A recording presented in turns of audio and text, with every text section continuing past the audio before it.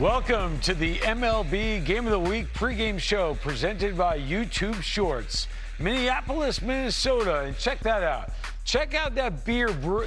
Look at that brewery, Bill Ripken, Grain Belt Beer. Did you ever have some of that? I don't know. I'm usually sticking with the Anheuser-Busch product. Okay. Okay, here we go. That has nothing to do with anything. Hall of America, that's where the Metropolitan Stadium used to be.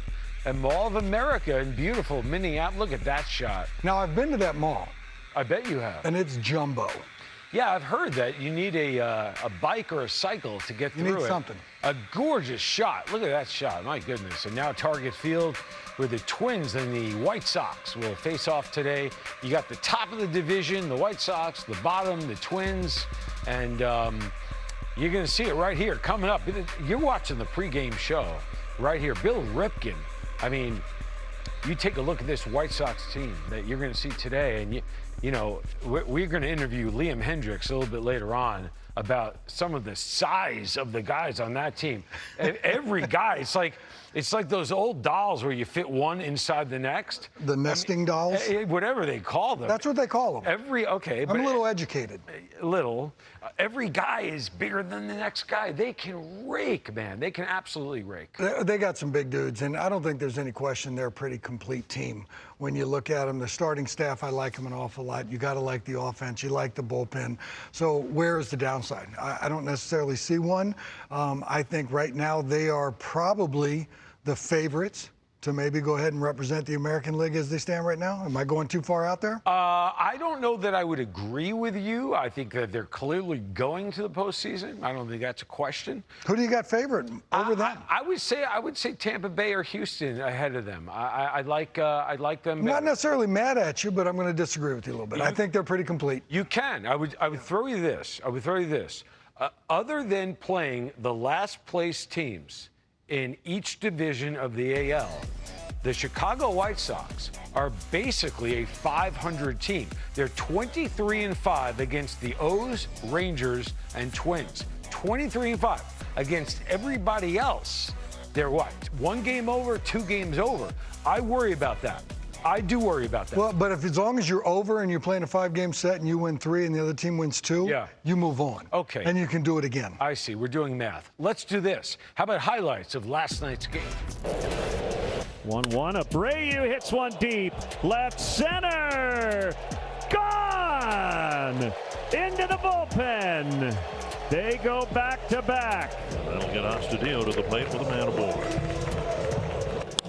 Down the line and deep. Astudillo puts the Twins in front. Home run number 6 for La Tortuga. Flipped it right in the seats. What a nice swing and a nice at bat by La Tortuga. Man, oh man, you know, our friend here, John Hart, the former GM, when he sees a player who he loves, he says, that's what they look like. That is not what they look like, but he can hit. But he would also say he's a bit of a guy. So sometimes it's not necessarily what they look like, but can they play? So you got to look at that sometimes. No question. How about Eloy Jimenez? I mean, that's what they look like. My goodness. I mean, talk about easy power, man. It's insane to me. Yeah, and look, he's a big dude. I said this yesterday. Big Jim Thome says he hits stuff hard. Now, Big Jim's got 612 of those big balls that are flying around the baseball yard, going into the seats. He knows what he's talking about. Let's take a look at him the other day, and we got how to pad your stats. Now, I know it's not that easy, but this guy makes it look that easy, and I think he's realized in his young career, he doesn't have to try to do too much. That ball's just absolutely hammered to right center field. This ball's a sinker down and in. And how to pad your stats right here. He had 2 games, 4 homers and 10 ribbies. Now, nobody at the end of the year, if he hits 30 and drives in 100, is going to go, oh, but he had 4 and 10 in 2 days. No one's going to say that. So pad your stats, and when you're hot, put up numbers like this guy. And not anybody can just go out there and throw 4 homers up and 10 ribeye steak sandwiches in a 2-day period. That ball is absolutely squashed on a up and away slider that he does all the power providing. At 85 miles an hour, you watch this thing spinning up to home plate saying, hit me, hit me, hit me.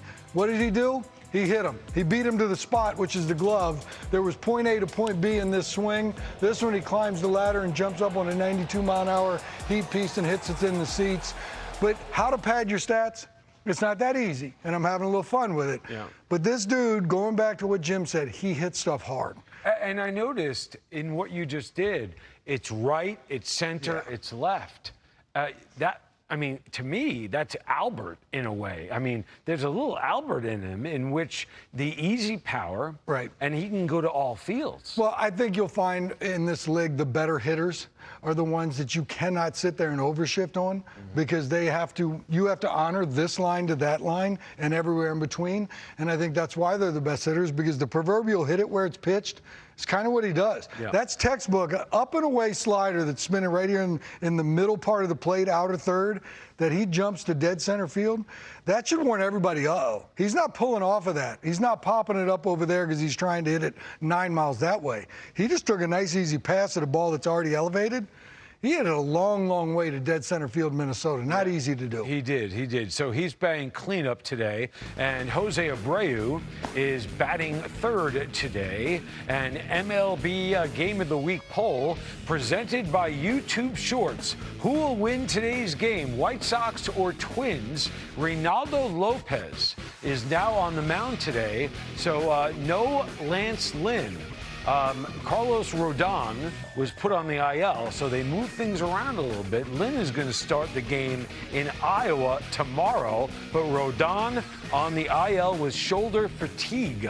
That's not a great sign this time of year, but I'm guessing they're being very careful, knowing that they have a very large lead in that division. So, thoughts before we hit a break here? Real quick, you have 5 seconds. Love those guys on the grounds crew, making that field pretty for us to go out there and play on. We'll be back.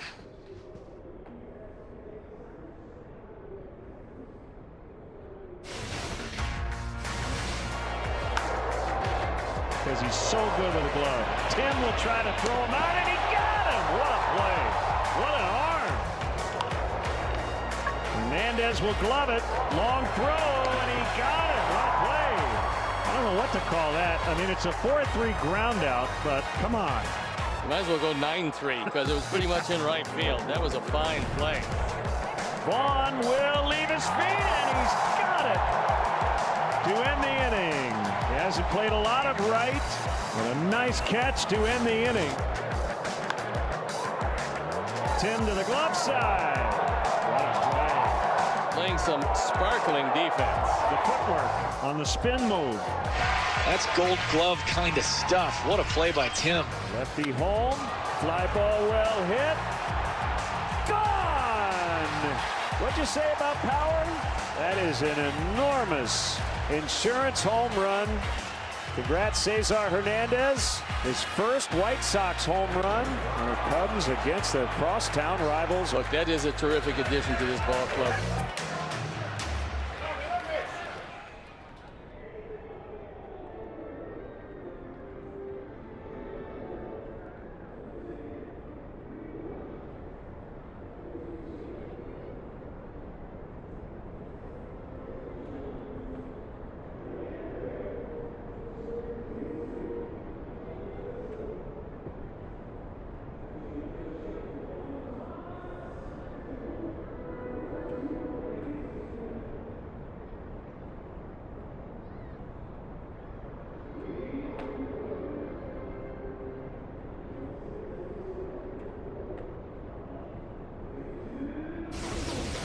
Welcome back to the MLB Game of the Week pregame show presented by YouTube Shorts. And we welcome in Liam Hendriks of the White Sox, the closer for that first place team in the AL Central. And we're going to get right to the elephant in the room.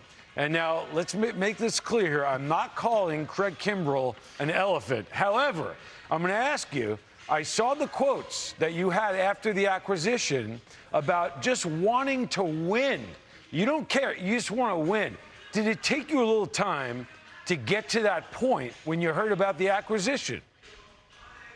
Not really, because at the end of the day, like 2019, kind of one of my better years, I started as the long guy. I didn't care what role I had. I just wanted to pitch, and that was the mindset I needed to take into it.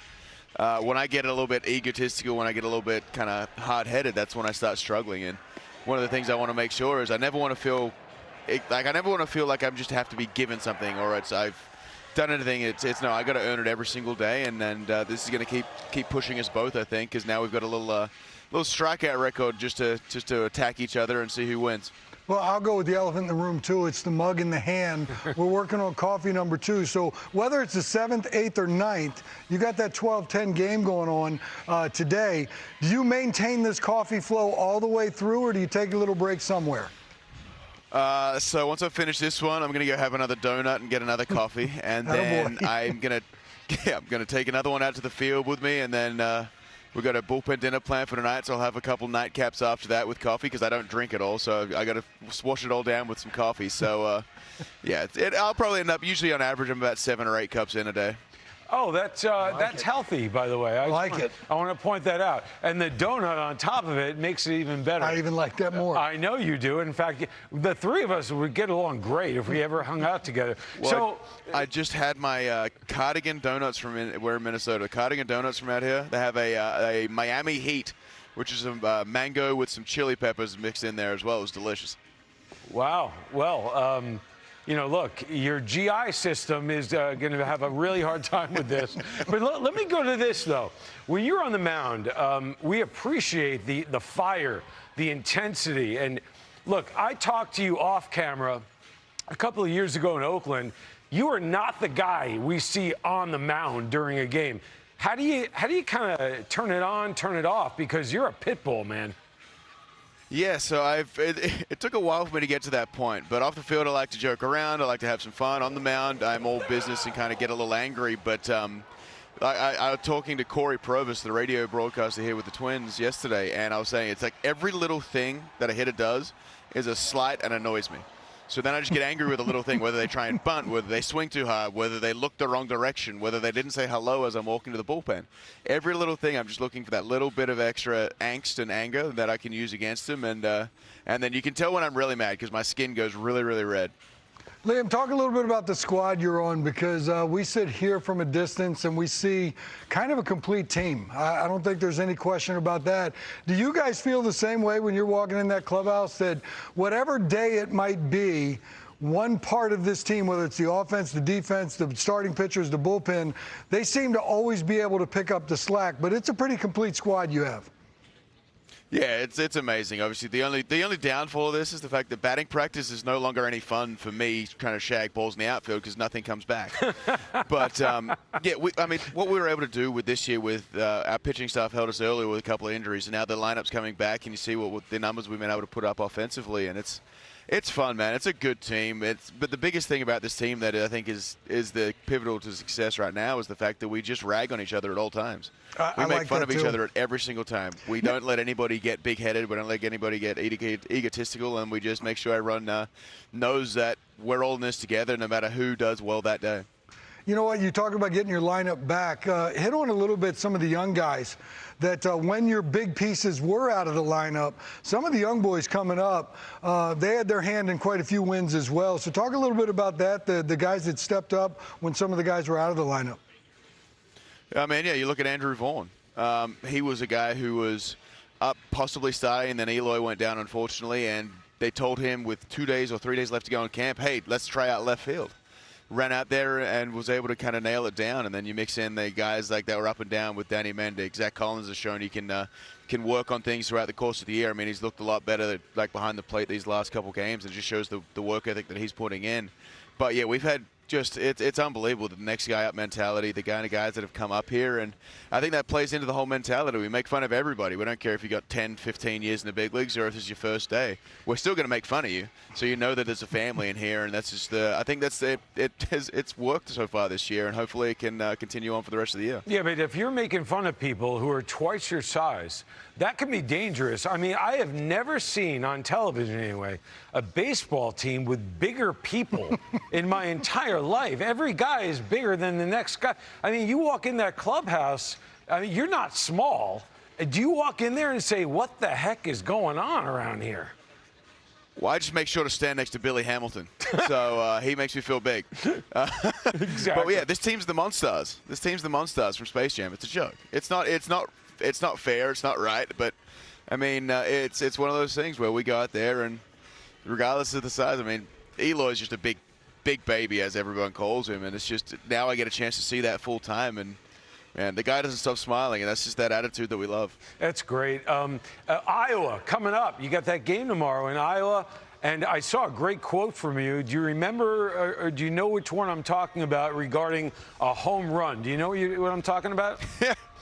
Yeah, I don't want to be the first guy to give up a homer, the big league homer in Iowa. Exactly. So, yeah. Hey, there's still time. The good thing is I'm never going to be the first guy to give up a walk-off homer because we're the home team. So there's that. So. Exactly. No, that's a great call. So that's going to be a whole lot of fun. Hey, listen, really, really important. Stay healthy. Have fun, and I hope you get to that World Series, man, because you put in your time and you've gotten to the postseason. Maybe this is the year. Liam Hendriks, thank you. Thanks, guys. Appreciate it. Thanks, Liam.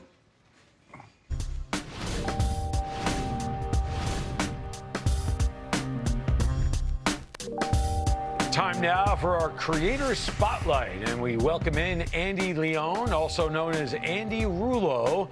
Check out the channel name, Andy Rouleau, and it's MLB gaming videos and behind-the-scenes vlogs of Dodger film softball games. His favorite team, the Mariners. He's been waiting a while to get to the playoffs, we know that. And the favorite moment for Andy, the 2012 perfect game thrown by Felix Hernandez, the only guy to ever do that in Mariners history. Welcome into the show.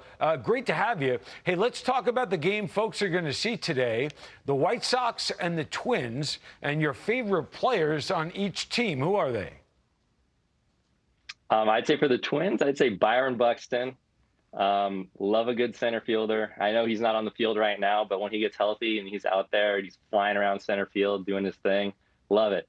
And then for the White Sox, I'd probably say Tim Anderson, just because he's unabashedly himself on the field there. He brings a swag. He brings that new style of baseball that the kids hopefully love. I love it. So yeah, I love Tim Anderson. Yeah, the kids do love it, but he is certainly exciting to watch. And some people, they say, no, that's not old school. I don't like that. But he is actually not in the lineup today. They're giving him a day off. But give me your take on your M's, your Mariners this season.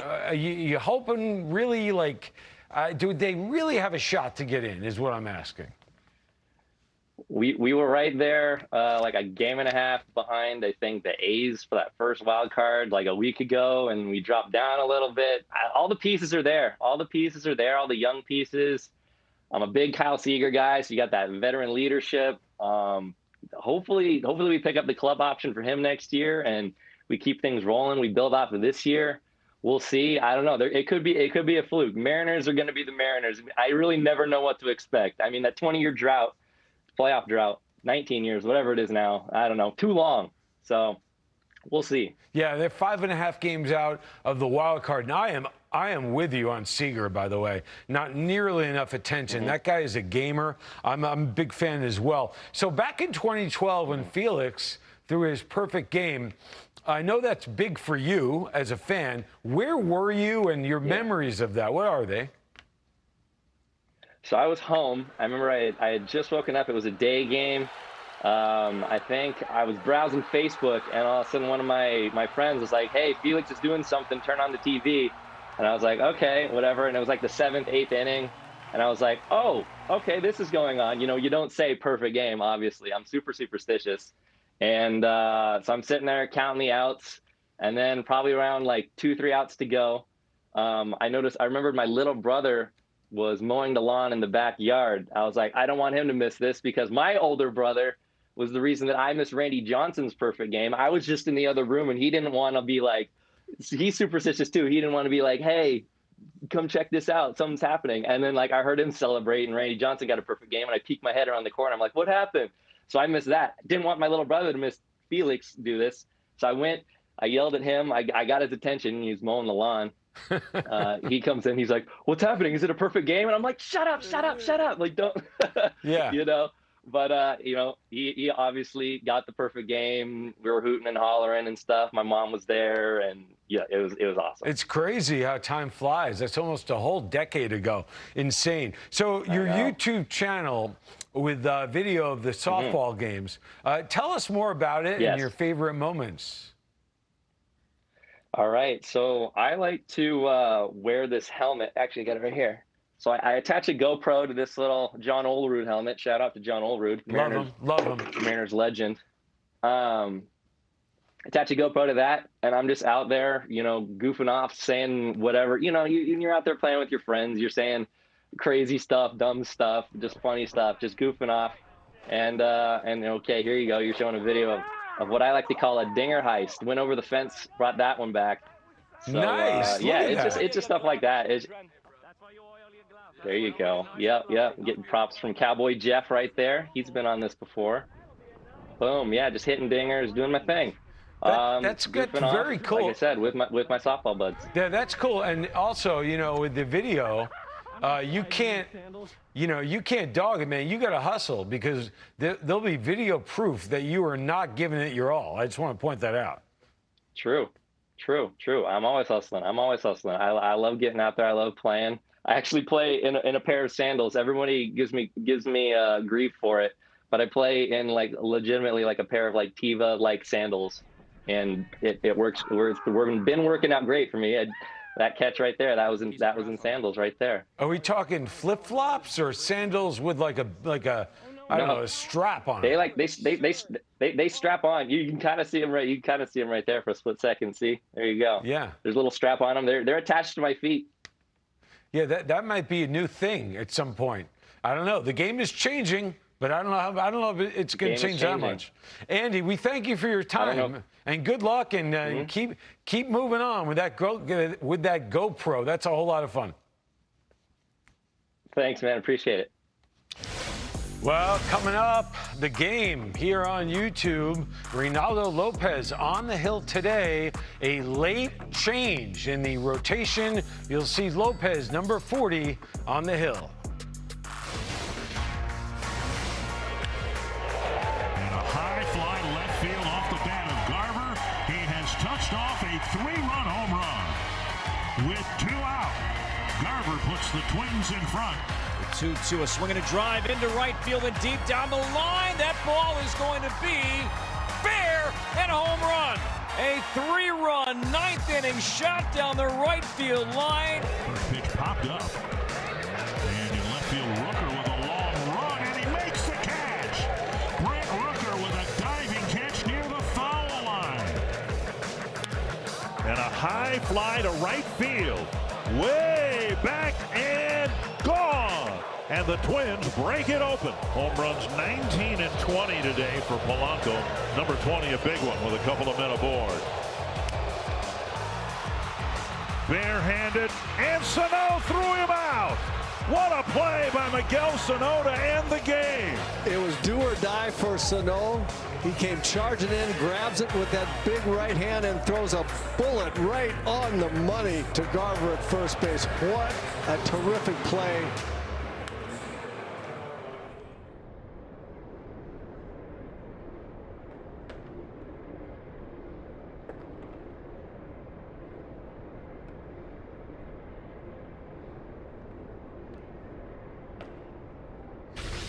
Welcome back to the MLB Game of the Week pregame show presented by YouTube Shorts. It is time now for Picks to Click, presented by BetMGM. Are you ready for this? I'm ready. I'm all over this. I think I'm 144 out of 148 out of the 148 that I've done this year. That's actually a very good percentage. Thank you. All right, the American League pennant and the White Sox are first up here, plus 275. Do they win the AL crown? I told you that at the beginning. I think they're the favorite in there, so I'm going to say yes to the White Sox. I know anything can happen when it comes to postseason play. I like this squad, and I'm going to go with it. Okay. I don't think that would be insane for you to say that. AL Cy Young Award, and we have 3 White Sox pitchers on the board here, Lynn, Rodon, and Giolito. Will any of them win? And if not, who will win? There's a lot of baseball to go, but you know what? If I'm taking my chances with 3 of them into the mix, Lucas obviously looks a little bit more like the long shot there, but I'm going to say, you know what? Maybe. No, I'll say yes. One of them's going to win it. Okay, one of them. You want to tell us which one, or you want to skip that part? No, I said one of them, because Okay. that was the question the way it was posed to me, Matty. Okay, I understand. Now, Rodon, by the way, on the IL with shoulder fatigue. AL Rookie of the Year. And Andrew Vaughn is part of this conversation. Plus 800 for Rookie of the Year. So probably not as good of odds when you're sitting there looking at that. So I'm going to have to say no on that one. There's too many in that field right there that are a step above them right now. Now, anything could change in 2 months. I get that. But I'm going to say no as of right now. I know, it's so funny. We're acting like, oh, the season's ending. No, it's not. No, it's not We have even like close. 7 weeks. A lot of ball. Today's game, Eloy Jimenez. Bases, total bases, 1.5. Now, walks are not included. They are not. They are not. Is he over or under 1.5 total bases? I love the way this goes because you can throw out a lousy double. He can jam one down the right field line for a 2-bag hit. He can hit a ball in the gap for a 2-bag hit. He can go 1 for 4 with a double. Sure. And he's over. So I stay over on this one. Okay, very good. And the final one for you is the over-under in runs scored today in the game total. Both teams combined 9.5. Are you going over 9.5 or under 9.5? You have to lay 110 to win 1. I hear you on that one. And you know what? I'm going to actually say over. I think there's going to be some runs scored in this game. White Sox lost yesterday, right? They're not going to be real happy about that. Correct. They got a little bit of offense that can go out there. I'm going to say over. Okay, even a day game where they want 6-4 is a 10 spot. I could easily see that playing out. Okay, very good. I'm just checking in with you on that. Thank you. A second time. All right, so now we roll along here as you see the fans interacting with players. MLB Game of the Week poll results. Who's going to win the game? And overwhelmingly, the White Sox, 81%. I'm going to go first here. Are you jumping in with the 81? I agree. Yes, I'm in with the 81. And where are you? I like to fly my own way sometimes and kind of be solamente, but I'm going to go with the 81% on this one, too. Very good. White Sox are not going to lose 2 in a row. And Abreu's in the lineup today. Check. Talk to me about the MVP. He's awesome. I love everything about this dude, and I think he's a good influence for everybody on that squad. The man plays every day post up. Last season when he won MVP, he played 60 games. Guess how many games were in the season last year? 60. And guess what else he did that I really like? He drove in 60 runs. That's 1 a day. So I think this guy goes up to home plate. He knows how to do things. He's got 84 steaks now. In a year where he's not playing that well when it comes to that 249 average. But when you look at somebody that's 22 home runs on a year and he's got 84 steaks, that means when guys are out there, he's willing to hit a sac fly. He's willing to put the ball in play to maybe the second baseman on this side to get a run across home plate. And runs matter. You score these things, right, you're ahead. That's what I like. Cross home plate. If you're not scoring one, drive in one. And I think Abreu does both of them very well. You know, the other thing I like about him, and I'm going to go back a couple of years, I think, when he decided to stay in Chicago, he said, I want to win here. Yeah. And he saw what was coming. But there's something to that. A guy who doesn't jump at money and say, I'm going to go check out this city and this. He said, no, I'm good. I love it. Yeah. I want to win here. Do you like that? Well, I think we're still pretty well off. But I'm not saying he wasn't paid. I hear you. I like it, and I also like that the fact that the White Sox looked at him and said, you know what, this is a guy we can build around. And the fact that he goes out there and plays every single day. Look, he's been doing it for a while. His 162-game average, he hits 33 homers and drives in 115. So this last year wasn't a fluke when he won the MVP. This year, driving in runs. This is what the man does. He stands in home plate, and he says, you know what? I could be the guy. And I think when they get into the postseason, they've got a lot of firepower. They've got a lot of weapons on the offensive side that does some things. That dude standing in the batter's box is going to do something big come postseason. Yeah, I agree with you. He is a winning player, in my opinion. He does. Look, he may not be the fastest. Right. He may not be the best defender. He may not be this. He may not. He's a winning baseball player. And as far as that first base bag goes, too, he's pretty good over there. He might not be the best fielder out there, but he's a pretty good staple. When you go out there and play every single day, people, I think, on that White Sox team count on him every single day as well. Well, we're going to get you out to the game right now. The MLB Game of the Week presented by YouTube Shorts. Scott Braun, LaTroy Hawkins, and Lauren Gardner on the scene in Minnesota. For Bill Ripken, I'm Matt Yaloff. Enjoy!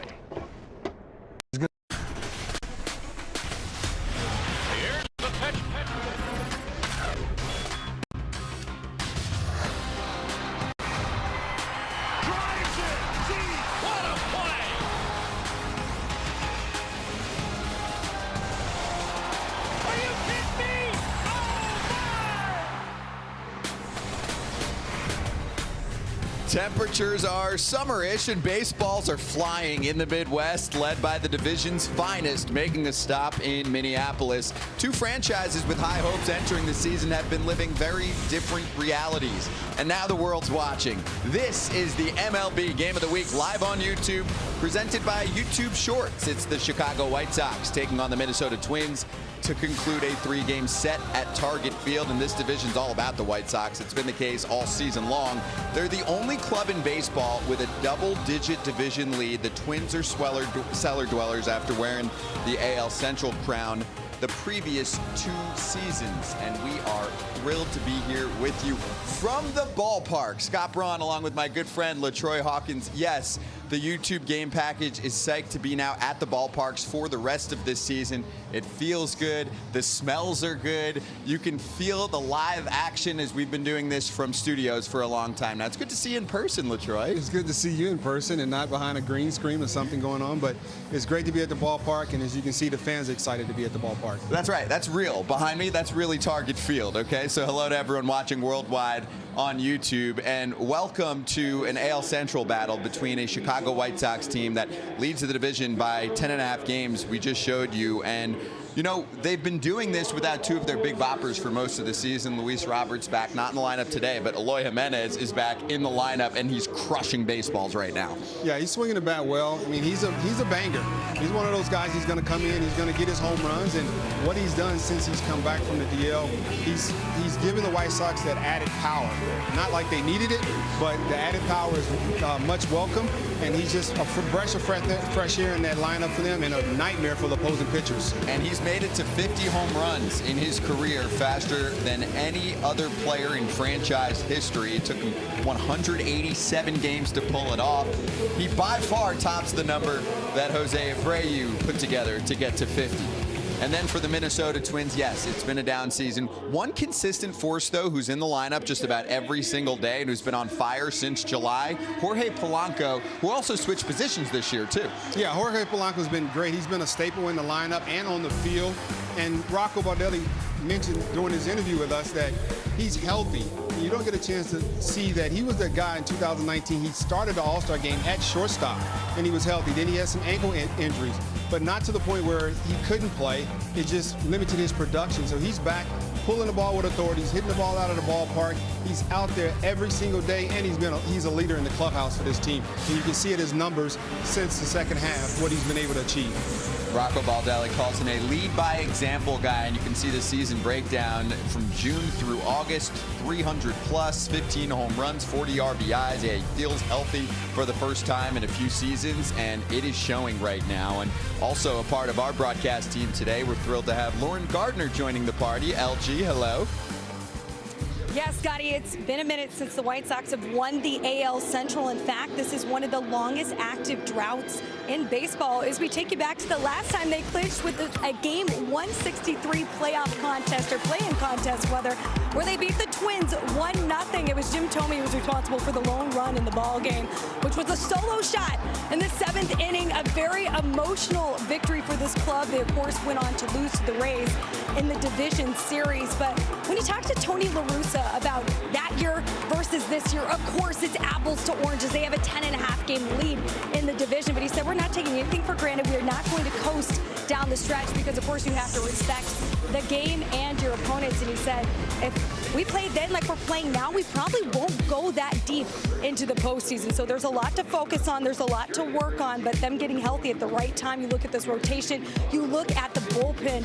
This might be one of the most complete teams in baseball. And of course, their skipper said, we love the cliche, the baseball gods, guys, are always watching. All right, we're going to step aside. When we come back, we have starting lineups and first pitch here from Target Field in Minnesota. Beautiful day here in Minneapolis. Fans getting ready for an early first pitch.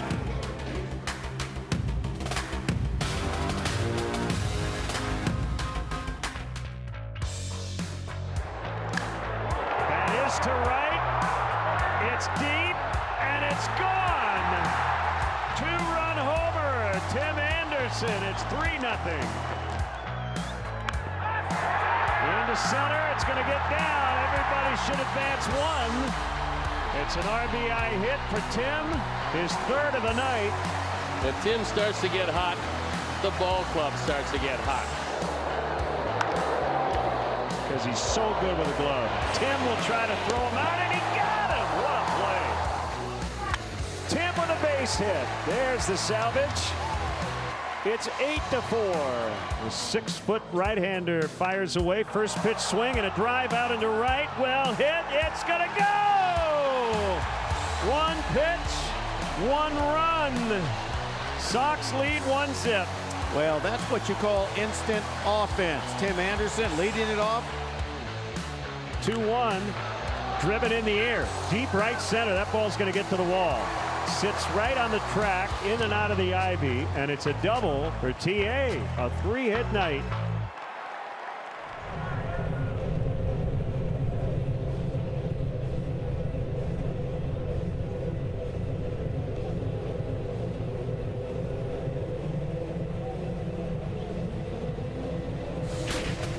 This is the MLB Game of the Week, live on YouTube, presented by YouTube Shorts. Watch and create videos on YouTube. Try Shorts in the YouTube app on your phone. And we are streaming live globally on MLB's YouTube channel. It's free. Tell your friends. Over 3 million subscribers to this channel. Also can receive notifications prior to upcoming games like the one that's just about to begin. And make sure you can check out our new feature. You can choose your own listening experience on your favorite devices by selecting primary, home, or away in the audio track settings. That's brand new. We'll talk more about it as we continue along. And YouTube TV customers, you know you're all hooked up. It's in an MLB pop-up within the channel guide. And let's go toe-to-toe, head-to-head. Tail of the tape. Well, it's been lopsided, LaTroy. Not only has Chicago taken 13 of 18 matchups, but the 123 runs are the most scored by a team against a single opponent this season, aka they're having fun with Twins pitching. Yes, they are, and you can see the 123 runs. It's just, you know, they have a very explosive offense, and if you don't pitch them like similar to the way that Griffin Jacks pitched them last night with a good breaking ball, the swing and miss, you're going to give up your share of home runs against this team, and they're going to put the ball in play. But I think what's made them this much better this year is when the teams have shifted them, they're big boppers like Anderson or Abreu. They've been able to hit the ball the other way. They're going to take what the team gives them. They're just not going to continue to hit into the shift. And they are led by the oldest active manager, one of the most senior managers we've ever seen in the game. Tony La Russa is 76 years old, third oldest to ever manage a Major League Baseball game, and he's also third most all-time in wins behind Connie Mack and John McGraw. We had a nice combo with Tony for about 45 minutes this morning. He also managed this White Sox club back in 1979 through 1986. They let him go. There was some regret. Well, guess what? Fast forward to 2021, he's back. Yes, he's back. And like you said, our interview with him today was very enlightful. I've never had a conversation with him. Never, really? Besides hi and bye. Never sat down and had a real conversation with him, and it was very enlightening to listen to how he thinks about the game and, you know, using his mind, his eyes, and trusting his gut and things like that. So, you know what, I was a little worried when he went over to manage this very young, talented team. And after seeing what they're doing this year, I don't have any worries at all. He's letting those guys go out there and play the game the way they've used to playing it. Didn't try to change anybody. You just sit back, watch, and add a little bit here and there. He's seen it all. He's relaxed, and why not? When your club is in first place by 10.5 games, your YouTube Shorts starting 9 from Tony La Russa's squad features Cesar Hernandez, the switch hitter, somewhat of a new addition. Andrew Vaughn's at first base. Abreu will DH today. Jimenez has been the big bat, 9 for 22 in his last 6. Brian Goodwin's done a nice job in right field. Adam Engel's having a big, powerful season. Jake Lamb gets the start at third. Leori Garcia is at short, and Zach Collins catches today. So we have the oldest active manager, and then Rocco Baldelli is the youngest. He's 39 years old, and I know they don't have Nelson Cruz anymore, but when he was there, he's younger than Nelson Cruz. He's the third-year manager of Minnesota, 186 up, 150 down, back-to-back division titles. This year, not so much the case, but when you talk to people around the organization and ask them what has kept this club together this year, the answer is Rocco Baldelli. Yes, it is, but he didn't want to take the credit for it, but it all starts at the top, and the leader, and he's the leader of the team, the manager, and his words and his ability to reach the young players and sell them on, you know what, we were one of the older teams, now we one of the younger teams. We're going to go out there, we're going to focus on the fundamentals, we're going to get all that extra work in, and I want you guys to get used to putting in that type of work, and next year we'll see where we're going to be. And they'll test out some of the young players like this one, Bailey Ober, the rookie, making his 13th career start. He's been better since the month of July, a 4.99 on the season, but since July it's 4.23, and he is tall. In fact, he's 6'9", one of 10 pitchers all time listed at 6'9" or taller to ever start a game. That's why I'm so excited, in addition to you being my friend and us being now together back at the ballpark again, LaTroy, is the fact that I get to watch Bailey Ober pitch next to a former pitcher, and this guy's different. Yeah, the height, his ability to use his length into his advantage, because he's not throwing 95, 96, 97 miles an hour. He's reaching out there, and by the time he releases the ball, he's halfway down the mound, and it looks like it's a lot harder than what it really is. Well, there it is, 93. It might feel like 96 or 7, 98 even. Cesar Hernandez, the leadoff man, coming off a season when he led the American League in doubles. This year, a career-high 20 homers. Yes, we're underway, live on YouTube, watching globally. It's all free. It's right here. Scott Braun, LaTroy Hawkins, and Lauren Gardner with you today.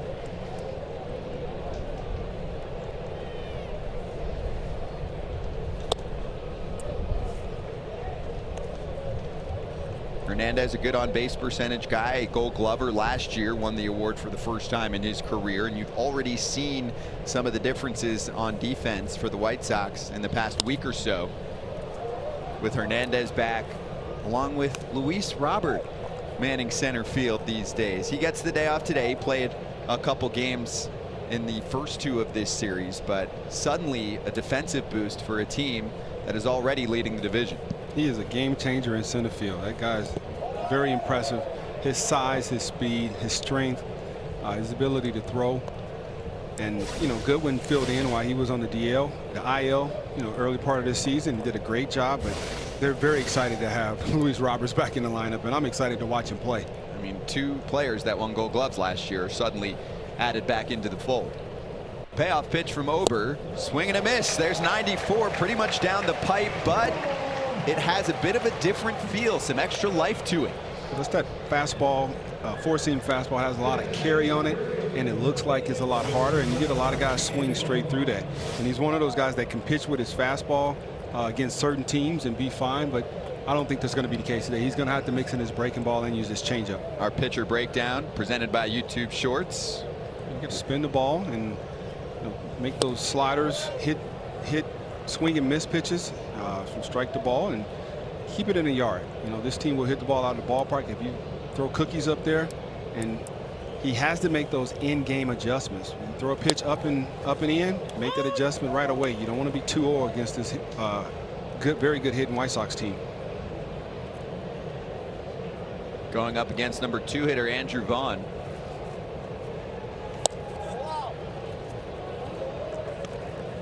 Vaughn's another exciting player with the White Sox who plays with his hair on fire and brings a lot of energy to his ball team.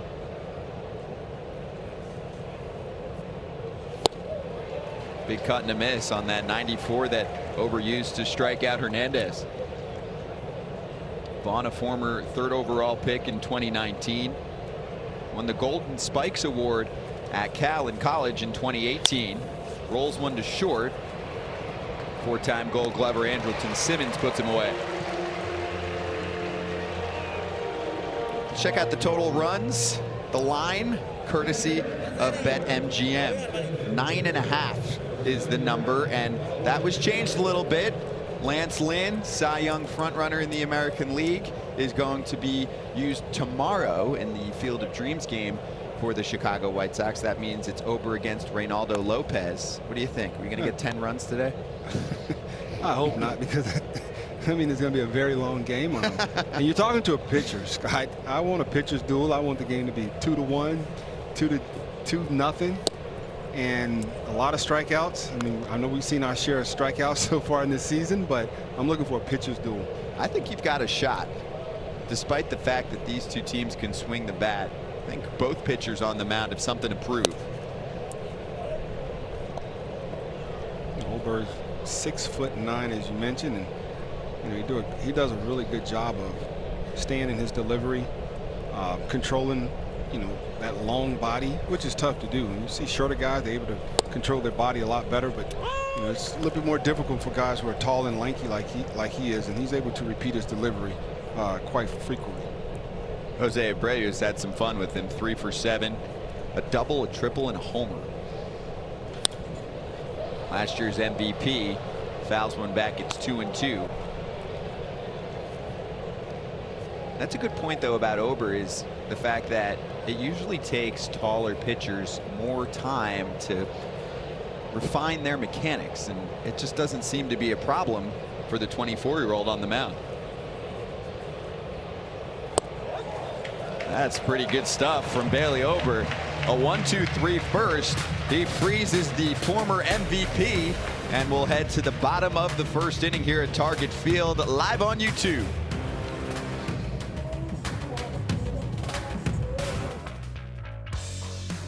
The 2-2, a swing and a drive into right field and deep down the line. That ball is going to be fair and a home run. Polanco, a 3-run 9th inning shot down the right field line.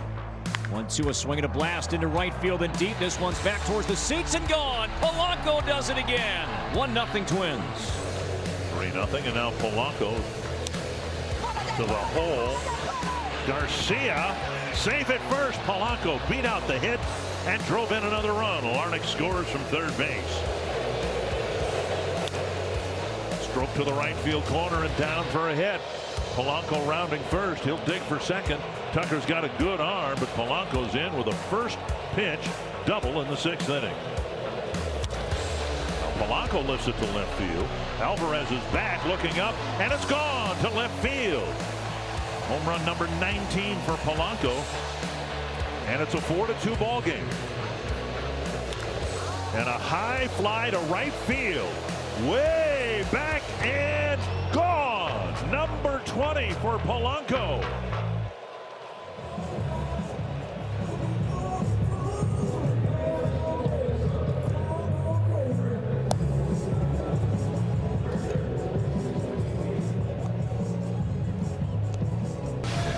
An impressive top of the first from Bailey Ober, and now his offense will take over in the bottom of the first inning, led by Max Kepler, and then Brent Rooker in the 2 spot. Jorge Polanco, the consistent force in the lineup this season. Luis Arraez, 12 for 24 during an 8-game hit streak. He can really swing the bat and make contact. Miguel Sano swinging the bat well lately. Jake Cave, Ryan Jeffers, Trevor Larnach, and Andrelton Simmons to round out the starting 9 for Rocco Baldelli's Minnesota Twins. And that lineup brought to you by YouTube Shorts. And this is Reynaldo Lopez, who finds out he's going to be the man on the mound instead of Lance Lynn today. There was a transactional move as well.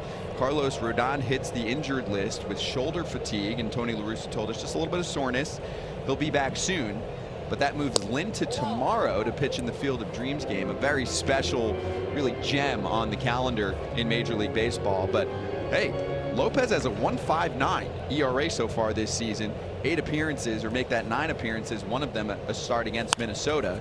A little excuse me swing from Max Kepler, and they'll put him away.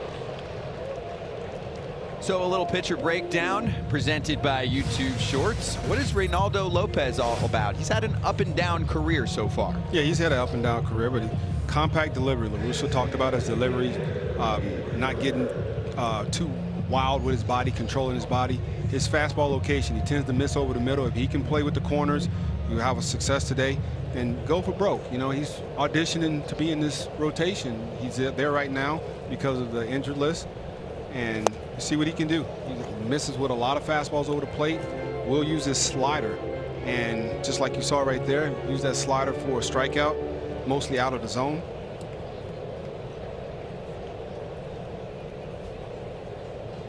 Brent Rooker is trying to find himself. He's won for his last 20 in an 0-2 hole. Yeah, Lopez didn't make the opening day roster.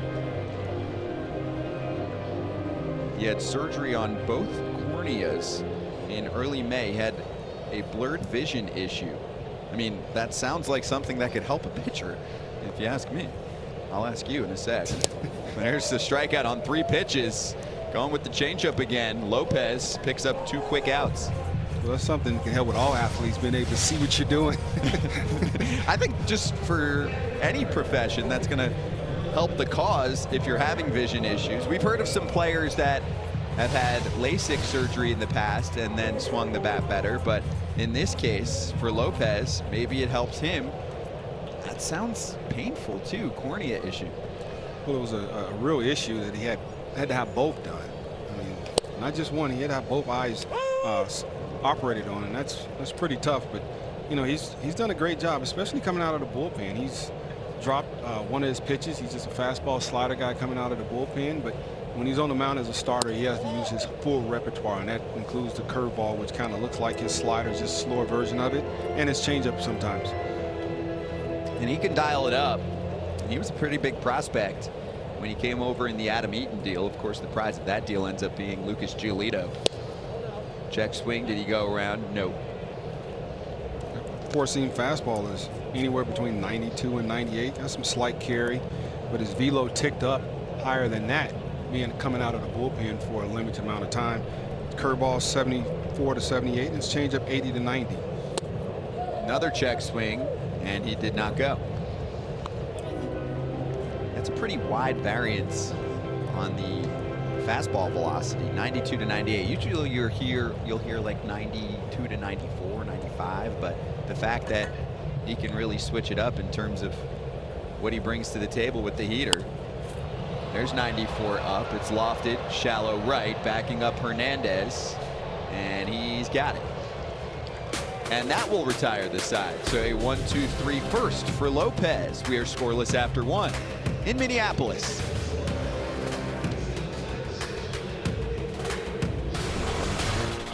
They are hard to catch, in particular with Tim Anderson. If he gets it done, there is victory at the end. The 2-2 from the 24-year-old Bo Burrows from Texas as Anderson pulls it to left. And what a way to start, just like yesterday at Wrigley for Tim Anderson. The young man is starting to get his rhythm. Hits this one well to center. Cade looks up, and Jimenez does it again. How's this for a first inning? It is 3-0 Sox in Minnesota. Eloy was just born to hit. As simple as that. 1-0 pitch, and he tags this one to left down the line into the corner, and that ball, it's gone! A 3-run shot for Eloy Jimenez. He's gone deep twice in the first 2 innings. Well, feels good seeing Giolito going like this. It's a night of Lucas Giolito, and it's been a good night so far. The slider has been very good. Spotted well, whether it's up, down, in, or out. The full arsenal on display from Lucas Giolito. So nobody aboard for Yoan Moncada. Tags this one to center with Cave back, and there's some hard contact. Straight away center for Yoan Moncada.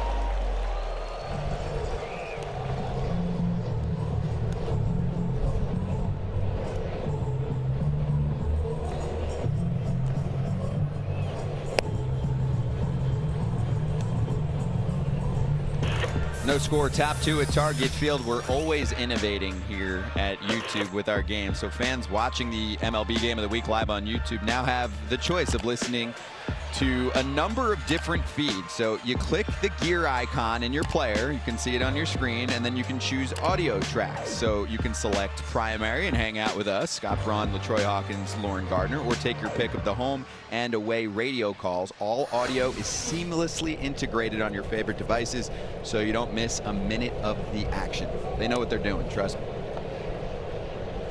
Sounds like a lot, but I'm sure it's very simple. It is. Everything is super simple. When I talk to friends, family, how do you watch the game today? Go to YouTube.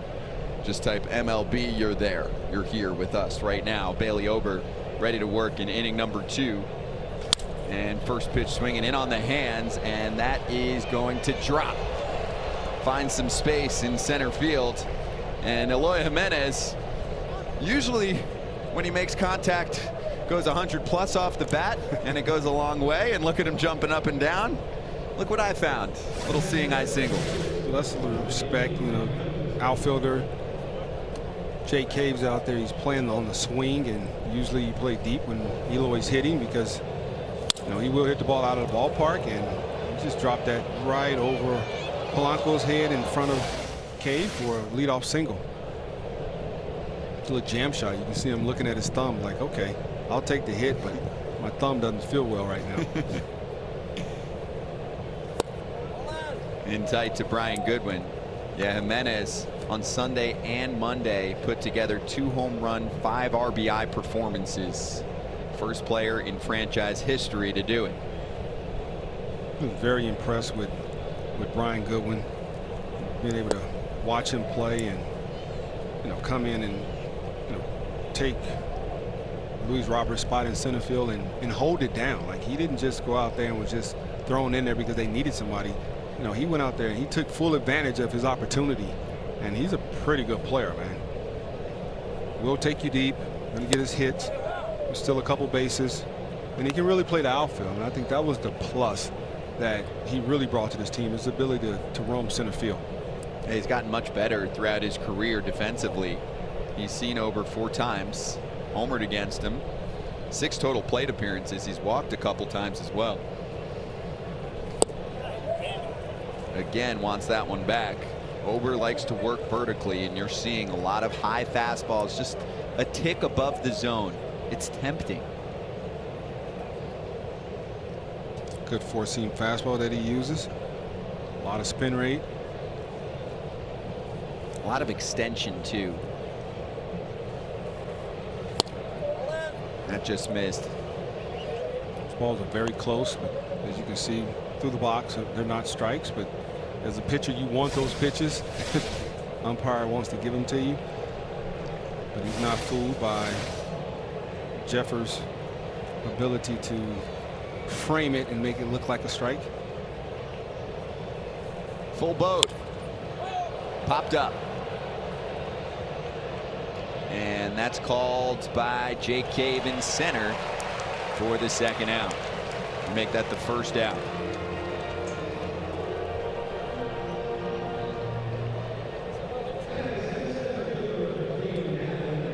Now another outfielder who's performed really well this season in limited time. He did miss about 3 months, a couple IL stints with a right hamstring strain, but when Adam Engel has been playing, he's been dangerous. 5 for his last 13, 7 home runs on the season. And like I said, he hasn't played a ton, but his power has ticked up significantly this year. You know, I don't get a chance to see him play against many other teams besides the Twins, but he's always doing some damage. Hit a home run the other night, straightaway center field. That's right back to Ober. Gets the out at second. A quick flip to first, and they turn 2 and retire the side. Perfectly executed by the big man on the mound. It's a good pitch. Got him to hit the ball off the end of the bat. Just a good turn to second and the first.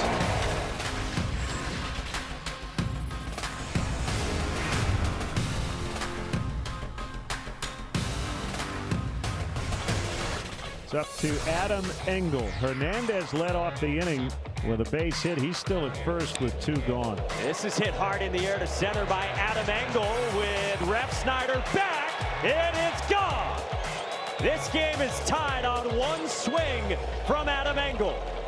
1-1. Abreu hits one deep. Left center. Gone! Into the bullpen. They go back to back. And the Sox lead 3-2. That'll get Astudillo to the plate with a man aboard. Astudillo with a couple of ground outs. Down the line and deep. Astudillo puts the Twins in front. Home run number 6 for La Tortuga. Got a cutter, didn't let it get inside. Threw his hands in, threw the big end of the bat, flipped it right in the seats. What a nice swing and a nice at bat by La Tortuga. Last couple of years, Alexander Colomé was a pretty good closer for the White Sox. They decided not to re-sign him. Chopper to third. A rise in time. And the bullpen nearly perfect.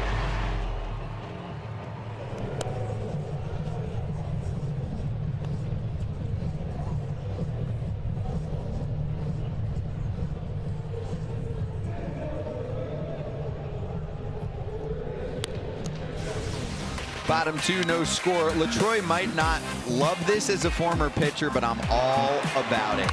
Bat flips. It's an art form these days, and you're looking at some of the best in the biz who are able to do it. And I know you don't love these, LaTroy, but I know you're a big fan of the YouTube poll questions. So you're going to have to pick someone. Tim Anderson does it pretty well. Not in the lineup today, but you know he's energizing the dugout. And he is a part of our list here. The most entertaining bat flipper in baseball is, we'll give you 4 picks, Acuna, Tatis, Bellinger, or Anderson. It's on your screen right now. No-brainer. No-brainer? No-brainer. I'm going with Timmy A. And simply because he started it back in, what, 2018? When it was still kind of frowned upon, and he didn't care. No. Like, you know, I'm going to celebrate every small victory that I have on the baseball field.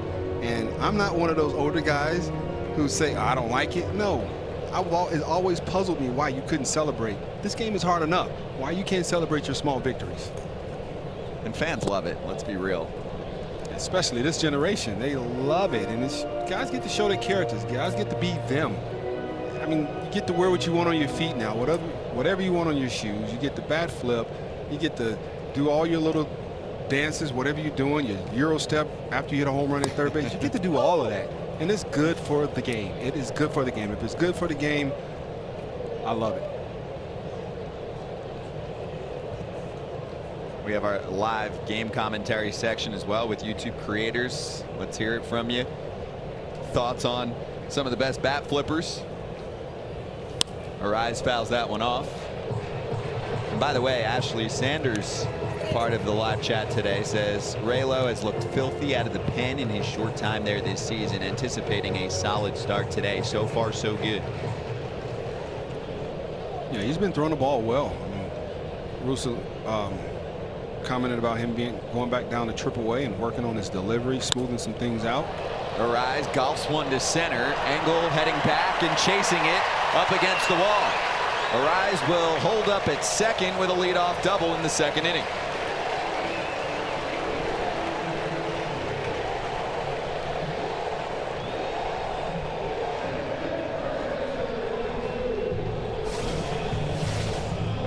He's got him a breaking ball. It wasn't a bad pitch. You can see that ball. He had to go down and get that ball off the ground and was able to golf that ball into right center field. And Engel was playing him to the opposite field.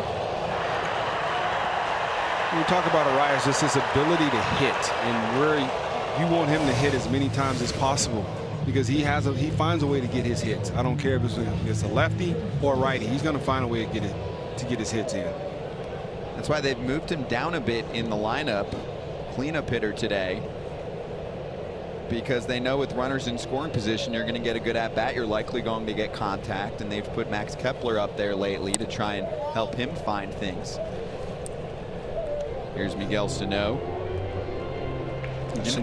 Sano has been hovering around that 210 mark. He was down below the Mendoza line for a very long time, so he's starting to swing the bat a lot better, and this team needed him to do that after the Nelson Cruz trade. Cruz a big mentor for Sano. Doesn't bite on 95 from Lopez. It's in the zone. It's a ball and a strike.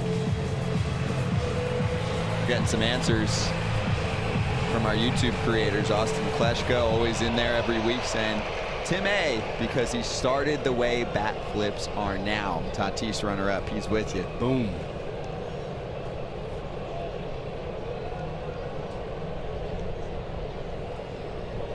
Big cut and a miss from Sano on 96 down the middle.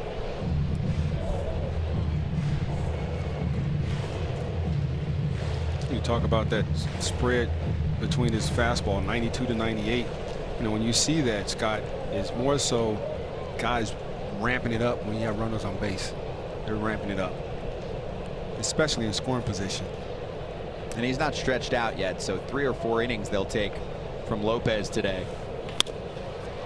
And that slow roller right side only plays to first. Hernandez makes it, and over to third goes Arise.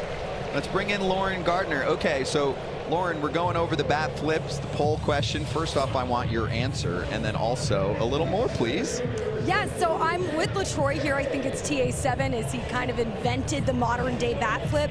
But I think if each league could have a champion, you got to go with Tatis Jr. That guy is so fun to watch. He just plays the game with so much joy. And he's about as swaggy as it gets. But you know who does love a bat flip? And I say this sarcastically, of course, TA skipper Tony La Russa. You know that the hire raised some eyebrows this offseason. How would the old school approach combine, you know, with the new school there, let the kids play there with Tim Anderson? And he even admitted that he wasn't fully on board with it this offseason, but the two met up in spring training, had some amazing conversations, and both really respect one another. And of course, the common bond here is winning, and La Russa was talking about TA7's almost like Jordan-esque competitive edge and the fact that he wants to win. He just wants to sit around and talk about winning, that he's a vocal leader in the clubhouse. So it seems like, guys, this odd couple seems to be the perfect combination.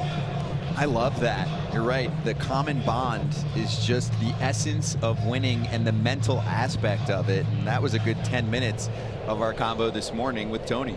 Yeah, I enjoyed that part of the conversation very much, because he talked about, he compared Timmy A to Michael Jordan, his mentality and his burning desire to win. And, you know, going over with Tony being a lot older than most of the managers, and, you know, taking on the responsibility of getting this young team to the next level, I'm sure I wasn't the only person that didn't know how it was going to go. I'm sure I'm not alone. But to see how it's going, you can understand, like he even said, you know, some things that he sees he doesn't like, but you don't get to comment every time on everything. You can't control everything. You got to let the guys go out and be free and enjoy themselves. And they play better when they're being free, being themselves, and enjoying, having fun. And look, I mean, he's the third oldest to ever manage a game in Major League history. Connie Mack, well, he takes the cake. Almost 87 years old, he was still managing baseball. Jack McKeon's on the list. So is Dusty Baker, managing the Astros really well for a couple seasons now, and Dusty's 72 years old. Jake Cave, check swing, and he did not go. Good hard slider from Lopez. See that ball breaking down. Almost got Jake Cave to swing at that pitch.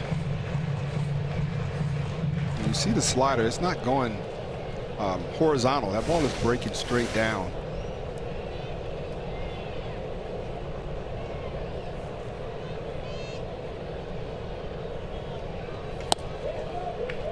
And he held up again.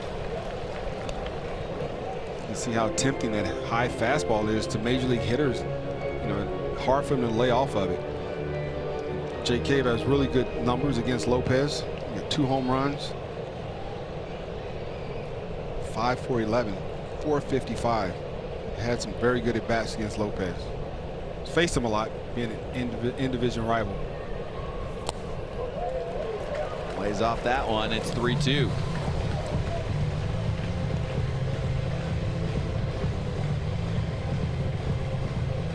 Lopez has had a couple 3-2 counts already. Jake Cave's job right here is to get that guy in from third base. Did you see how close Ryan Jeffers is? I mean, he's about 3-4 steps in front of the circle. I think that's maybe so he can get a real feel, an eye test for Lopez. Cave goes in the air shallow. I don't know if it'll leave the infield. It looks like it will not. Garcia makes the catch, and that won't get the job done. You see Jake Cave a little, he's not happy with himself. You have to get that run in when he's at third base with less than 2 outs. Infield in. A little bit easier opportunity for a base hit. So he had a slider, looked like just hovering over the middle of the plate. He understands he should have put a better swing on that ball, hit it harder somewhere. So now it's Ryan Jeffers' turn. Although I felt like he was already at the plate. He was close, I'm telling you. Yeah, I think Jeffers probably the guy on the team that hadn't had that many at-bats against Lopez. All those other guys have had plenty of at-bats, but he's a younger guy, not many at-bats. He was trying to get a good eye on what he was throwing up there before he had to go up there and face him.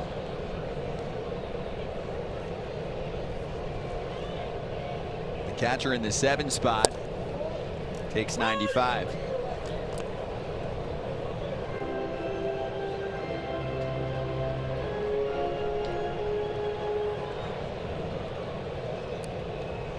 So it's Lopez today, Lance Lynn tomorrow night. Field of Dreams game, playing in Iowa for the first time. It's going to be aesthetically pleasing to watch, I'll tell you that. And Lopez trying to crack the rotation temporarily while Rodon is on the injured list. I mean, this is a tough rotation to be a part of because we've seen standout performances, we've seen consistency, we've seen durability too. I mean, Lance Lynn is in there every 5 days. Carlos Rodon up until this point had been in there and had been pitching like a Cy Young candidate as well. I mean, swing and miss stuff. Lucas Giolito was excellent earlier in this series, and we'll talk to Lucas very soon after the bottom of the 3rd. When you have a strong rotation like that, I mean, and then a very good bullpen, when you have, man, you think about what they got. You gotta laugh. You got Kimbrel. Kopech's been throwing the ball. He just picked up Tempera. This guy Lopez looks pretty good now. He looks revitalized. And after 2, we have no score at Target Field.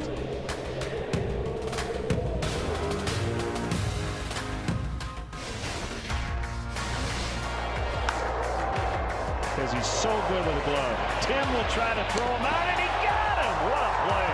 What an arm. Hernandez will glove it. Long throw, and he got it. What a play. I don't know what to call that. I mean, it's a 4-3 ground out, but come on. You might as well go 9-3 because it was pretty much in right field. That was a fine play. Vaughn will leave his feet, and he's got it to end the inning.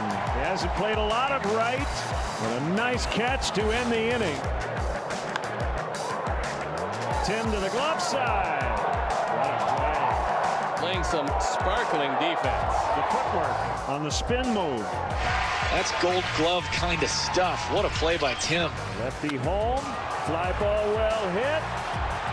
Gone! What'd you say about power?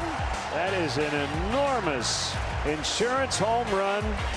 Congrats, Cesar Hernandez. His first White Sox home run. And it comes against their crosstown rivals. Look, that is a terrific addition to this ball club.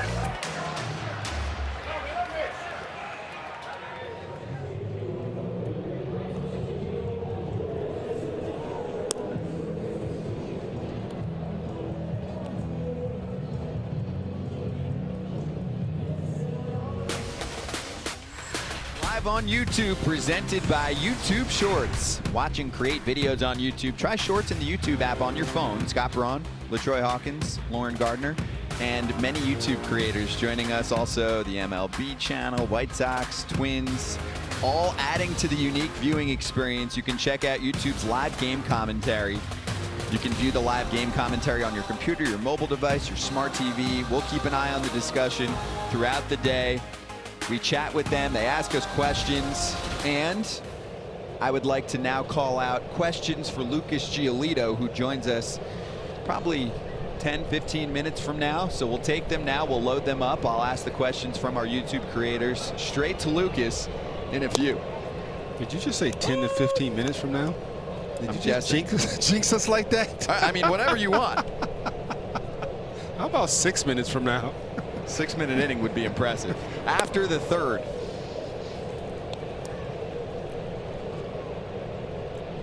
Other treats that we add to the YouTube experience. Mic'd up players. Stay tuned. I'm more looking forward to that, listening, hearing the players. It's one of the best parts of the week when we do these games.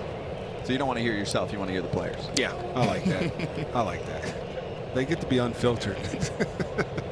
Hey, you were mic'd up. I called the Futures game at the All-Star game, and see how that turned out. You were bringing it. You can find that, I'm sure, on YouTube. Some excellent sound bites from our guy LaTroy Hawkins. I had no clue. You know who brought it to my attention? Me, I think. No, my daughter. She texted me during the game. She was like, "You need to watch your mouth, young man." I'm like, "What's she talking about?" I'm like, "Oh, jeez." It's the good stuff. Organic conversations. Jake Lamb facing a 2-2 count from Bailey Ober. He's been good so far. Just his 13th career start. Tough to square up the heater from him. And the big difference also has been the fact that Ober has picked up velocity over the past couple seasons. He's a 12th round selection out of the College of Charleston in 2017. Not highly touted, but then once he hit the pro ranks, he immediately started dealing. In 2019, he had an 0.69 ERA across 3 levels of the minor leagues with big time strikeout numbers and low walks. Very mature, poised, and I like his pace too. That's why I said 10-15 minutes. Yeah, he gets he will get the ball and get going, but you're right, he hadn't pitched much. It's another slow roller, and it's cleaned up easily. Okay, so here's that mic'd up goodness you're looking for, LaTroy. Let's start with Miguel Sano today. He's got the mic. Yeah, but what's your plan over there when you hit him? What do you think? You try to drive the ball left field, right field, middle? You looking for one pitch or what? Middle, hard contact to the middle, man. Hard contact to the middle? Okay. That's what I'm going to try to do next at bat. You heard Polanco, just hard contact on fastballs down the middle. That's the good stuff right there. I mean, we're in mid-August. Twins are having a tough year, and Miguel Sano is sitting there quizzing Jorge Polanco, who's been their best hitter now without Nelson Cruz in the fold. Leori Garcia goes after the first pitch. He likes it. Opposite field, base hit. How cool was that conversation, though? He's not chilling going, what's for dinner? No, they're talking hitting, and most of the time when guys are on the bench talking, they're talking about something that's in particular to the game itself. And you know, he's talking to one of the hottest hitters in the American League for the last, what, about 40 games. So, and he told him he wants the ball down the middle. And Sano said, guess what? That's what I'm going to look forward to. Now we all know.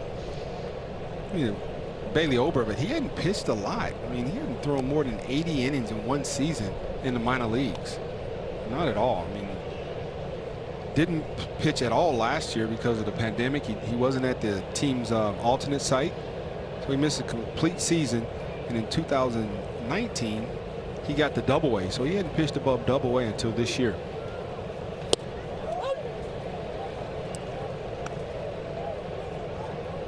He's auditioning for a rotation spot. At this point in the season, when you're in a position that the Twins are, you know, all the young guys are going out there auditioning, trying to take advantage of an opportunity every single day.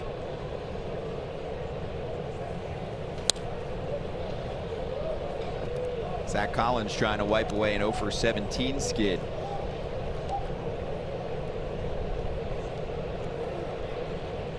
There he is, getting ready for his conversation with you, me, and all the YouTube creators with their questions.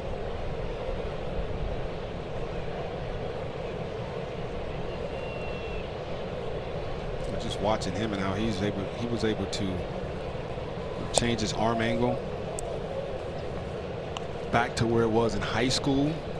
and I think he went to the tutelage of his high school coach, worked that off season, and came back, and he's been absolutely incredible since that revamp of his arm angle. It's been pretty impressive, and his ability to throw those pitches in any count, and his changeup to me is probably the biggest separator.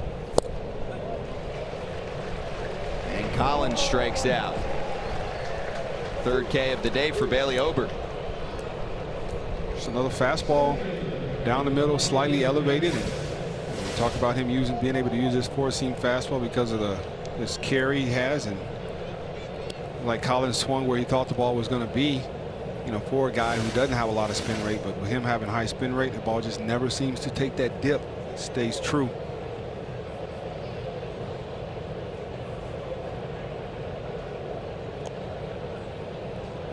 Back to the top of the order, and Cesar Hernandez, you know, one of the best starts of Ober's young career came against this White Sox team on July 5th. 5 shutout innings, 2 hits, a career high 7 Ks in an 8-5 win. I watched him last start on Friday against Houston. I mean, that team makes contact, the Astros, and he was producing some swing and miss with the fastball. This time it's contact into center field, and it's a knock for Hernandez. First to third, and in there is Garcia.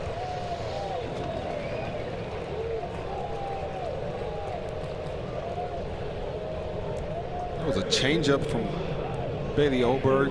Not a bad pitch. Hernandez was just able to stay back on that ball and just follow it to his barrel. You can see the ball, you know, moving away from him. He got enough of it to punch that ball in the center field.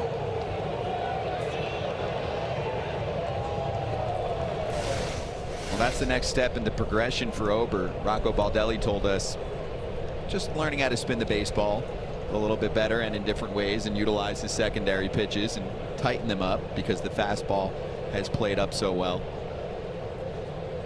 So we talk about getting runners at third base with less than 2 outs. And the very good teams find a way to get that runner from third base in.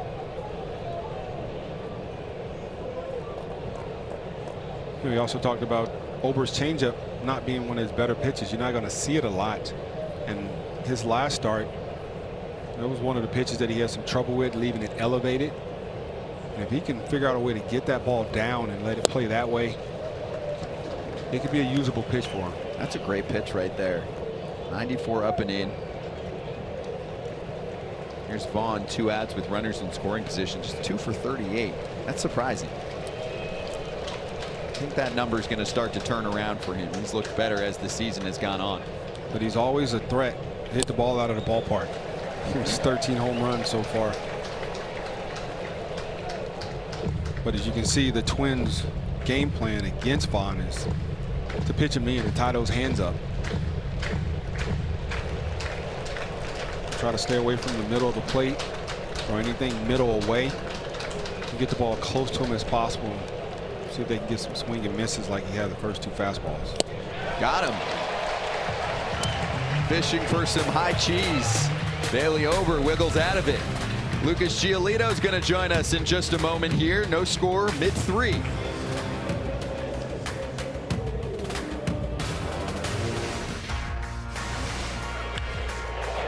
a high fly left field off the bat of Garver. He has touched off a 3-run home run. With 2 out, Garver puts the Twins in front. 2-2, a swing and a drive into right field and deep down the line. That ball is going to be fair and a home run. A 3-run 9th inning shot down the right field line. First pitch popped up. And in left field, Rooker with a long run, and he makes the catch. Brent Rooker with a diving catch near the foul line. And a high fly to right field. Way back and gone. And the Twins break it open. Home runs 19 and 20 today for Polanco. Number 20, a big one with a couple of men aboard. Barehanded, and Sano threw him out. What a play by Miguel Sano to end the game. It was do or die for Sano. He came charging in, grabs it with that big right hand, and throws a bullet right on the money to Garver at first base. What a terrific play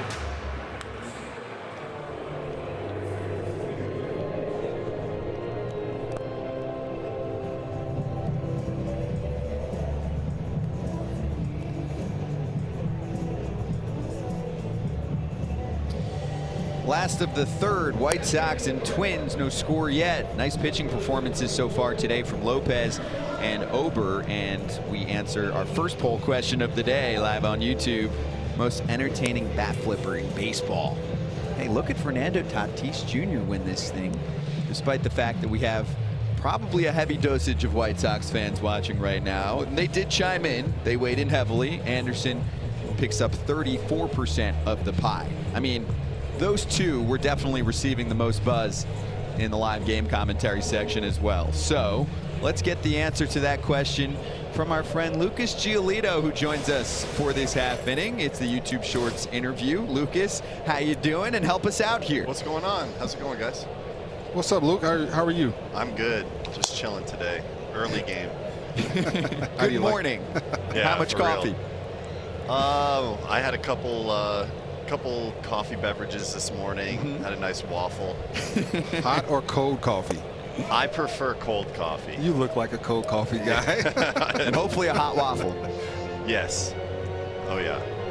8, 9, and 1 due up for the Twins. Larnach, Simmons, and Kepler. Reynaldo Lopez getting the spot start today. All right, first off, before we get into everything else, Lucas, we need your answer to the poll question that we just asked. Most entertaining bat flipper. Tatis won. Anderson finished second. That's your only teammate on the list. And yeah, maybe some gum after the waffle too, but tell Billy Hamilton hello. Yeah, we got the like clown corner over here. That's where we're at. So I don't usually hang out back on this side too much. I like to pop in and out, but you guys have me over here for the interview, so they might be doing stuff the whole time. I mean, this is the best bat flipper right here. I don't know if the camera can pick him up. Hey, there he is. There we go. Yeah, that's what I said. I don't care what the poll says. I mean, this guy, he's done bad spikes. He's thrown it in the air. He's done it all. Lucas, that's what I said. I said he's the guy who originally started it and made it cool again.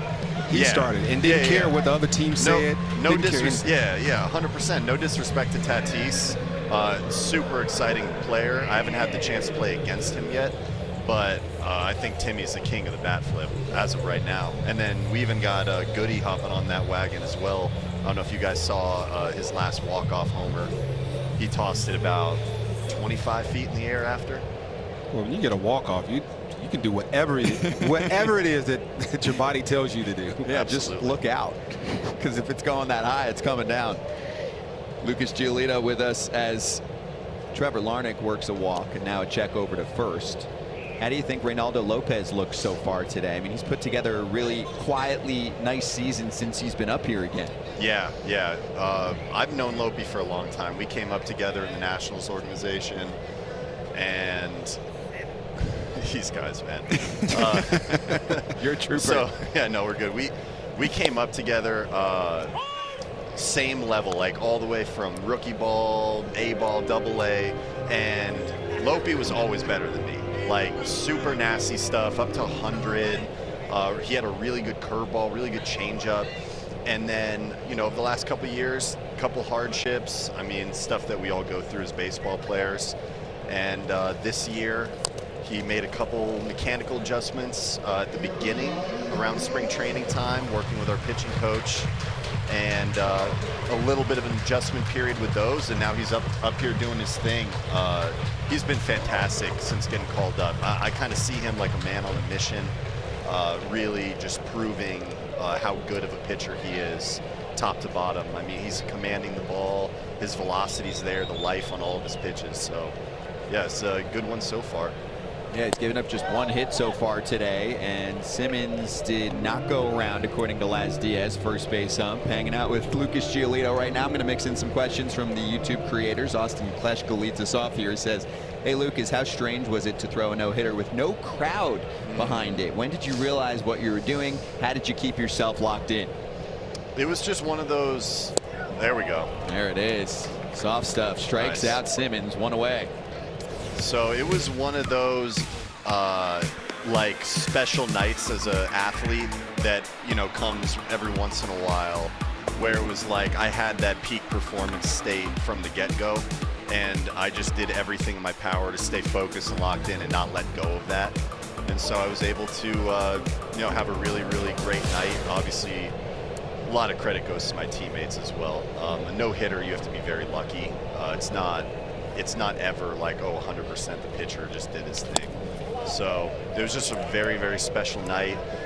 I would have loved to have our White Sox home crowd there. That's the one thing about it that gets me is, you know, we did do it in front of the empty stadium, but I felt a lot of love from our fans after on social media and things like that. So essentially you're saying it didn't matter if the fans were there or not because you were locked in. Yeah. You were locked in. You wouldn't have noticed them anyway because you're locked in. Yeah, 2020 was a bit weird in the beginning for all of us.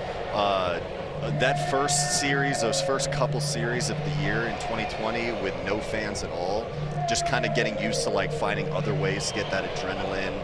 You know, everybody's different. For me, I really, really appreciate a nice packed stadium. So that was an adjustment period. But by that point in the season, we were all kind of used to it and just it was part of it. This is Max Kepler. Larnach on first. Lopez deals. And that's a bit down. Okay, next question from Quash Tag. Hey Lucas, when on the road, where's your favorite place to pitch? Ooh, Minnesota. I do Looked like good the other day. I do like pitching here. It's a really nice ballpark. I really like to pitch inside. So, you know, dome stadiums. Like one of my favorites is for sure Houston, even though it's a hitter's park. I just like the vibe in there, and I like the air conditioning, obviously. I like Tampa as well. Not so much for the stadium, but just like having that like closed space. You don't have to worry about wind. You don't have to worry about the sun or anything like that. It's like very controlled. Yeah, and hitters often don't love hitting down at the Trop. Just ask Willie Adames. He's been doing pretty well since he moved on. Kepler thought about it, and it's a strike. It's a borderline pitch, but a very good pitch from Lopez. Good slider.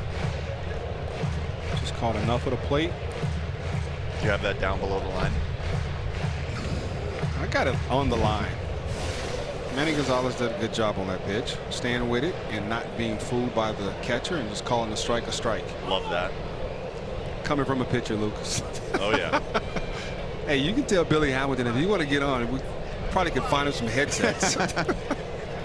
Yeah, Billy, they're wondering if you wanted to get on here. You keep looking over at me. Tell him he looks bored. Payoff coming to Max Kepler. First a check, and they got him. Oh, yeah. That's the best. How good does that feel? Oh, I thought I would never pick a guy off at first base in the big leagues, and I've done it twice this year. Don't know how. Hello. Wow. I mean, got him easy. Not even close. I love that we have the mic close to Hamilton and TA too. You're the best. Hey, that's the best motivation. Let me mix in a few more. We love to support each other over here on the south side. Well, Lucas, you know it's a lot easier to pick guys off now because umpires just refuse to call a balk. And, you know, a lot of pitchers have that knee jerk, that front knee jerks. Yeah, balk move. Yeah, that balk move. So I'm not surprised you're picking guys off now because use it. Yeah, they're not going to call it, use it. I found a certain thing I can do that kind of helps. I don't want to talk about on Good. I understand. I understand. Tell us after your playing days. Keep it a secret for now. Yes, absolutely. Exactly. And I brought that up because I looked at Lopez's front knee and saw it collapse. And that's what Larnach is looking at. And that's why he was so far, and it wasn't even close at first base. But I remember the likes of the days of Ken Kaiser and Merriweather and all those guys. They balk, balk, balk. I love a good pickoff. Who doesn't? Brent Rooker is the #2 hitter. He's 0 for 1 so far today. You're going to need a new bat, sir. While he's doing that, MLB's channel is asking a question, Lucas. Are you going into the Corn tomorrow at all? Are you excited for the Field of Dreams game or what? Oh, yeah, I am pumped. I'm pumped to not be pitching in it because I'm going to be there like a fan. You know, I like the movie. I haven't seen it in a while, but I do like the movie. I don't know if Kevin Costner is going to be there. If he's there, it'd be cool to meet him. And then I saw some of the some pictures of the corn maze and everything. I think that we're going to have a group of guys go and try and do the corn maze. You know, maybe put a little wager on who's fastest. We'll see. And I think the maze is shaped like the MLB logo. believe I have that right. Yes, it is. Yeah, so if that helps you at all during your excursion there, I want you to win. Well, don't run against Billy Hamilton. Don't run against Billy Hamilton. You might lose. That's true. Oh, just missed to Rooker. Ball and a strike. Okay, we're showing it. I know you might not be able to see it, Lucas, but the world is watching now on YouTube, and that includes the maze. The MLB logo maze. Wow, that ballpark looks insane. And also, I heard the dimensions are pretty tight, Lucas. So again, maybe not the worst thing. And hey, not that you could, you're great with home run prevention, but you know what I'm saying. I am not great with home run prevention, actually. So yeah, that's another reason I failed to mention a second ago is to, you know, I'm happy that we got Big Daddy Lance. He's going to be on the mound. He's our guy, and hopefully we get a win there, but at the same time, just like really enjoy the experience. I've been jealous of the other teams over the last few years. They got to like go out and do like the Little League World Series games in Japan and England, so this should be fun. I agree. This was fun, There Lucas. We did a little bit of everything. You're off the hook. Get out of that danger zone with those guys attacking you. Thanks again. Good to talk to you, okay? Yeah. Thanks, Thank you, Lucas. guys. See ya. Lucas Giolito hanging out with us for this half inning on YouTube, while Reynaldo Lopez avoided any damage after 3. Still no score.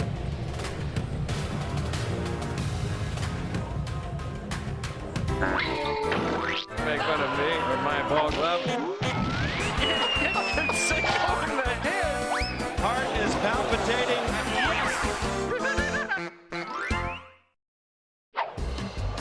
And look out. Fernando clearing everybody out of the way. Everybody out. I'll take care of this, and he did. After all said and done, Fernando Tatis Jr. taking charge. Everybody scatters apart for the out.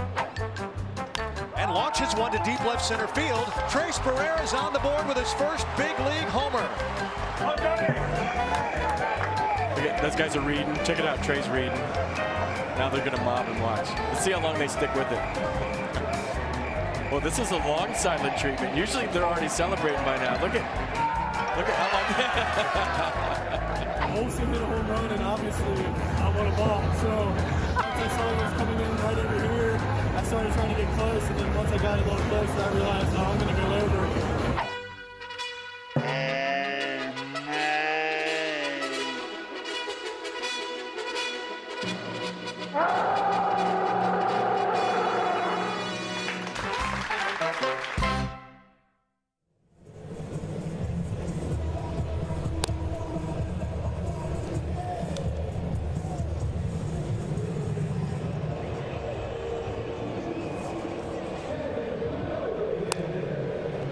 We climb into the 4th inning here in Minneapolis, and first have a look at some of the notable AL trade deadline acquisitions. The trade deadline was wild. Nelson Cruz leaves the Twins, goes to the Rays. Anthony Rizzo is a Yankee. Barrios from Minnesota to Toronto, and they'll have him for next year as well. And Craig Kimbrell shows up across town. Wow. Were you shocked at that one more than the rest? It kind of shocked me that they were to pull that off. But I'm going to have to go with Craig Kimbrell. For the biggest impact? Yes, the biggest impact. There's impact off the bat of Jose Abreu, but there's room there in center for Jake Cave to run it down for the first out. So you think that'll be the biggest deal, especially come playoff time? Yes, it will be, because their bullpen was 16th in Major League Baseball with a 408, and he just solidifies a spot in that bullpen where they probably had a little issue at, and he's to add another closer. How many teams have 2 closers in there? 2 all-star closers in their bullpen? Not many. And they have Hendricks and Kimbrell. And that's the 8th inning and 9th inning sewed up. And their starters are going 6 innings apiece, sometimes more. So they only have to cover for maybe 3 outs. And we all know the team goes where the pitching goes, but in the playoffs, you have to have a solid bullpen. They are built for something special, there's no doubt. Bailey Ober matching up against Eloy Jimenez right now. By the way, that poll question is live. Answers, please. It's an easy click or a press. And we'll pay it off later.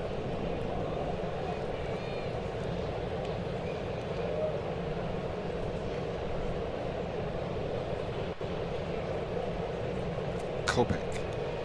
Kopech is one of those guys who he was a starter and might get a chance to start again, but he's been really good coming out of the bullpen with that 98 miles an hour sinker that he throws. This guy's pretty good too. Garrett Crochet from the left side brings big stuff.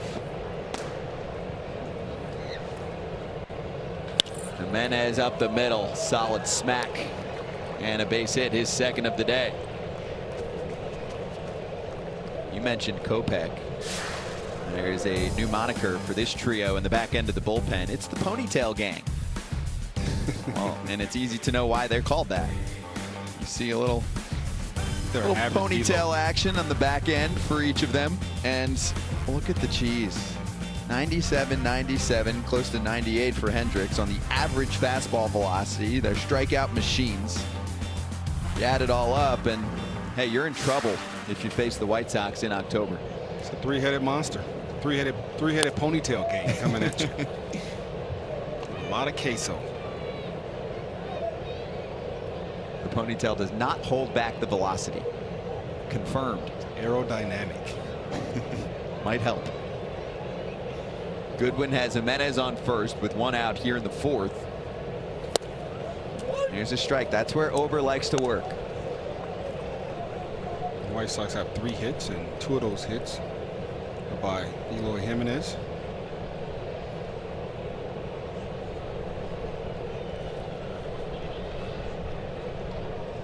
Pitch number 50 of the day from Ober. Off speed strike.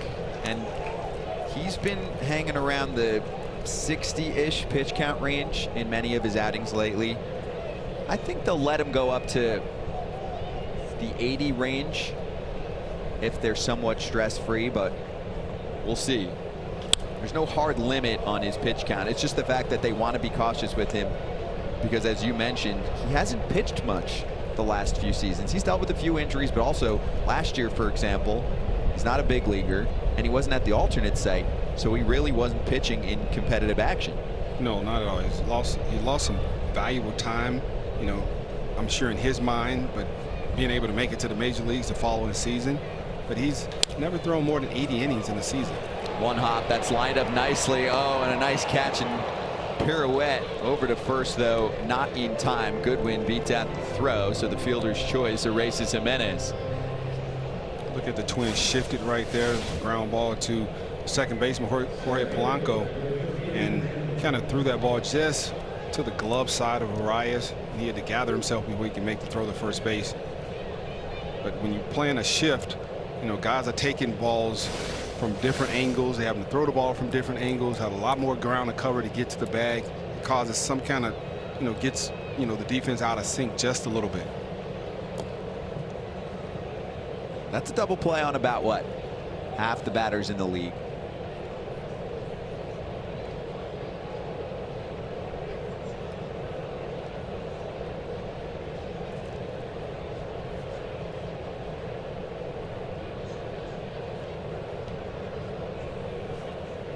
Angle on the ground right side. And there it is. Polanco makes the play. Inning over. Bailey Ober works around a base hit. Both pitchers, like I said, making a name for themselves so far this afternoon. Mid-4, still nothing. As long as Lucas Giolito can remember, I've always had animals in the house. He's been surrounded by pets. I had fish.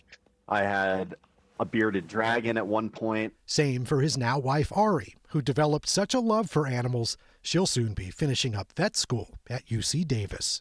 I mean, it's been a fantastic experience, not only for Ari, but for myself as well. One of the perks has been Ari's work with the Orphan Kitten Project, a student-run nonprofit that's been rescuing kittens since 1988. Here he is. There's Lionel. Lionel is one of the Giolito's fosters. They also have a dog who's apparently become a pretty good traveler. So, with the help of sports apparel brand RotoWear, Giolito is now selling shirts to raise money for the Orphan Kitten Project. I have a pretty big platform that's growing now. It's like, am I going to do something with this, or am I just going to like play baseball and get a bunch of money and then kind of disappear. That's not really what I'm interested in.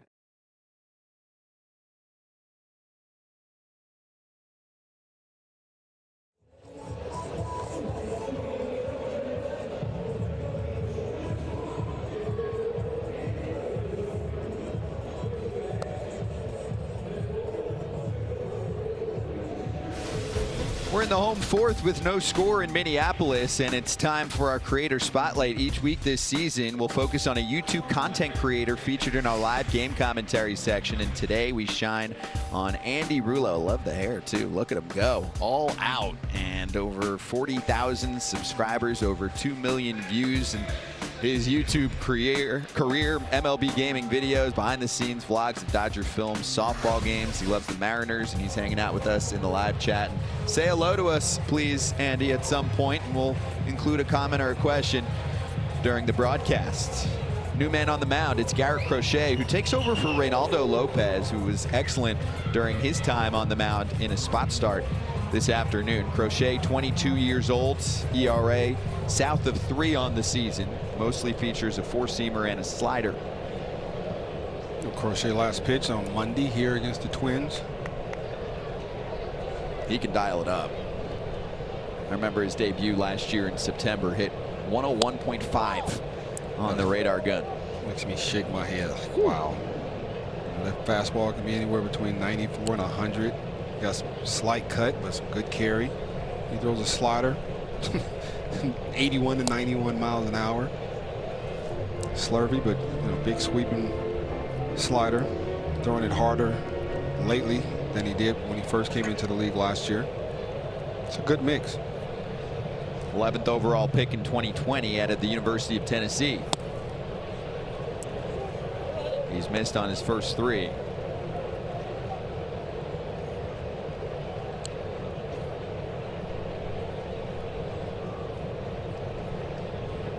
Tennessee is in what conference? SEC? No, they're not an SEC. Yeah. They're an SEC? Okay. He went from the SEC to the big leagues. He went from don't ask him about the minor leagues. The big leagues of college sports to the big leagues of professional baseball. I love it. 3-1 is smacked in the air, and it's hanging up there for Goodwin, circling around and finding it. 1 away. So after Polanco is retired, Arise coming up, and this copyrighted telecast is presented by authority of the Office of the Commissioner of Baseball and may not be reproduced or retransmitted in any form, and the accounts and descriptions of this game may not be disseminated without express written consent. Arise doubled back in the second.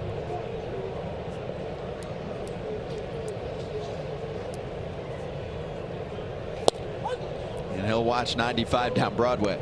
That could have been a changeup. 95. The changeup gets up to the 92, 93 range, which is absurd. Look at his left-hand hitters. He loves to use his fastball slider mix. 2 short strikes. He's going to go for the punch out most times with the slider.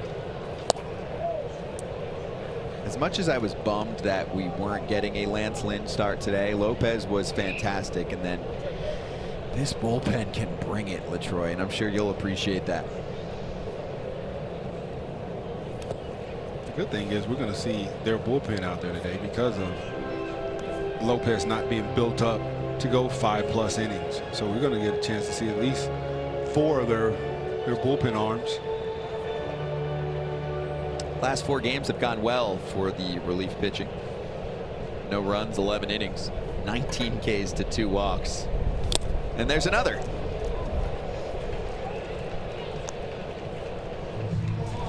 That brings us to Miguel Sano, who is mic'd up today. Hey, I want to ask you, you never watched my movie Pelotero? Who? My movie Pelotero? Your movie? Yeah, documentary. You got a movie? Yeah, papi. You ain't got no movie. Hey, Your movie's I'm an actor, yeah. Las Vegas, baby. I have a monkey a couple years ago. They call him Mr. Wilson. First base conversations are epic, especially with that guy. Wow. He's got the lines. And that's true, by the way. There is a documentary on Miguel Sano. I think, correct me if I'm wrong. 16-year-old? Yeah, when he was 16, and then I think they're putting together a sequel to that. Are you serious? I think so. I'll have to double check that. A lot's changed since he was 16. I mean, clearly, he's good in front of the camera. Takes big hacks. 3 true outcome player.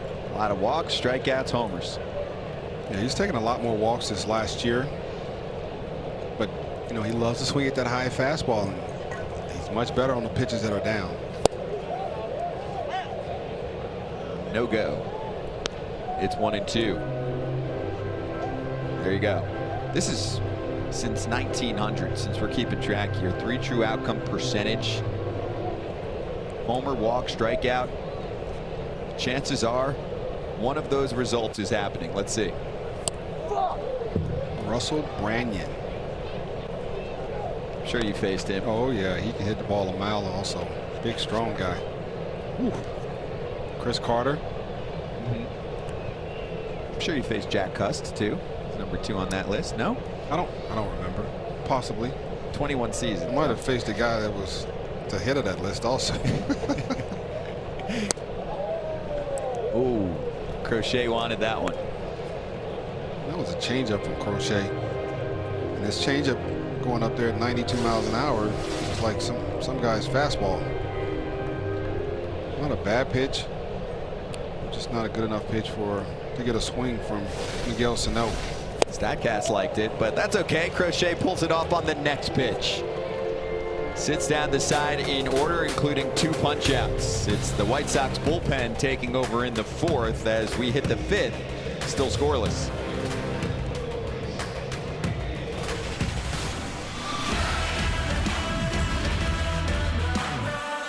He just smokes it. Forget about it. My goodness. Great baseball right there. And that one's gonna go. That ball was crushed. And this is gonna do it. Oh my. Strike 3. That was a great play. I talked about his fielding skills. That was remarkable.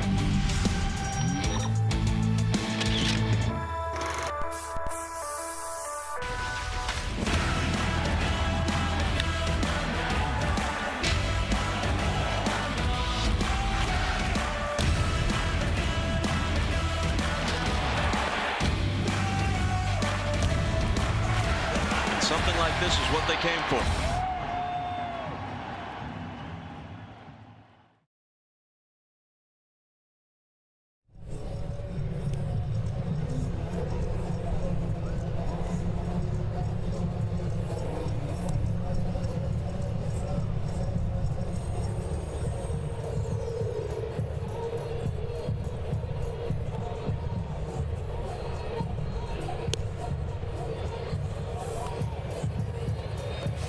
New this season in the MLB Game of the Week live on YouTube series.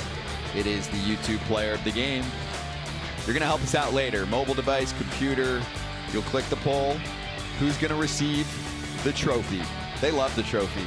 And also it helps us decide who we're talking to post-game. Stay tuned for the player of the game polling options later in the show. Here's our latest poll results. AL trade deadline acquisition have the biggest impact this season, and the crowd thinks Craig Kimbrell's going to take that over. Anthony Rizzo in second place with 30% of the vote, and then there's Barrios and Nelson Cruz. I saw a fist bump from LaTroy Hawkins. That's right.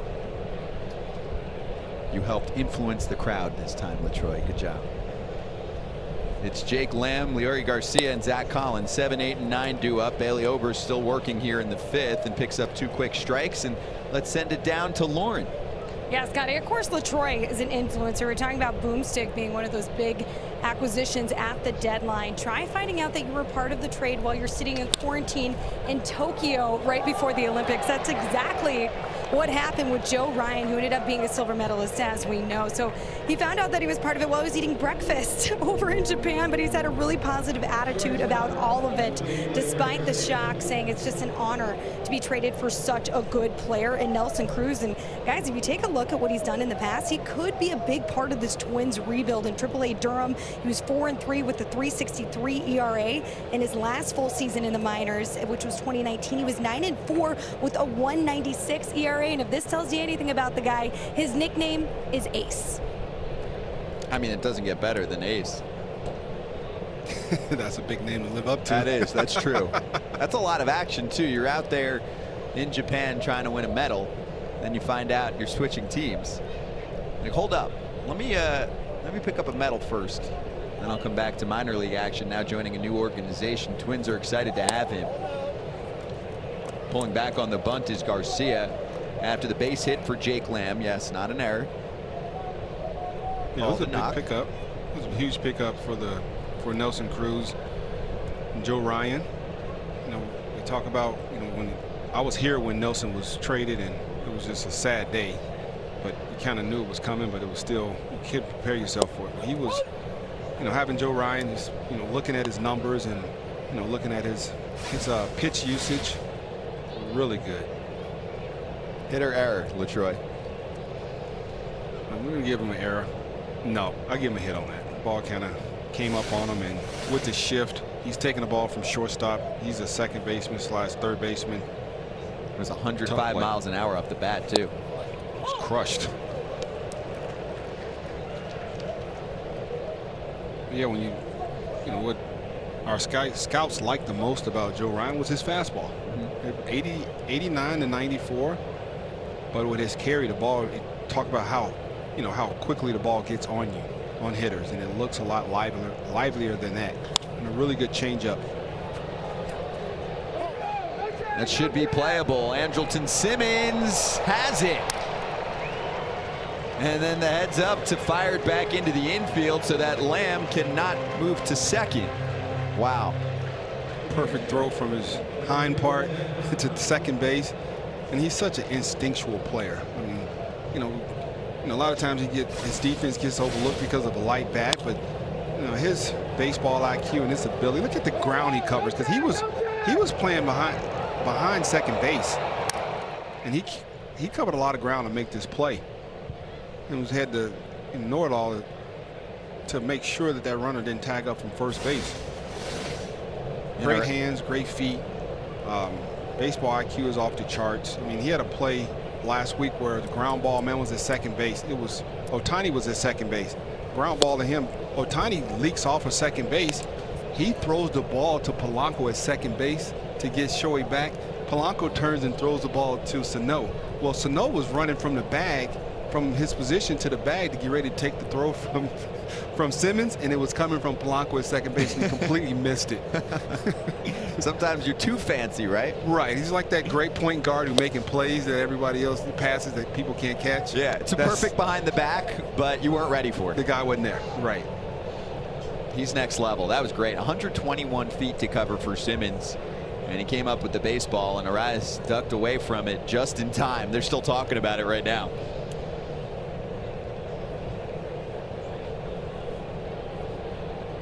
That was what impressed me too. After all of that, right? You make the catch, you avoid the collision for the most part. Immediately in his brain, he's like, I got to make sure I get this ball to second base. Jake Lamb is not moving up a base on me.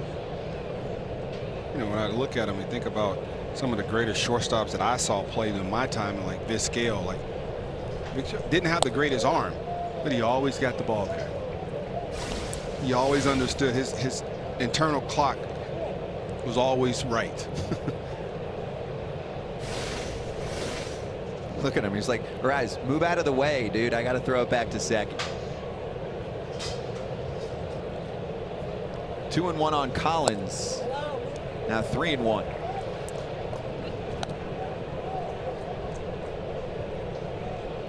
Goldberg's done a great job of not walking guys, getting towards the bottom of this line. He's at the bottom of this lineup, and we want guys on base when the big boppers start to come up.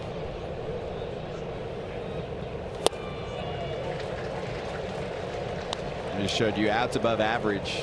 StatCast helps us out.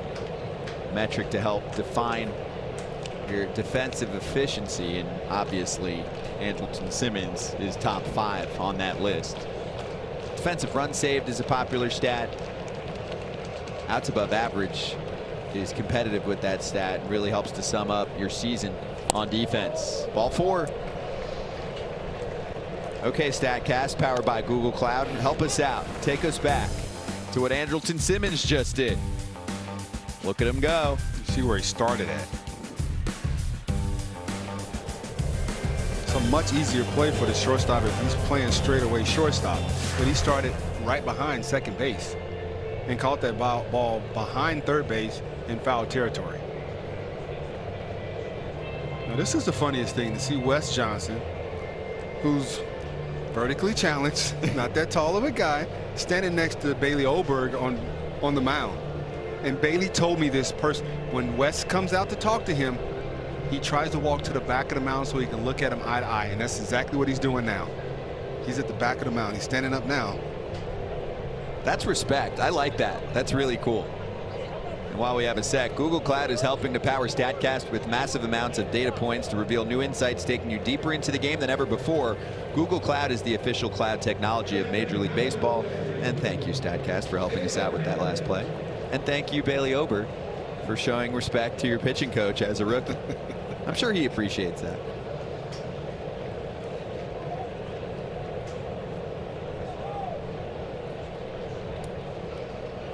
It's the third time around the lineup for Bailey Oberg. See if he can get a few more outs. It's a good test for him. Cesar Hernandez singled last time up, struck out first time around. I mentioned Oberg looked pretty good eye test wise in his last start against the Astros. He did give up 2 home runs, although I can say with confidence both of them were Minute Maid Park shots.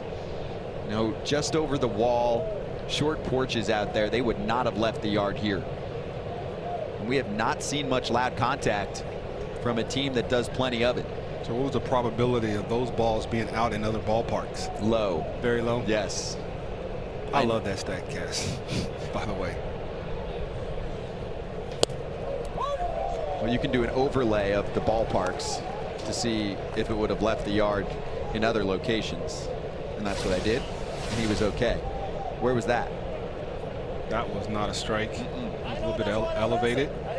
But he's throwing some other ones that were closer. And you can see the White Sox dugout chirping a little bit to Manny Gonzalez. So do you go right back there? I mean, I would.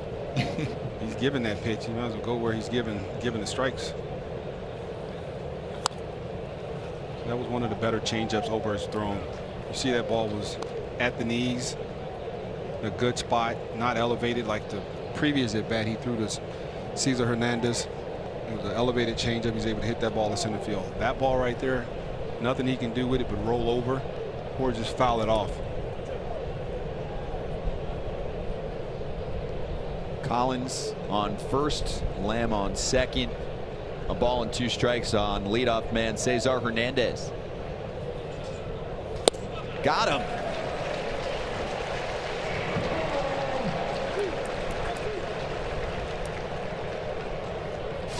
Fifth strikeout this afternoon for Bailey Oberg. Did a couple fastballs. Elevated for the strikeout.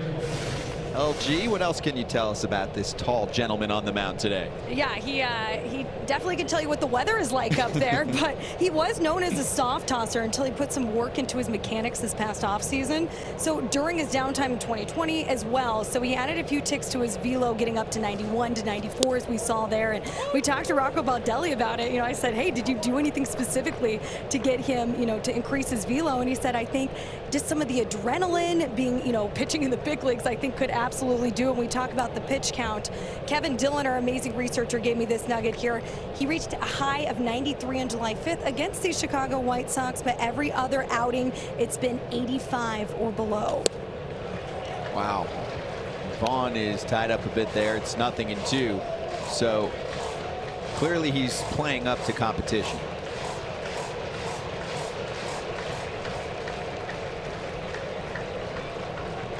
The adrenaline is flowing for him. He's understanding his opportunity this year to make his starts. He's taking advantage of it. And I love the fact when I like to see young pitchers when the catchers that we're going in, they're missing in, not over the plate. You know, you can see he's pitched Vaughn very tough, and all the fastballs in have been up and in, and that one's just a little closer to his body, but he's getting a lot of swings from Vaughn because he looks like he can hit that ball the closer it is to his body. Big chase upstairs. Bailey Ober picking up another punch out. 6 on the day. He strands 2 runners here in the 5th as we're still looking for offense in the Twin Cities.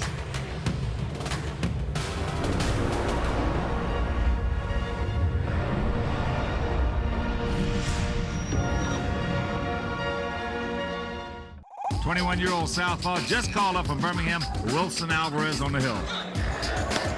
Grabs some bench, so Wilson Alvarez punches out the side here in the first. 2 outs, bases empty, and the pitch. Melvin swings and misses, and down he goes. And the Orioles here in the 4th inning looking for their first base hit. Good jump. Dickens makes the catch. Now the 1-0 offering. Pasca is there to make the grab for the final out. The 0-2 pitch. Yes, grab some bench. That'll do it. That's hit into right field. Newsom. Yes, the Dickens makes the catch. And that'll retire the side. There's a looper. Lance Johnson coming on. Yes! What a play by Lance Johnson! Yes! 21-year-old southpaw Wilson Alvarez in his 2nd Major League appearance has just thrown a no-hitter.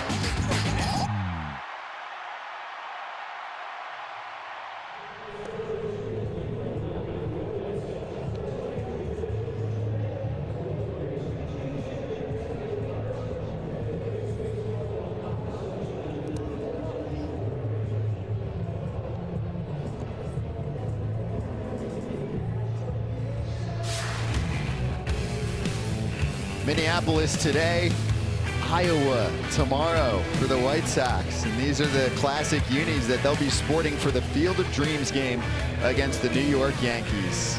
That's a good look. That's a fitting look for what we're about to see in tomorrow's contest. I'm all for the old school uniforms, the different color uniforms. I really like their all black uniforms that they have. Those are sick. Those are nice. No logo on the cap, just nice and clean. And get ready for the first Major League Baseball game in Iowa where the Yankees and the White Sox will clash for the MLB at Field of Dreams presented by Geico. Catch all the action Thursday. That's tomorrow, August 13th, 6 o'clock Eastern time on Fox. Everyone is fired up for that on the White Sox side. We've been chatting with them about it this morning leading up to game time. Trying to not look too far ahead as they finish up a season series against the Twins this afternoon. Jake Cave with a bunt in the air, easy, gloved by Andrew Vaughn. 1 gone.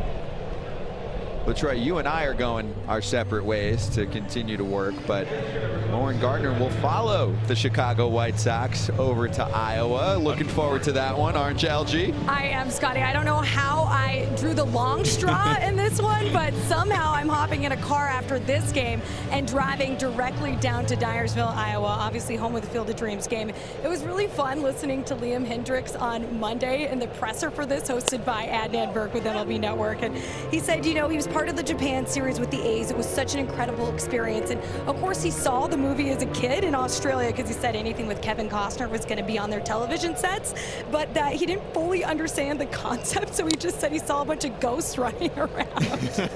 But then, of course, he's excited for the opportunity to play in the first Major League game in the state of Iowa. He just hopes he doesn't, we'll paraphrase and say stink, and give up the first Major League homer in that state. And he's looking forward to doing the corn maze just like Lucas Giolito said, but this guy is so pumped to be part of history. And guys, I can't tell you how excited I am. I mean, I didn't bring my glove. I don't know how I forgot, so I'm going to have to borrow someone's lefty glove to have a catch. You got to have a catch out there. You've got to work that corn maze too. I know you'll be into that. I'll get lost. I might need someone. I might need to drop a pin and have someone come in and find me. Will it work out there? I don't know. I'm scared, but I'll do it. I'm in. We'll help you from afar. We'll be watching for sure. That's going to be awesome. I'm excited.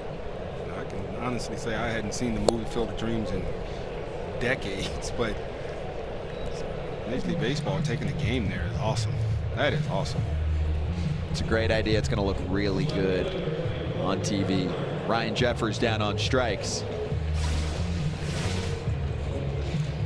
Good hard fastball, elevated, and hitters cannot lay off those high fastballs.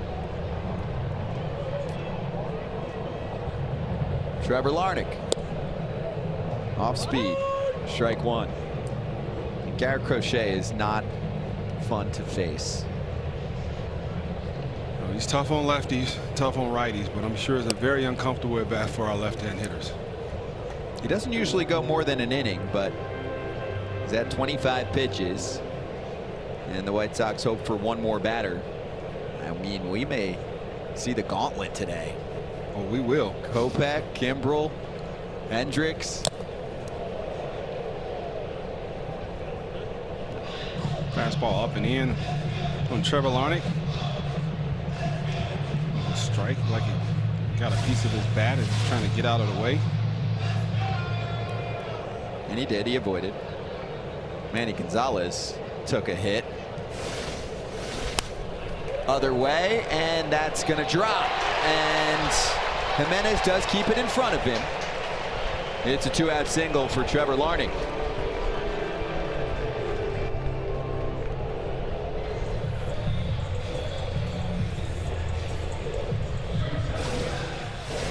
Larnach was drafted as a proven hitter. He hit his way and hit it well in the minor leagues, and you know, when he got to the big leagues, he's been pulling the ball a lot. So to see him to go to take that ball to left field, even though it's off a hard-throwing left-hand pitcher, that's a good sign, because he hadn't had any problems spraying the ball all over the field. And once he got to the major leagues, he's been, as you can see the way they played him, dead pull, and he's hadn't been happy with himself about that. So that's a good sign to see him hitting the ball at opposite field. He's got a good swing. It's pretty from the left side. Former first-round pick, 20th overall in 2018. He's 24 years old. Yeah, he's the opportunity to be a very good hitter in the major leagues. He and Alex Kirilloff, two left-hand high prospects with the Twins. Great bat-to-ball skills. Kirilloff had season-ending wrist surgery last month.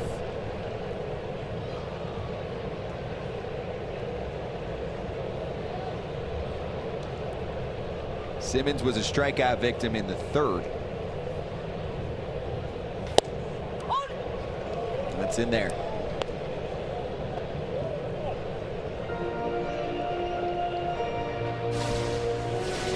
A little high fastball that was able to clip the top of the zone.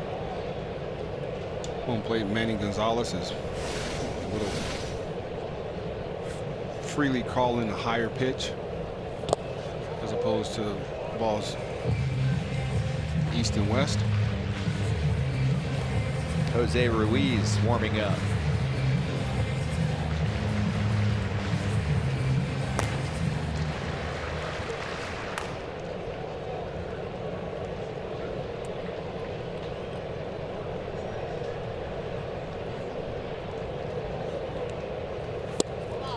That missed. Base on balls for Simmons.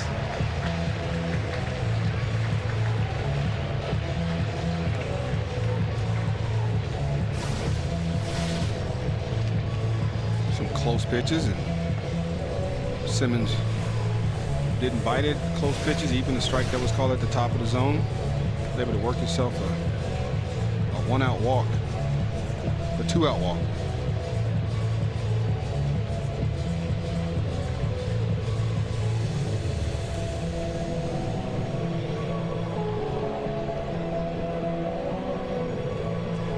makes sense, though, to try and stretch out Crochet to be a 2-inning guy come playoff time. Why not? I mean, he's certainly capable of doing it. He's been a starter before. And he pitches with nasty stuff that we've seen on display today and all season. They're trying to get a little more out of him. White Sox pitching coach Ethan Katz just giving him a breather. Got 2 outs. Let's focus on the hitter and Max Kepler and get us back in the dugout so we can try to score some runs. But I like Crochet's delivery. I like his leg kick. The deception that he creates with the little hesitation after he kicks his leg up. It's kind of like he stalls out a little bit and then explodes to the plate. A lot of deception with a lot of queso coming behind. Yeah, he's got the deception and the stuff. That's a powerful combination. Kepler doesn't go after the first pitch.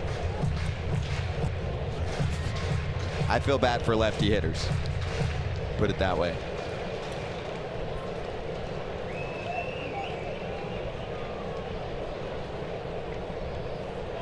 They've been trying to get Kepler going in the leadoff spot.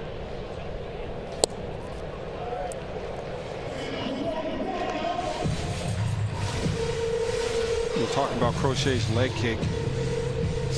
That one right there is not as big as the normal one. That's more of a load and go slide step. You use that more when you have guys on base. And a lot of times if you use it when nobody's on base, it's to disrupt the hitter's timing because they're looking for that big leg kick. Larnach and Simmons on board. It's 3-0.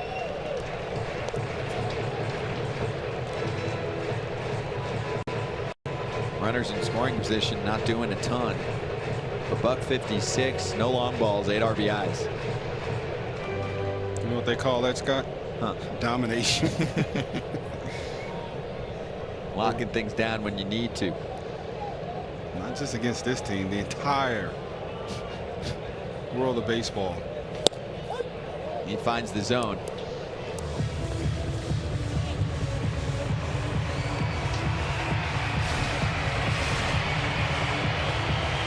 And then Gonzalez been calling it high pitch, and Crochet was able to clip the high inside fastball to try to get back in the count.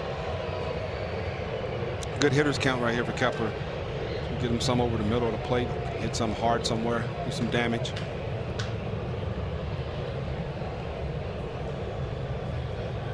Most of that damage comes against pitchers who use their right hand, not their left. Kepler had a breakout 2019, 36 homers, 90 RBIs.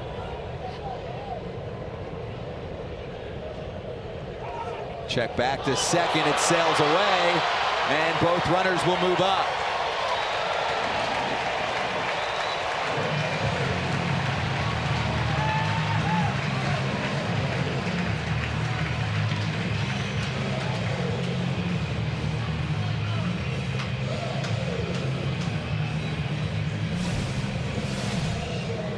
Play on to pick Larnach off at second base. I already picked him off at first base and figured they'd try at second base, and I don't think that's a ball that Garcia couldn't handle. He just misjudged it. Both runners move up, second and third, 3-1 count. Base hit, scores 2. And now a full count.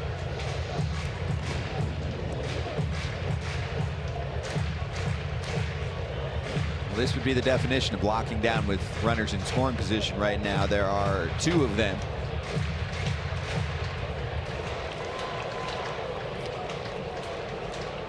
Still looking for someone to break the ice so far today. Girl with a slider. It worked. Garrett Crochet picks up 2 strikeouts in the 4th, 2 more in the 5th with a little pressure. 2 scoreless innings, though. We've played 5.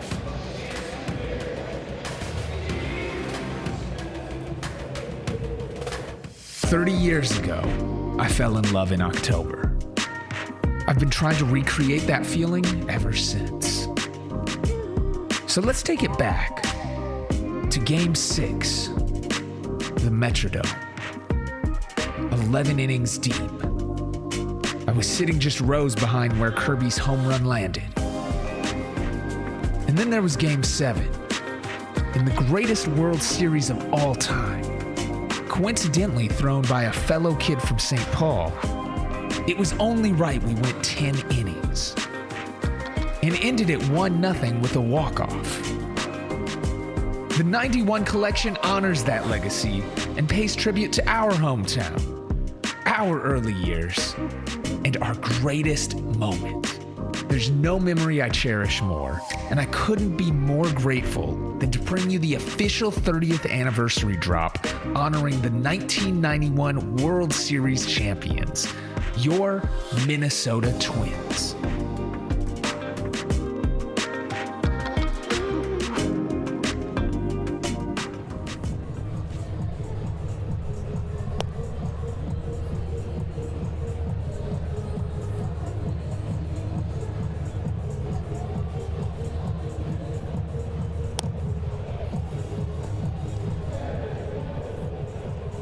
We talk about what's been working for Bailey Oberg so far this afternoon.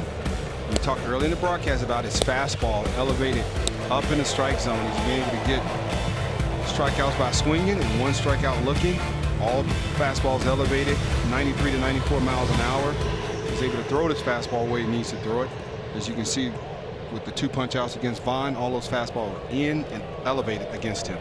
You can see he's used that 4-seamer 50 out of 74 pitches. Slider, changeup, curveball.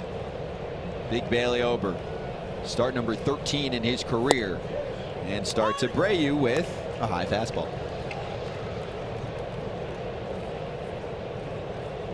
You know, very rarely this day and age you see guys being able to pitch with their fastballs, and you have 2 of them in this ballpark. You have Lance Lynn and Bailey Oberg. Those guys can use their fastball, you know, over 50% of the time, where that's not the case anymore in Major League Baseball. It's usually, you know, 50-50 split or less than that.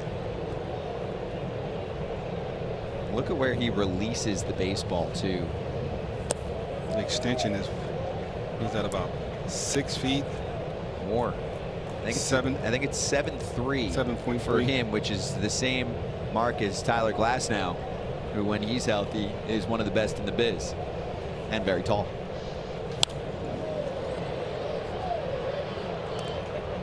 You see that fastball was right down the middle.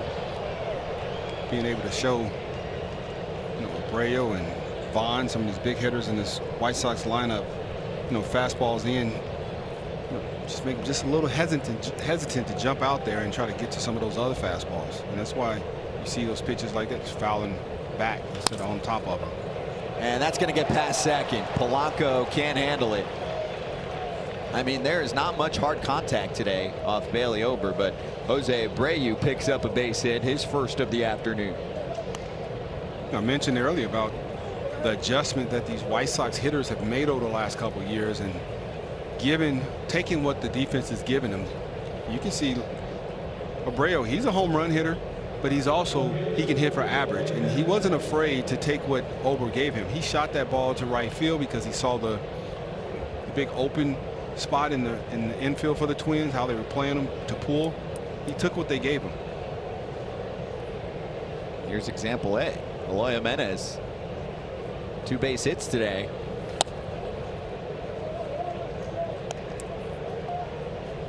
Most of what's been leaving his bat lately has gone a long way. He's had some home runs since being activated off the IL.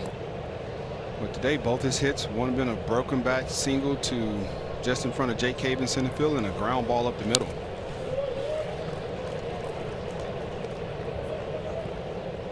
So even though he's 2 for 2 against Bailey Oberg, right now Bailey Oberg's winning because keeping the ball in the ballpark, and that was one of the things I spoke about. He has to keep the ball in the ballpark against this team because they're like the Twins. I mean, if you're not going to pitch them tough, they're going to take advantage, and they're not playing small ball.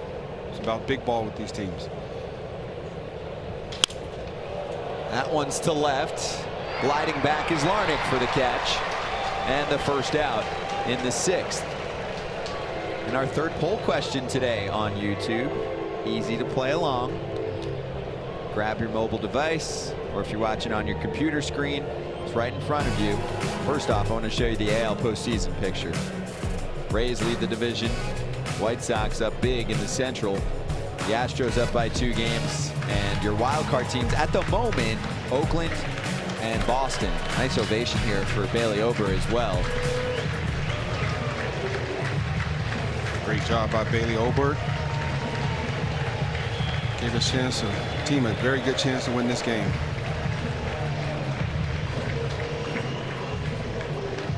New pitcher coming in. Hold that thought. Poll question coming in just a moment.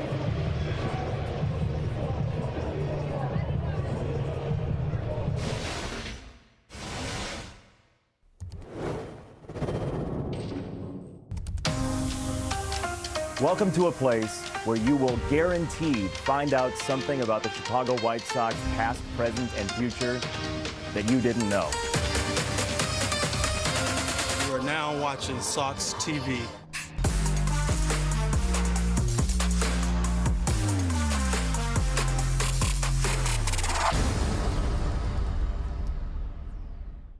I trust everything I throw. It doesn't matter what I'm throwing. Whatever I throw, I'm better than the hitter.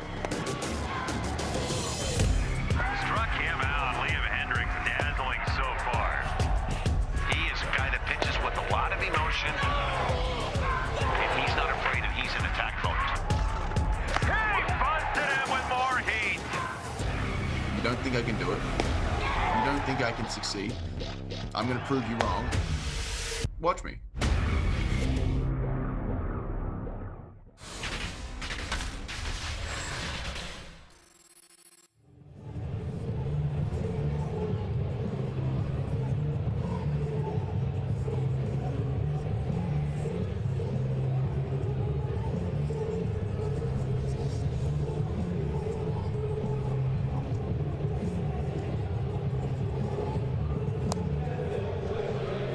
Watch all out-of-market regular season games live or on demand, plus MLB Big Inning. I love that show. I host it sometimes. Exclusively on MLB.tv. Blackouts and other restrictions apply. Visit MLB.tv for details. Gorgeous day in Minneapolis. Sun shining. Temps in the high 80s, low 90s. I showed you the division standings 2 minutes ago. Now we'd like to know which AL team has the best chance to reach the World Series. Is it one of the current division leaders or none of the above, aka other? That's an option as well. LaTroy, stay hot. I'm going to go with the Astros. You like what they're bringing to the table? I love their ability to score runs. They're leading the American League in runs scored, if I'm not mistaken. They have a really good bullpen closer, Ryan Presley. And Altuve's been outstanding this year. 25, 26 home runs so far. They lead the major leagues in runs scored. You are correct. They don't strike out much. This guy can pick up some swing and miss. Caleb Thielbar, 34 years old, a Minnesota native, and really a great story. He takes over for Bailey Ober, who had himself a day. Thielbar last pitched on Saturday against the Astros, gave up 2 runs. He's been throwing the ball very well. He got a fastball, 87 to 94, slider, 78, 84, and a curveball. His curveball is really good pitch. A lot of 12 to 6 action. He can change the speeds on it. And what's unusual about Thielbar, he's able to throw a slider from that arm slot, which a lot of guys you don't see with that arm slot higher up and able to throw a slider. It's usually 4-seam and a curveball, but he's added a slider to his repertoire. And down on strikes is Brian Goodwin. So Thielbar enters and picks up a strikeout. Now 2 down in the 6th. Just showed him a slider and came back with a fastball. You can see that 4-seam just true as can be. Backspin. Goodwin swings straight through that pitch. I just wanted to remind you about the odds courtesy of BetMGM when you said, yeah, I'll take a 2-0 game. We've got zeros. Over under at 9.5. It's a pitcher's duel so It far. is. A lot of game left. We talked about it a lot. I mean, first off, Reynaldo Lopez has been really good when he has appeared for the White Sox this season, gave them 3 solid innings. And then if you watched Bailey Ober's starts recently, you see a young pitcher developing into a big leaguer. I mean, he looks like he belongs. Right, he's getting an opportunity to learn on the job, and as you can see, I think this is probably his 5th time facing the White Sox. So he's faced his team a lot this season, and you know, he's gotten better each time he's faced them. That's because his stuff has gotten better. Remembered what each guy's done to him and what he needed to do to them to be successful. You're right, 5 times against the White Sox, and he keeps picking up steam. Sano catches the pop-up in foul ground, and Jose Abreu is stranded mid-6 in Minnesota.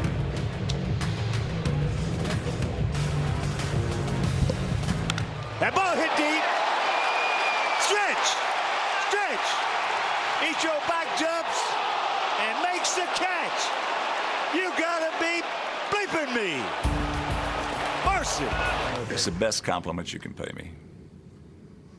When that guy from Wall Street Journal called me last year and said, we did a survey and you're number 1. You're number 1 homer in baseball. I said, well, you just made my day. That ball hit high and deep.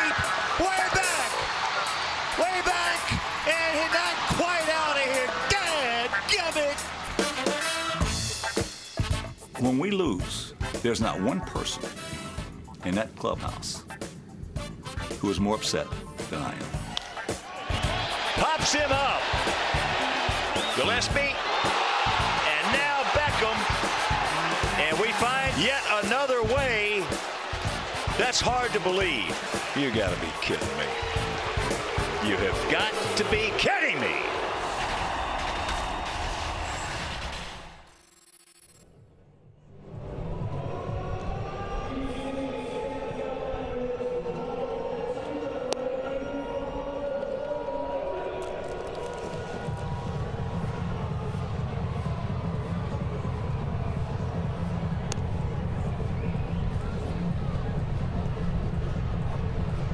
Play Ball is baseball and softball's initiative to highlight the fun and accessible ways to play the game for all. Find a league near you. Go to playball.org and follow @playball on Twitter, Facebook, and Instagram. MLB Originals Season 2 is live on YouTube with new episodes every week. See your favorite players and learn more about the game you love on youtube.com/MLB. Scott Braun, LaTroy Hawkins, Lauren Gardner bringing you the action live from Target Field. We're on the road for our MLB Game of the Week live on YouTube for the first time this season. And now we're watching Jose Ruiz, the 26-year-old with an ERA in the 3.5 range. Next up out of the bullpen after Lopez and Crochet. Well, the White Sox just keep running guys out there who throw 95+ miles an hour. That good queso. Ruiz fastball, curveball, changeup, 94 to 100 with his 4-seam fastball with some good carry. Curveball 83 to 90, changeup 88 to 91 miles an hour. And he started out as a catcher in the Padres system. Decided to pitch in 2016. It's working out. He breaks worker off with first pitch slider for a strike.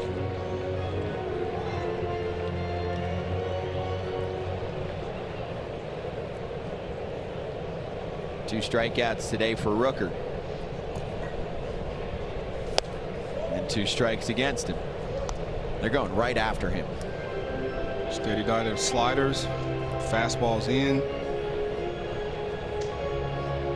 He hasn't made much contact today, but I've seen him hit a ball in the 3rd deck here in left field on a hanging slider, and it was loud and it was far. Paint on the corner from Ruiz.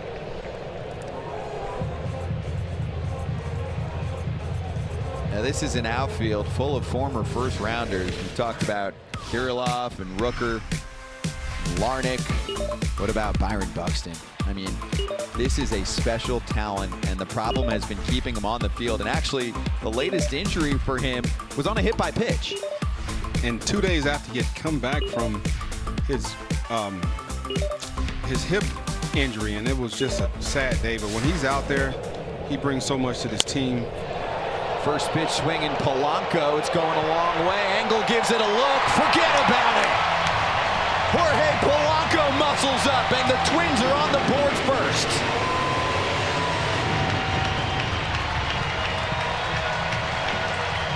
number 21 on the season. He is the rock of the offense.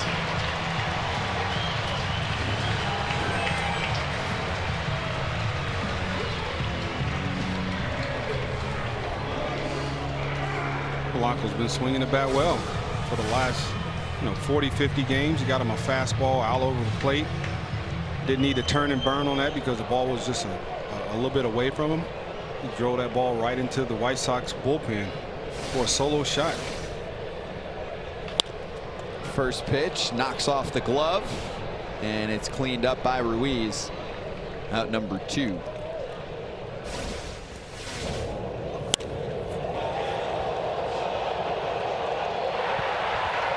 That's a nice pop from your second baseman.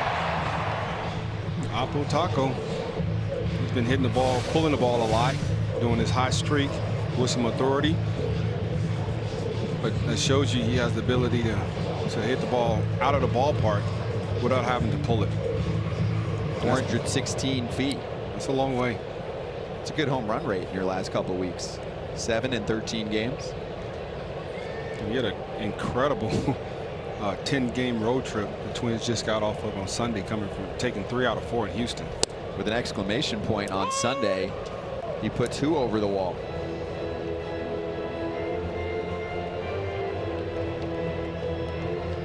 This man's capable of doing damage too. Despite the Twins record, they have played better recently. Yeah, it was the surprisingly slow start for the back-to-back division champs. They've been 500-ish since the nightmare. When did the nightmare start? It's March 31st. Pretty much. For about a month. You can lose your way out of a division race really quickly. Yeah, and going into the season, everybody in this division knew that there was a good chance it's going to be a dogfight with 2 teams, the White Sox and the Twins. But it hadn't shook off that way. The White Sox have definitely took control of this division. They're young, they're athletic, they're exciting. They have the best rotation, very good bullpen. They have all the components and all the pieces that they need to win a championship, and not just a Central Division championship. I'm talking about a World Series championship. And impact position players coming back. It feels like once a week now. It's Jimenez, then it's Robert. Grandal soon. Just started a rehab assignment. That was announced today. I remember very vividly being in spring training when Eloy Jimenez got hurt. And just thinking like, wow, that's a huge blow to them. How are they going to make up for that production in their lineup? Because left field, he's not above average defender, okay? But what he brings to the plate is far more valuable to this team, and they were able to do it. All the decisions that they made, all the guys that they brought up to fill that void, all played extremely well. It's been a revolving door in the outfield. Credit to the White Sox front office for finding replacements that played at an above average rate.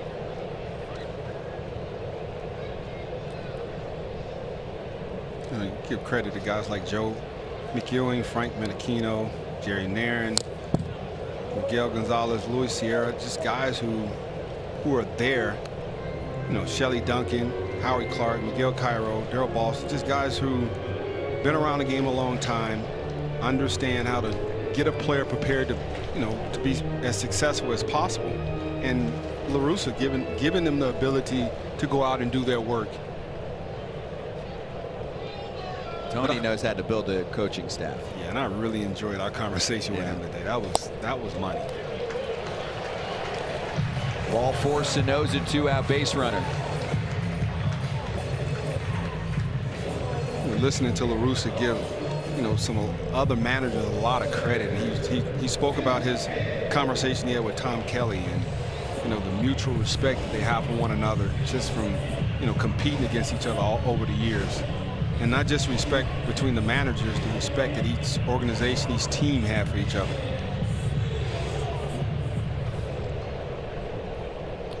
You see Jerry Nairn on the screen.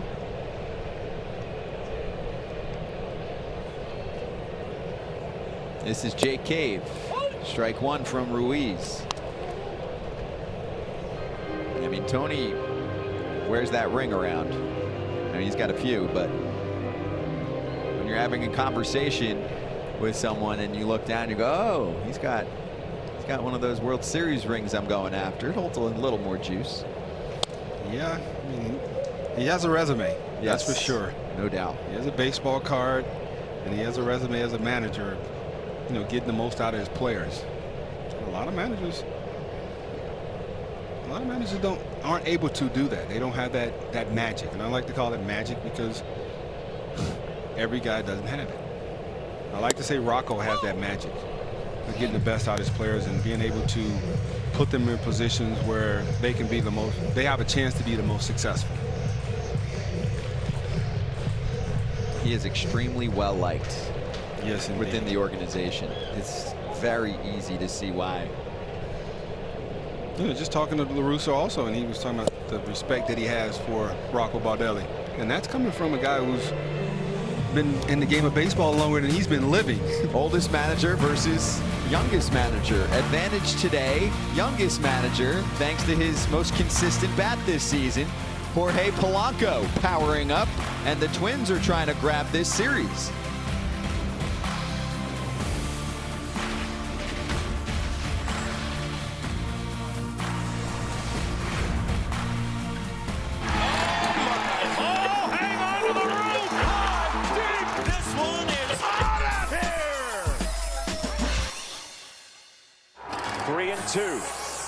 Rodon to third.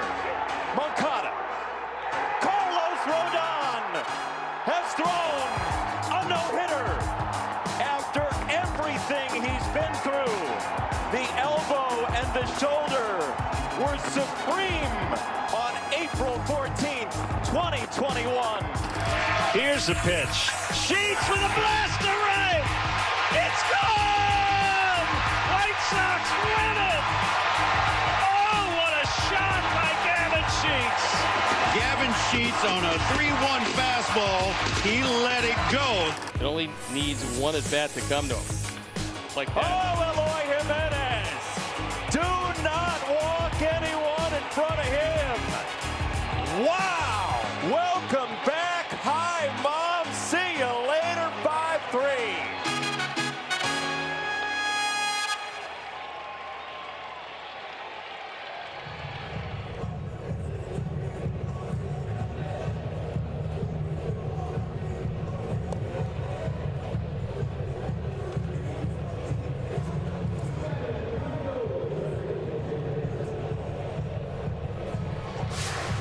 We're into the seventh, 1-0 Twins, and the home team has been missing their superstar for most of the season as he's played in only 36% of their games since 2018. It's a long injury list. We saw him this morning, Byron Buxton. In about a month's work this year, he looked like an MVP. He's that special. He's also developed his personality, his leadership within the clubhouse, and it looks like he's on his way back soon. LaTroy, the problem for him lately is the left hand fracture on a hit by pitch, but as you can see, it's just been some misfortune and some breakdowns in terms of the body, but I mean, he's still young and oozing with potential. He is, and we saw probably the best, 36 games of, his career. Like you say, it was MVP-esque, and once the Twins get him back in the lineup, and I'm hoping that he gets all his injuries behind him and he can just finish his career with no more hiccups. He's the type of player, he's a generational type player. His athleticism, his power, his arm, his ability to run. But we got to get him on the field, and when he's on the field, we already know he's the best player on the field. This is the latest, June 21st, what, 2 days back? You just come back. Tyler Mahle really throws with heat. Fractures the left hand. Just come back in Texas, Father's Day weekend, and wasn't back 2 days, and he took a fastball off of the hand. And I remember I was at home watching it in the theater, and I just started screaming. And my wife, what's wrong with you? And I'm like, you have no idea. I'm like, that did not look good, and he just got back. I mean, Byron can't buy a break. But through all the injuries, attitude's been great. Energy's been unbelievable. He's working his behind off, getting his work in, trying to get back. And, sometimes when you got, an elite athlete like that, you have to protect him from himself sometimes, because you think he's ready, and, even though he's still better than a lot of other people when he's at 90%, we need him to be 100% when he goes back on the field. Especially for a team now that is thinking about 2022, giving looks to younger players. We've got some guys that has benefited from him being on the IL. Lamb pulls it to right. Kepler is there.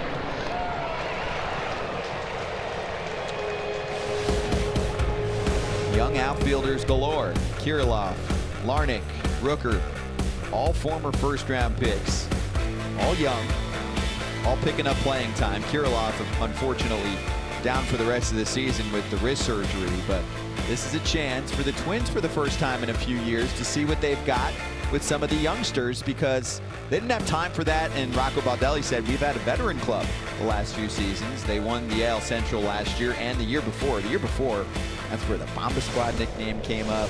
101 wins. There's been a lot of success within this organization. The problem is, it's well documented, playoff record. Not much winning in the postseason. It's been a minute.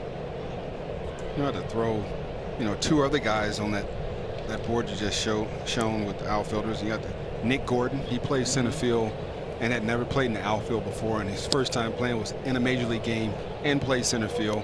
But that just a testament to his athleticism. And Rob Refsnyder, he had a month playing in the outfield where he had been very good. He brought in the production offensively that this team needed. He added that extra, push, extra shot in the arm, and he played a very good center field. And I don't think he had played center field that much as well. No. It's a new position for Rob, and also a bit of a new swing for him, has given him better results. And then don't forget about Austin Martin, who comes over in the Jose Barrios trade. He can kind of play everywhere and has potential to be in the outfield for them as well. Former 5th overall pick by the Toronto Blue Jays. I had Austin in the futures game, and he plays shortstop, and I think he got a couple at bats, but just watching his ability to control the bat and his eye, and I'll never forget, he had 11 pitch at bat during that game. It was very impressive. Ball 4. Leury Garcia is a 1-out base runner in the 7th for the White Sox, down a run. All right, earmuffs, Twins fans. Sorry, it's a global broadcast. I got to do it. Some people are not aware of the longest ever postseason losing streak that is off and running right now since 2004. 18 consecutive losses. Last time they picked up a W in October was 2004 ALDS Game 1 against the New York Yankees. This is including all of the North American pro sports. Last time they won a playoff series. Yeah. And it's not like it's a franchise that's been full of losing. I mean, there's been some division titles since then. Oh, look at that. Look behind Zach Collins.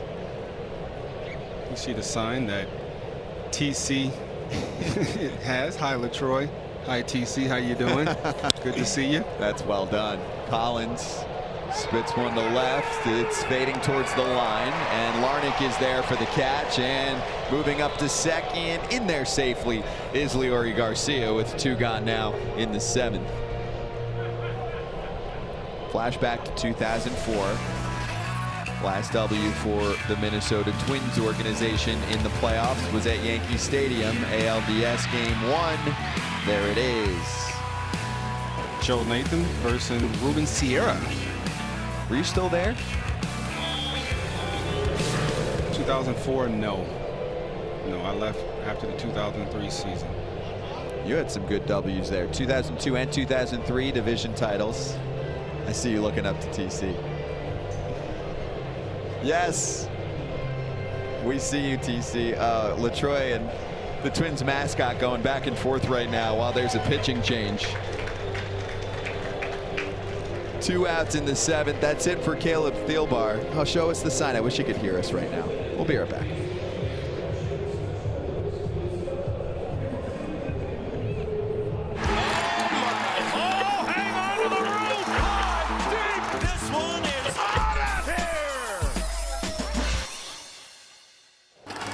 get himself a hanging breaking ball.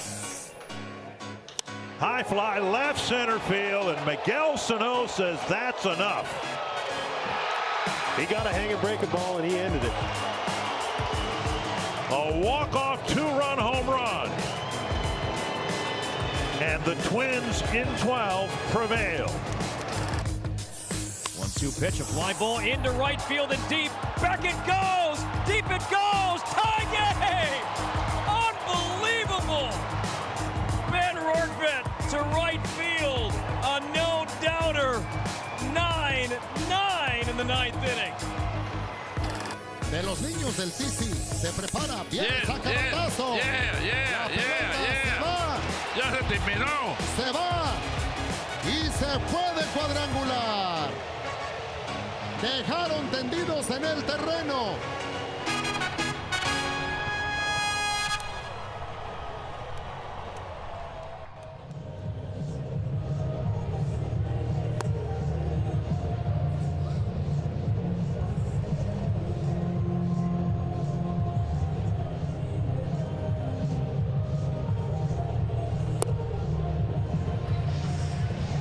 Nothing Twins off a Polanco solo shot and another YouTube poll in the books. AL team with the best chance to reach the World Series. There are the White Sox fans showing up big. 53% of the poll. AL Central leaders at the moment. Plenty of White Sox fans tuning in right now, and we appreciate your participation. Hey, the Twins won this division the prior 2 years, and now they're loading up for the future. It's like a mini reload, right? Is that a fair assessment? Well, I'll say a mini. They're building. Build back up. We won't say rebuild. We're going to say they're continuing to build. Well, these are two big parts of the future of the Twins organization. They picked them up in the Jose Barrios trade from the Blue Jays. Austin Martin and Simeon Woods Richardson. You've got a great bat who can play a number of different spots, and a big arm coming over to Minnesota for a player who might impact the postseason race quite a bit. Jose Barrios, who had a nice career with the Minnesota Twins and now will spend at least the next 1.5 seasons with the Blue Jays. Taking over, Juan Minaya with 2 outs here in the 7th, and a runner in scoring position behind him who can move. Yuri Garcia worked a 1-out walk. Collins flew out. And now it's Cesar Hernandez having a big-time power year. Career high 20 homers. It's a huge. That is big for him. You know, you see the average is 237, on base percentage 317, but those power numbers from your second baseman, man, that's kind of like reminiscent of Brian Dozier. Yeah, it's legit too. Career best exit velocity, barrel percentage. The launch angle is significantly up. Makes sense. Fly balls. He's crushing fastballs. He had 3 homers last year in 60 games. I think he did that in a few games to start the season. And he has not slowed down. Getting him some good pitches to hit. Not just trying to put him in play. He's trying to do some real damage. Look at Juan Minaya pick up the punch out. 96. Hernandez thought it was low. A little back and forth, but that's going to do it for the inning. Garcia stranded at second. I know LaTroy's calling it a strike. Well, no, that ball was down. Oh. You know, but you hadn't seen Manny Gonzalez call the ball down. You've seen him give him more up, but not down. I thought the pitcher would say, no, that's good. Honesty. I'm fair.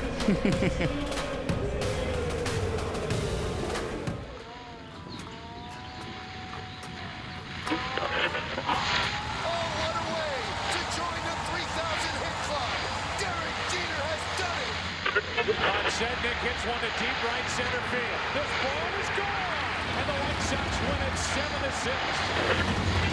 From the cornfields of Iowa, the Field of Dreams plays host to the Yankees and the White Sox.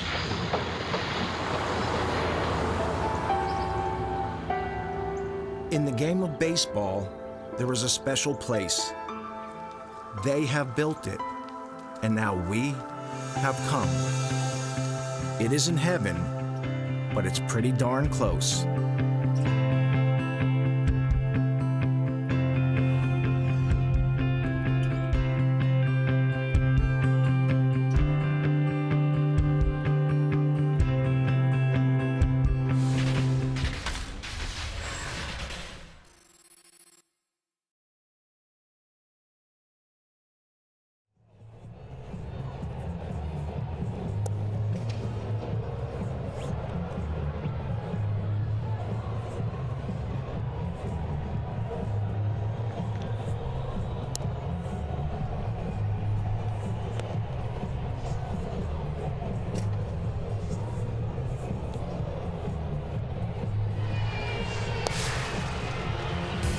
Oh, that Field of Dreams game is going to be special. The New York Yankees with some classic unis. Sanchez, DJ LeMahieu will be there for a Yankees team that's been playing pretty good baseball.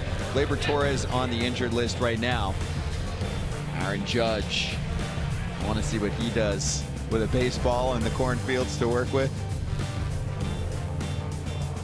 Unfortunately, Tony La Russa won't be making the trip. There was a death in the family, so he will make a quick trip out to pay a visit and then come back to the White Sox on Saturday for their next game against the Yankees. That'll be in Chicago, and he's still there. He stayed in the game.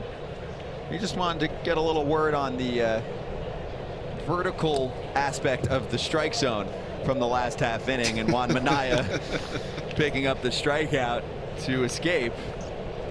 Now Matt Foster into the game and just called up today with Carlos Rodon hitting the shelf. Foster's 28th game this season for the White Sox. Just got called up from AAA Charlotte.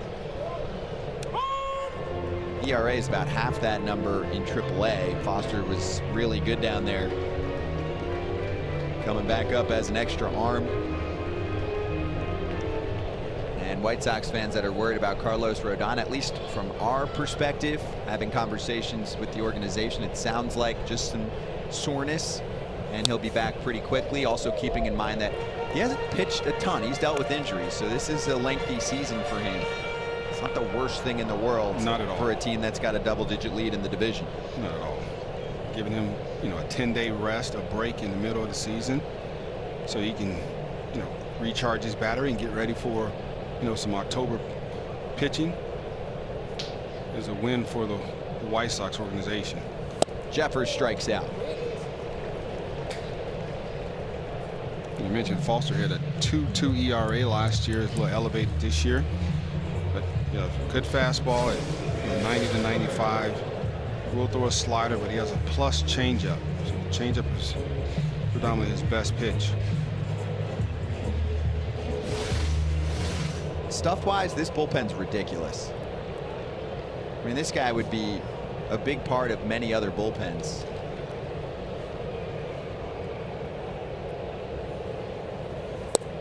Well, I'm sure the acquisition of Craig Kimbrell didn't help him that much. I mean, it's Kopech, it's Kimbrell, it's Crochet, of course, Liam Hendricks, the big offseason signing. Ryan Tepera moved over from the Cubs.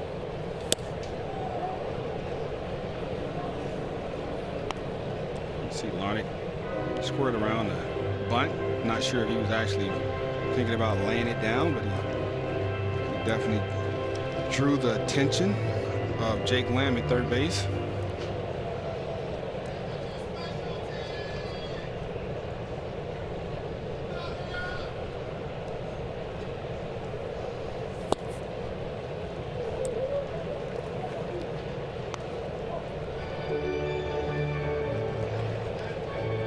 You see bunt, do you think differently for the next pitch? I guess nowadays you're not expecting him to double up, so it doesn't really matter, right? Well, nowadays you're not expecting him to bunt. Ever. Ever, exactly. So just continue to pitch. But if you square around a bunt, I like to throw one like at your face. Make it just not as comfortable. Larnach to left. Jimenez got it. 2 away in the 7th. Get exclusive content from your favorite team, the Chicago White Sox. Head on over to youtube.com/White Sox and hit that subscribe button today. Scott, when the movie was premiered, Field of Dreams, in 1989. Well, you're a lot younger, I'm sorry. But did you think that movie was going to stand the test of time? Like, I mean, it was a good movie. Yeah. But I didn't know that it would, you know, 32 years later, it would be, man, that's pretty cool. It's the aesthetics for me. I thought that's what stood out, right? The cinematography and how cool that field looked. And I know there was recently a sit-down interview with Kevin Costner talking to Bob Costas, and Kevin said, you know, after this shoot, I would keep this field. I think we've got something special here, and I'm glad they kind of preserved that whole area so that we can do what we're doing tomorrow back in Iowa. That's what stood out to me. What about you? I hadn't watched it in decades. I told you that earlier. Yeah, of so course. I mean, it's, you know, I'm really not into baseball movies. Just documentaries about baseball, not movies, documentaries. But Okay, guys, I have to interject here. Yes. I'm loving this conversation. LaTroy, though, when you asked what his thought process was, if it will withstand the test of time when it came out in '89. Scott, should we put up a poll? How old were you? I don't give that away. I love that. Me neither. hey, I'm man, going to be 25 forever. it's 2021. Everybody knows how old you are except for me. Sure, Google knows. Well, LaTroy, you're only like 12, right? Ooh, I came out in '89. No, I was a sophomore in high school. Sorry. I was trying to give you a little bit of leeway. Oh, I'm 48. I have no problem, no qualms with it. I was getting ready to get drafted 2 years later. That's experience and wisdom. My grandfather told me a long time ago, never resent growing old. Many were denied the privilege. That's right. I like that. But yeah, you talk about the cinematology, aesthetics. It's in 2017, it was selected for preservation for the United States National Film Registry by the Library of Congress for culturally, historically, or aesthetically significant. Simmons to right. And there's Goodwin to run it down. And some high fives for everyone on his way back to the dugout. 3 up, 3 down in the 7th. We move on to the 8th. Pitchers duel today. Bullpen's taking over and looking nice. When I played, I'd be standing in right field. Killer Brew would come to the plate. Lonborg would be on the mound. He'd punch him out and say, grab some bench. Or he gone. He gone. He'll grab some bench for out number 2. That's it deep. Way back. Way back. Put it on the board. That came from golf. They gave me an exemption in 76, 77 to play at Pleasant Valley in Sutton, Mass. You know, the PGA Tour stop there. I birdied this par 3, knocked in about a 20-footer. And back, they didn't have electronic scoreboards in those days. They had manual scoreboards. And it was a guy with a pipe, an older guy, and he was reading a book, you know, and he's not moving. The guy, he's just, I looked at him, I said, put it on the board, like that. And then where the yes came from was our daughter, Krista, who was a terrific competitive diver. She'd go off that board, and when she'd, yes! So one day, somebody hits a home run. And I said, you can put it on the board, yes! That ball hit hard. Stay fair. He looks up. You can put it on the board. Yeah!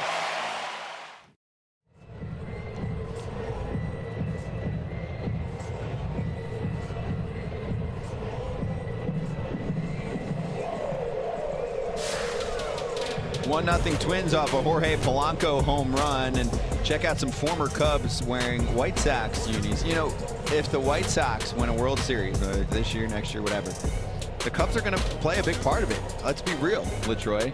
Jimenez and Cease coming over in the Jose Quintana deal, and now some bullpen help with Tepera and Kimbrel this year for the stretch run, as Juan Minaya is back to work in the 8th. You know what they call that? Being a friendly neighbor. Hey, I like that. A friendly neighbor. They didn't trade him in the division. They traded him out of division, out of the league, which is fine.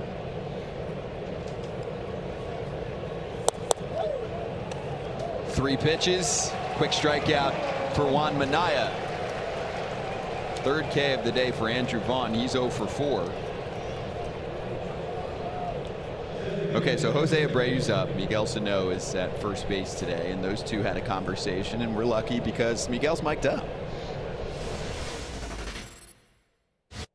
Ladies and gentlemen, I'm here in the first base with one of the best hitters in the American League, MVP last year, Jose Abreu.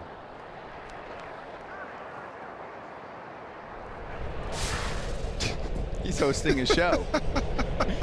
They're going to love him on Play Loud, the YouTube show that really collects all of that money content and puts it together on YouTube each week. Miguel Sano mic'd up today. That was a one-man interview. Yeah, exactly. Jose might not know he's mic'd up, so he's probably like, why is he narrating? No, he's probably saying, why isn't he speaking Spanish? That's what true he's saying. too. What's wrong? Come on now. Miguel? Tú habla español. Vámonos.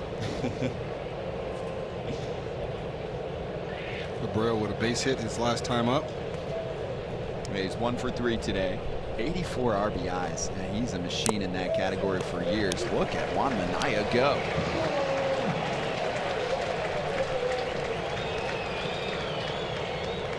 Abreu's he's a machine. When guys are out there on base paths, there's a really good chance he's gonna bring them around the score. Just a really good changeup from Minaya. You can see Abreu, he actually foul tipped that ball into Jeffers' glove for the strikeout. And he don't like to strike out.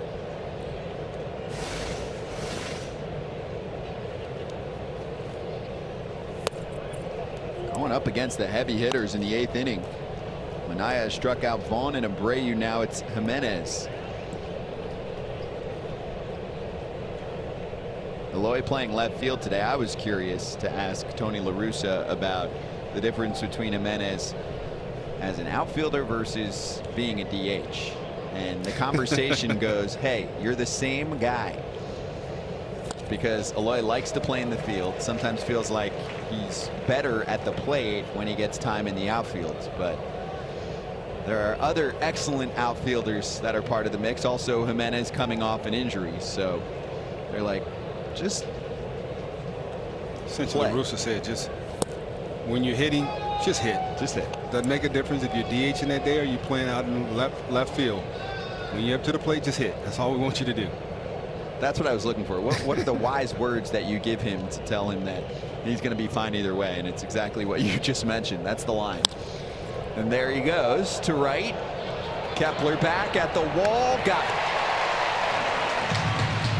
It's a quick 8th for Juan Minaya. Strikeout, and then Jimenez with not enough mustard on the baseball to put the White Sox on the board. Still 1-0, mid-8th.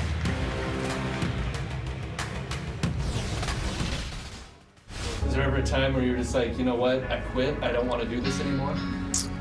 Yeah, matter of fact, it was.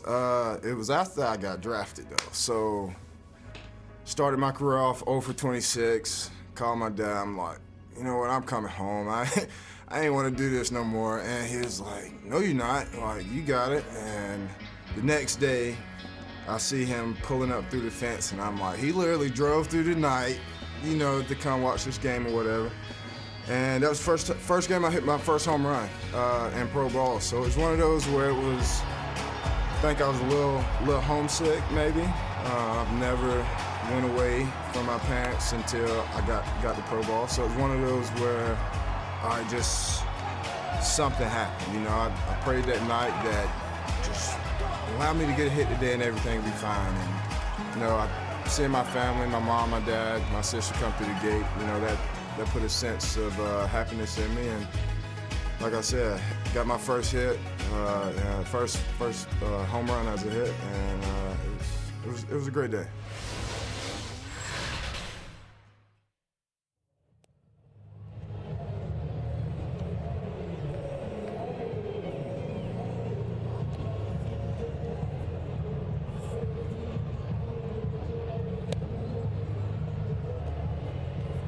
This is the MLB Game of the Week, live on YouTube, presented by YouTube Shorts. Watching great videos on YouTube, try Shorts in the YouTube app on your phone. Scott Braun, LaTroy Hawkins, Lauren Gardner, letting you know you can go behind the scenes and watch exclusive interviews and learn more about your favorite players on the Twins YouTube channel.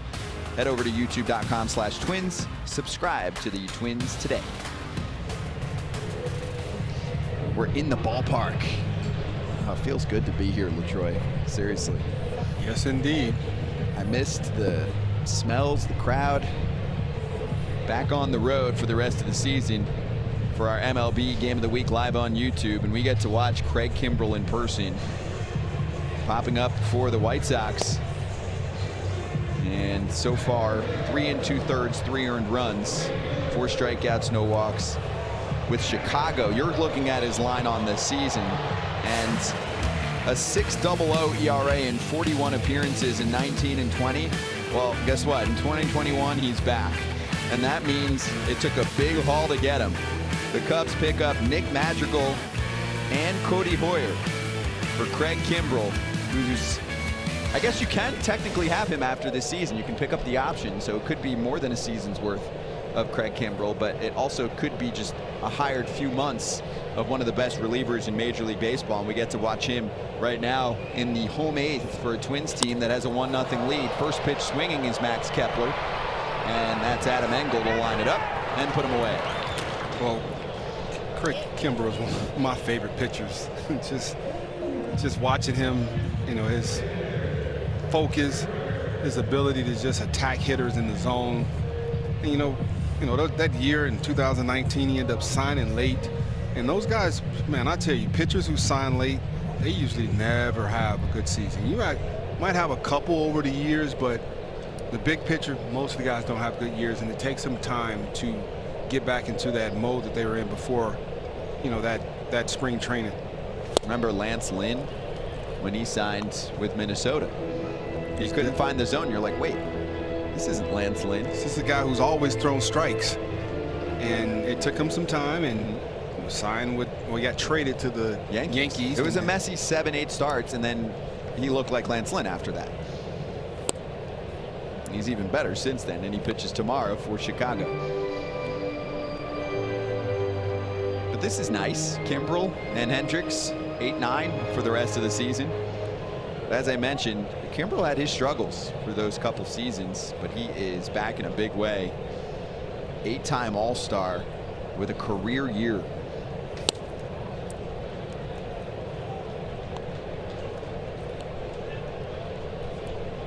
Well, most of the time people talk about his fastball, and I always said his breaking ball was devastating, and that made his fastball that much better. How good his breaking ball was, or is. Each of these White Sox hitters just went up there and just challenged Brent Rooker with, sliders and fastballs, and hadn't been able to put anything in play. 3 strikeouts so far tonight. My back hurts when I watch him set up. Nobody does it like that. Very intimidating. Yes. See if we get to see the breaking ball. There it is. Rooker stays alive. True story. About 10 years ago, I hosted a Craig Kimbrell stare down contest. He went up against fans at the MLB Fan Cave in New York City. It's on YouTube. I like it. Yeah. I'll show you later. It was funny. It's pretty intimidating. He won most of those battles. 2-2. You see those last 2 breaking balls from Kimbrell. They were just, they never got horizontal. They were just hovering around, the middle end of the plate. He's trying to get that ball, down and away to the right-hand hitter, Brent Rooker.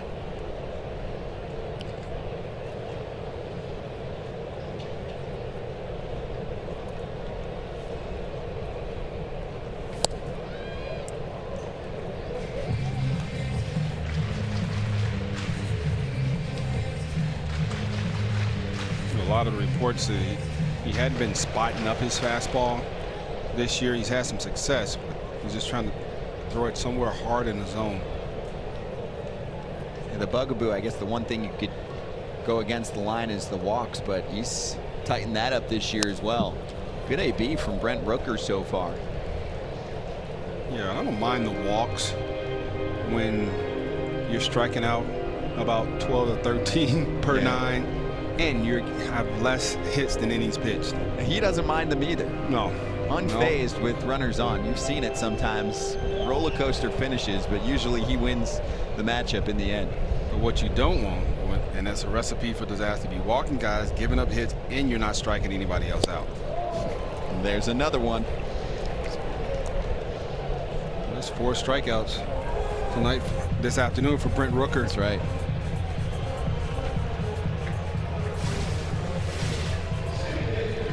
Kimbrell said he's done messing around with the breaking ball. See if I can get a fastball just over the top of his hands, middle end. High heat.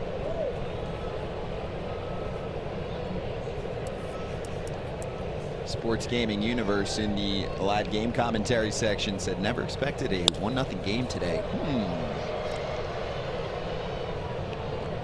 Well, I think we had a feeling that it was going to be a pitcher's duel. Day game after a night game. White Sox looking forward to a classic battle tomorrow in Iowa against the Yankees. Two underrated pitchers that started this game.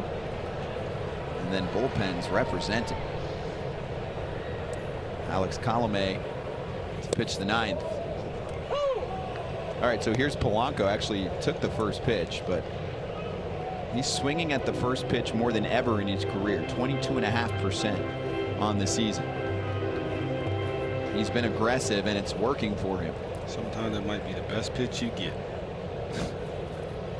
He's picking his spots when he need to jump on that first pitch, and lately he had jumps on the third pitch, and it is gone. Oh, off the wall. Couldn't clear the wall. Polanco is going to end up racing to third with a triple. Oh, he thought about racing home, a little league style. Got 8 feet short of clearing the wall. Triple number 2 on the season for Jorge Polanco.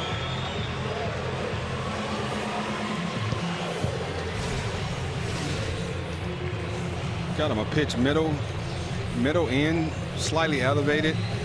Just wasn't able to get it over that high wall in right field here at Target Field. But nonetheless, a triple with 2 outs, and the Twins can figure out a way to get this run home and give Alex Colomé a 2-run lead going into the ninth inning. It hung up for a while. I think he thought he had it. I thought he had it.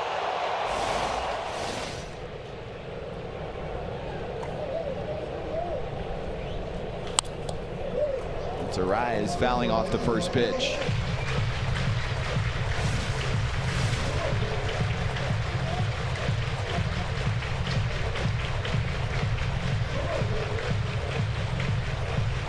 Not an easy play, but the ball is, behind him, and he saw it. Once he saw it hit off the brick wall out there and bounced that far away from Goodwin, he figured he had a really good shot at getting to third base.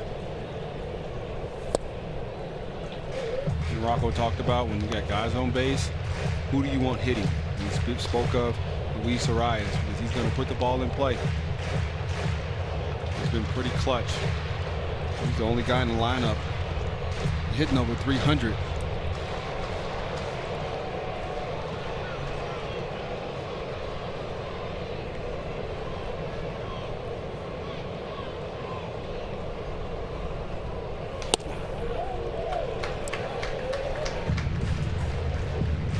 Well, the Twins YouTube channel in the live chat says Polanco POG, player of the game. We have that poll coming soon.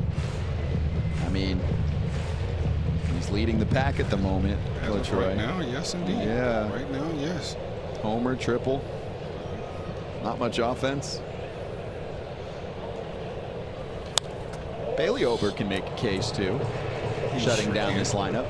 That's true. He sure can. But you throw zeros up there, but you can't win with all zeros. Somebody on your team gonna have to score.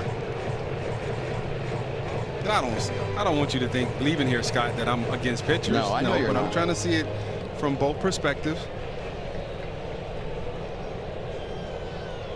Polanco's the only Twins opening day starting position player that's avoided the injured list, and sometimes he has battled through injuries, played through them. A rise to center, and it's going to hang up long enough for Engel to make the catch and end the 8th. So no extra insurance for the Twins. Almost a home run from Polanco. Would have been his 2nd of the day. Instead, it's a triple. He's left at 3rd. And we've played 8. 1-0 Minnesota.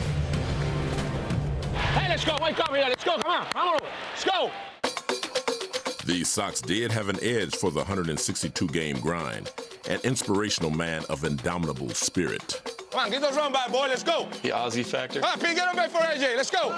Could you guys understand him? Come on, make it hurt. I think that's the biggest thing. Most people can't understand him. Make it happen. Let's go. Don't wait. You deal with a manager every day that is the loosest cannon you ever been around in your life. You have to talk to be a leader. He wants to try to kid like his daddy go, don't move. He hold that thing. That's why the leaders always have to go beat the mound off him. They go like this, hey, don't move. He's the best manager I've had a chance to play for. He keeps guys loose.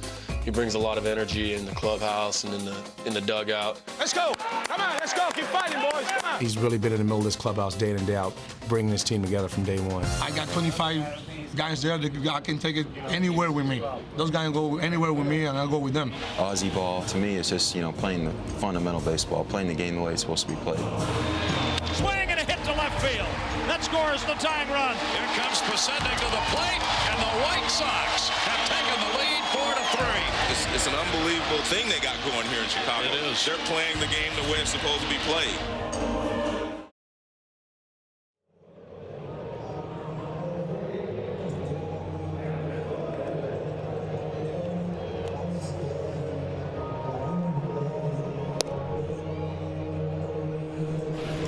So the difference today, StatCast powered by Google Cloud. Jorge Polanco continuing to impress in the second half of the season. Opposite field with that shot. He's so locked in. He is so locked in right now. He's a pull hitter. He is, and he's been pulling the ball with a lot of authority. Hit his triple, hit that ball high off the right field wall. Goodwin played it, got just a little too close to it because he thought it was gone as well. But he's hitting the ball hard, and he's been able to hit the ball all over the field, as you can see from his home run into the left center field gap. 1-0 Twins. Alex Colomé to try and shut the door for a second consecutive day. 42 saves with the White Sox in 19 and 20. Picked up by the Twins for this season. Very rocky beginning to the year for him. He loves his cutter. He's picked up his pace. Save number 6 of the season for him yesterday in a 4-3 W. The White Sox have dominated the season series, but the Twins are playing them very well this week. Yeah, they've played better. The Twins played better as a whole against all their opponents the last 14 days or so, or less.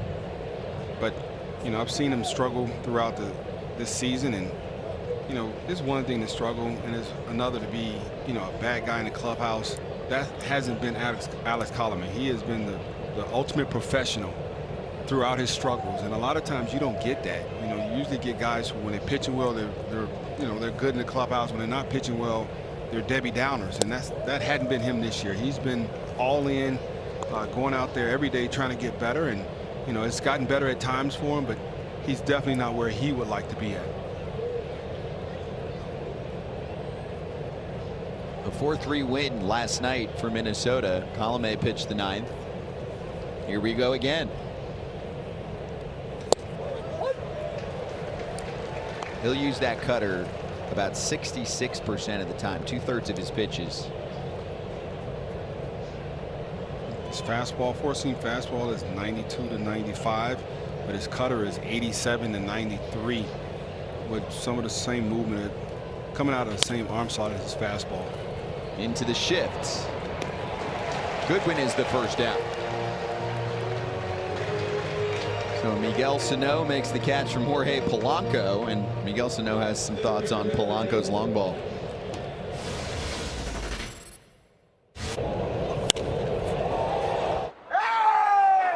Get out, get out, get out, get out. You're the best, Papa. I tell you. What a hitter. Opposite field? Opposite way? 21. Wow, Jorge Polanco. He's showing the power. I think we have ourselves a future broadcaster. Miguel Sano mic'd up, and he knows it. It's so cool too, just to see how far he's come, and so comfortable now using, speaking English, and that's just a testament to him, his hard work, and Polanco as well. Both those guys are very good speaking English, and they work hard at it. Adam Engel. Ball and a strike. Remember the combo from the beginning of the game when Sano was quizzing Polanco about his approach, and Polanco's like, I'm just trying to go up the middle, hit the ball hard every time, which is interesting coming from a pull hitter.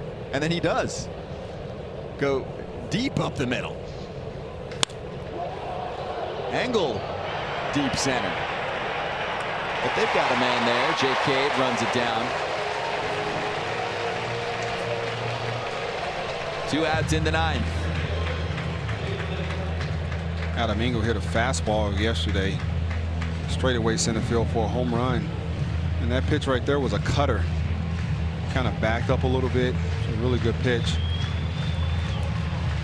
Wasn't able to get all of that and get 2 outs in the 9th inning.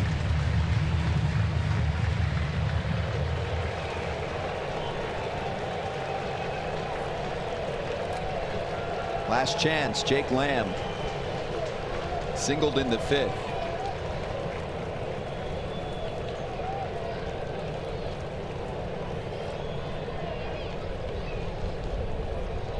Just a day off for Yohan Moncada. We'll be back in there tomorrow. Lamb's a former All-Star. And he hit 59 home runs in 2016 and 17. Look at that bench. That's a stacked bench. Moncada, Anderson, Robert, and the catcher Zavala. A day game after a night game. La Russa opted to give some of his star players the afternoon off. Nice crowd today in Minneapolis. Beautiful day for baseball. It's just good to see people are just happy to be out. Yeah. Over 22,000 filling up Target Field today. You're hearing it in the 9th. 0-2 from Colomé. Cut her down, see if he can get Jake Lamb to swing over top of that. Lamb wasn't biting.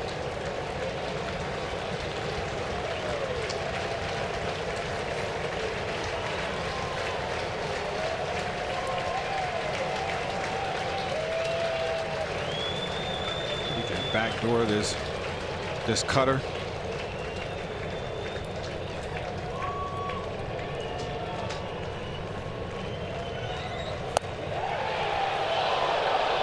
Tried. Come on, I wish that they could be. I mean, not many, I guess, are tuning in on YouTube right now, maybe inside the ballpark, because that was not close. No, that was way out. That was way out. Don't boo Manny Gonzalez for that one. All right, let's see if Colomé can find the zone on the 2-2.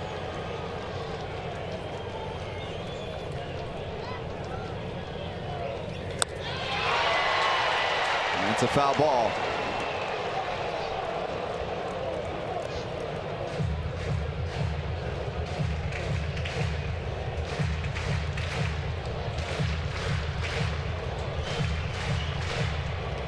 This is the 19th meeting and final matchup of the season between these two teams. The White Sox have taken 13 of them. Sure, the White Sox are upset they don't get to face them anymore. Yeah. Okay. Now 3-2 to Jake Lamb, with Leori Garcia looming. So far, Alex Colomé's been able to continue to pitch Lamb away, and nothing so far, nothing over the heart of the plate or middle end, which is conducive to his swing. If he makes contact, he can hit it a long way. Hence the reason the Twins are staying away from him. And they continue to do so. Picking around the edges and walking Jake Lamb, who comes back from 1-2.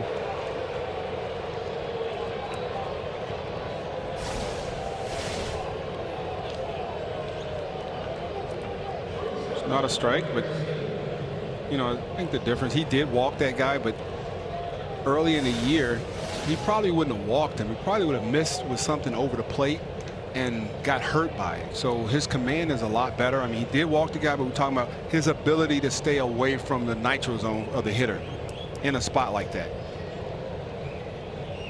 Here's Garcia. First pitch, chopper. Polanco makes the play, game over. Twins take it 1-0. Seventh save of the season for Alex Colomé and the 50th win of the year for Minnesota. 50 and 65 on the season. Chicago 67 and 48 on the year. And here comes the YouTube player of the game question. It's simple. Is it Bailey Ober or Jorge Polanco? I'm going to give it to Jorge Polanco because he hit the home run. The game ended 1-0. Without that home run, we're sitting here getting ready to see the bottom of the ninth inning and possibly a walk-off. So we would have had the walk-off, probably would have been the player of the game also. He might have hit it. We'll see if they listen to you, okay? Let's hit the post-game show.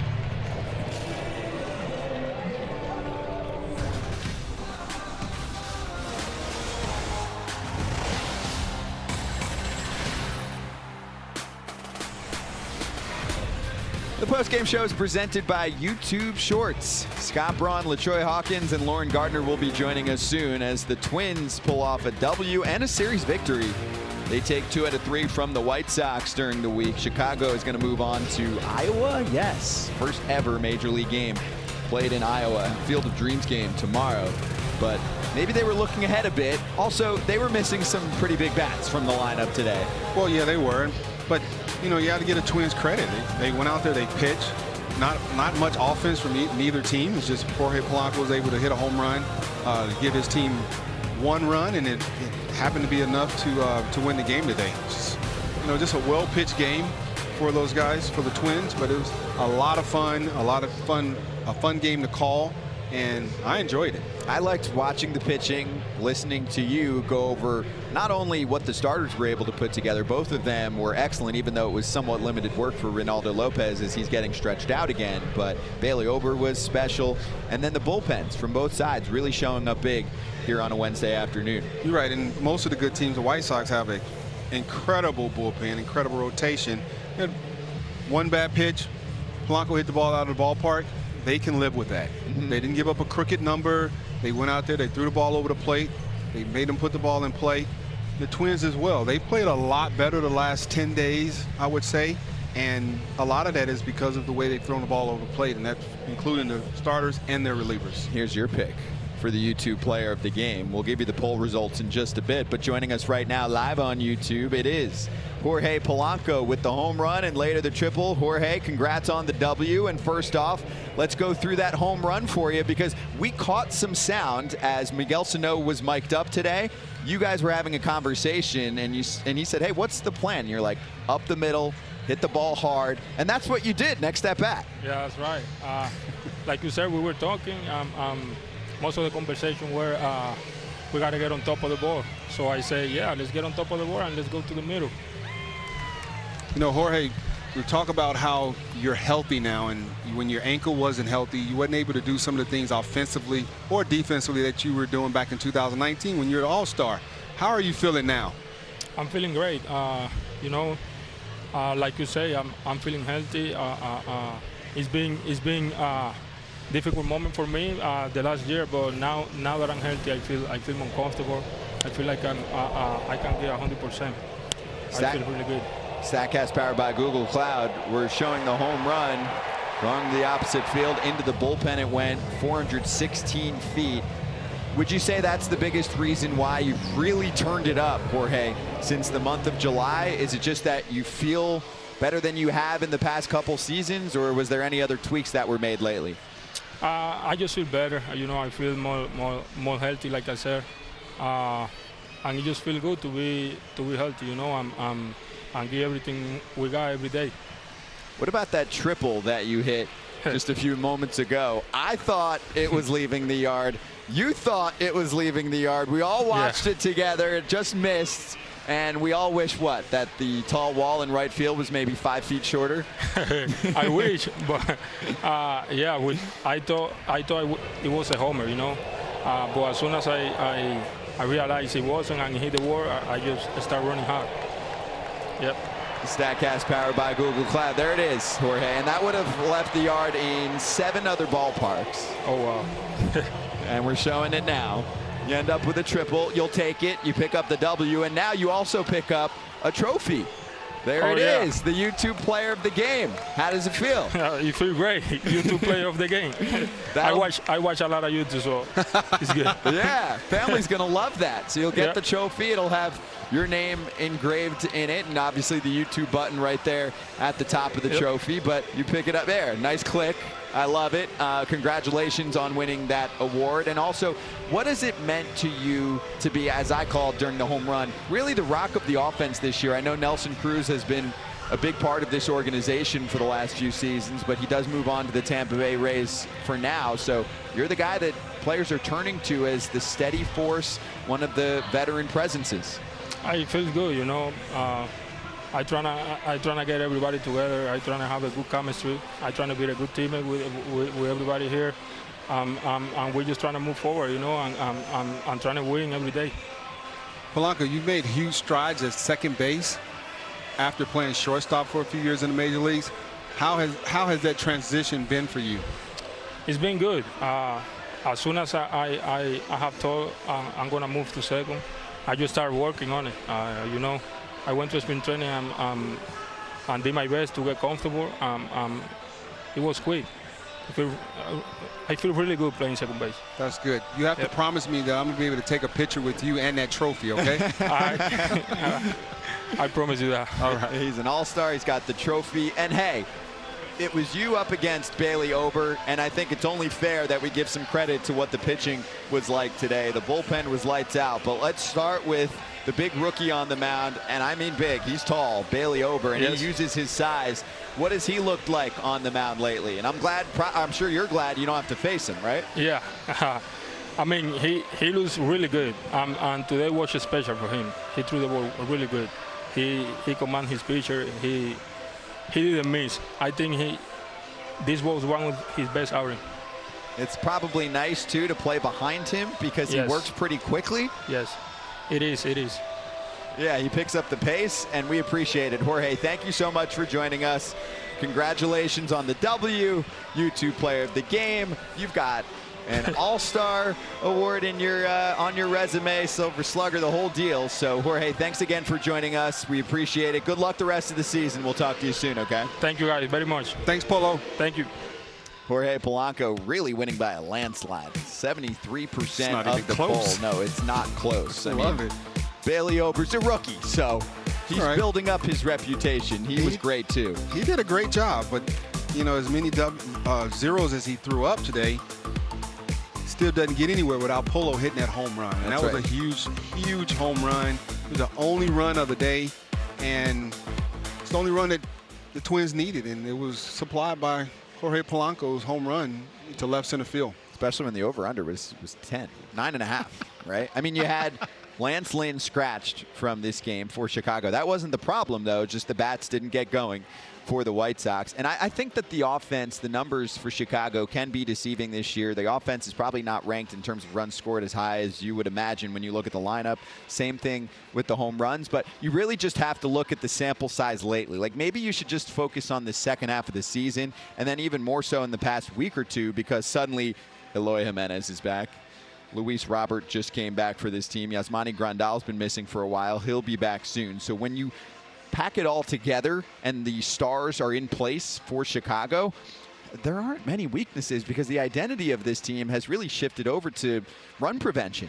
The starting rotation is as good as any in Major League Baseball. Now the bullpen looks nails. And then here come the position players. This is a force. Well, this team has been well constructed, put together over the years, and you know, it's all come to this point. I mean, well, it all came to last year because they were really good last year. You know, I can't say they should have won the division, but they gave the Twins a run for their money in the division last year. But this year, everything came together. You know, when they put this team together, they have power. They have speed. I'm sure the rotation is probably, you know, better than they thought it would be. And the bullpen, a lot of those young guys, man, you bring up a young guy right out of college to the big leagues. You're taking a chance, a gamble on that he's going to be successful. They probably knew that he had the you know, he had the tools, he had the pitches to be successful, but we've seen that before. Sometimes it just doesn't work out. But, you know, everything they've done and from their front office perspective has worked out for this team. And they definitely have a real good chance of making a deep run in the playoffs. I guess you could say maybe the defense could shore up a bit, but all of a sudden they pick up Cesar Hernandez, a Gold Glover from a year ago. Luis Roberts back now. He was a Gold Glover last year. Things are looking good for the White Sox despite falling in 2 of 3 this week to Minnesota. Now, on the Twins end, aside from the sour taste in the first month plus of the year, they've been about 500 on the season despite a number of injuries and now missing a number of players. It's time for the young guys to step up. Bailey Ober is example number 1 today as he really showed up in a big way. And let's go through his start for a moment, and then we'll hear from Bailey Ober. But he was coming off an impressive outing against Houston, gave up a couple homers that would not be home runs in most other major league parks against a dynamic offense. Here he is today going up against some pretty big talents with the bat, and that fastball up in the zone, it's not 97, 98, but it feels that way, doesn't it? Right. Well, my 3 keys when the game started, what he needed to do to be successful. We talk about his fastball and him getting his strikeouts with his fastball, pitching, using it elevated in the zone. But what made that fastball just that much better, that he did something else I've talked about in those 3 things to be successful. He had to spin the ball, and he did a really good job with it, using his slider for swing and miss. Some guys put it in play, but it was a lot better. You know, his slider's been better the last couple of times he's been out there, and that's a testament to Wes Johnson, the pitching coach, and Pete Mackey, the bullpen coach, getting out there and working with him and you know, conveying to him that your fastball is good, but you're going to need a secondary pitch, and you're going to have to work on it. And we saw his slider was very good today, and that complements his fastball. So his fastball is already good, but if you have another pitch that's pretty good, that makes that first pitch just that much better. Yeah, 17 whiffs. That's a really healthy mark for Bailey Ober going up against the White Sox today. Let's hear what he said post-game with Lauren Gardner. Yeah, Scotty was very confident, and I don't know how, but he wasn't winded or tired at all. I've been sitting there for the past couple of hours, and I am exhausted from the heat, but it pays to be young. In his 13th start of the season, he went out there and tossed 5 1/3, 6 strikeouts of scoreless ball, and that's all he needed. Well, Bailey, you guys kick off a season-long homestand with a series victory over the Chicago White Sox. How good is it to be home? Feels great. I mean, we had a long road trip. We started playing well towards the end of it, and we're continuing that into this road trip, and hopefully the next couple series will do the same. Yeah, building on the momentum, let's talk about your performance today. An early start, but you were able to go out there and shut down one of the best lineups in baseball over and over. What was your approach out there? We just wanted to attack these guys, challenge them with fastballs inside, and see if they can make adjustments to that. And if not, then we're going to stay with that and throw some off-speed away and try to make these guys hit our best stuff. And that's what we did. And our relievers came in and played great the last 2 games, and it's been a good last 2 days. Yeah, good effort all around. Jorge Polanco provided all the run support that you would need, and then later in the game, we thought it was a homer, but it ended up being a triple. What has the veteran's consistency and presence meant to your club this season? Yeah, it's great. I mean, that's just who he is. That's who Polo is going to be every single day. You know what you're going to get. He's a guy that's going to give us his all every single at-bat. And you know he can do something special like that every time he gets up there. So it's always really fun watching him play. Speaking of veterans, you host a weekend series with the Rays. It's going to be Nelson Cruz back in Minnesota. What kind of homecoming do you think he'll receive? Oh, he'll get standing ovations for sure. He's a great guy, great player. We miss him here, but it'll be fun throwing against him. I know these guys will try to mix in some stuff, maybe change stuff up just because they know each other a little bit. But it's always cool when you see old teammates come in and play you. Yeah, the gamesmanship will definitely be on point. The White Sox are firmly in the driver's seat in your division. What role do you see your club playing down the stretch? We're going to go in every single day trying to win. That's the only way you can get better. There's no reason to fold. I know it's been a tough season, but we're going to try to get better every single day and carry this out until next season. Bailey, congratulations on the outing. Thanks for your time. Thank you. Troy, I think, over-echoed what Rocco Baldelli was telling us prior to the start of this contest, that they're not just going to lay down, give up. They're not going to lose the clubhouse, and they're going to focus on the youth. That's something we didn't really touch on, but he restructured some of the days here at the ballpark to focus on fundamentals and begin that rebuilding process. And side note, of course I had to ask him, did you play basketball? Of course he did. He said he was actually very good, but pitching was his thing. Classic. Of course. You have to ask when you're 6'8", 6'9". Hoops? Yes? No? Yes. Thank you, Lauren. Lauren, you look like Wes Johnson standing next to Bailey Ober with your height. So does pretty much everyone. Let's be real. Not Bailey I. Ober. No, that's true. You're a tall dude. He makes me feel small. He makes me feel small. He does. He's one of the tallest in the biz right now. And look, run prevention, when it works for Minnesota, really keeping the opponents to 5 runs or less. They're by far a playoff team. 47 up, 21 down. The problem is 6+, and it's happened quite often this season. 3 and 44. You're looking at the splits by runs allowed in 2021. Pitching has been the problem for Minnesota. You thought you would see better from some of the rotation and the bullpen as well. But hey, the Twins are playing inspiring baseball down the stretch. That includes a W today, 1-0. Much more from the postgame show in a moment.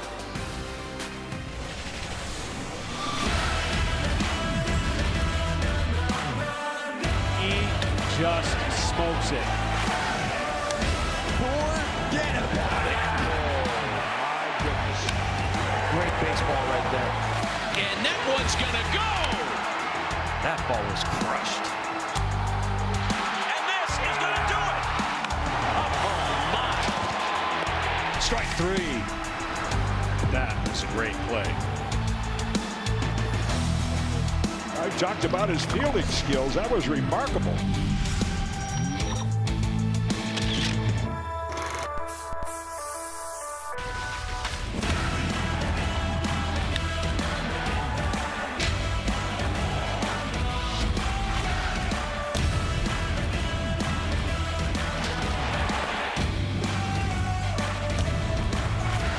Something like this is what they came for.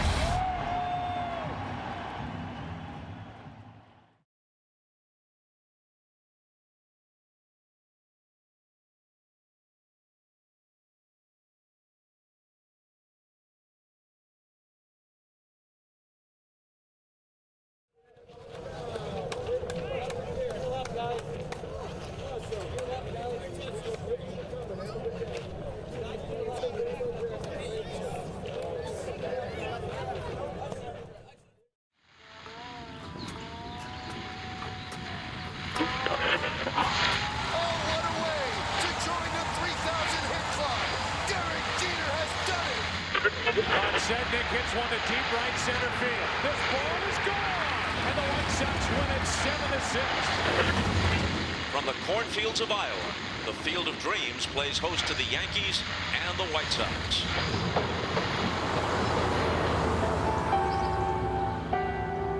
In the game of baseball, there is a special place. A place found deep inside anyone who's ever put bat to ball. A place built by tradition and lit by the warm glow of memory. A place where the boys of summer dream about fall. It doesn't matter what jersey they wear. This is where they play their best. A cherished and fertile proving ground where legends are cultivated. A field of dreamers. They come to fulfill a promise to themselves, to write an epic story on diamond-shaped pages. Awards are for the mantle, numbers for the history books. This is about the game.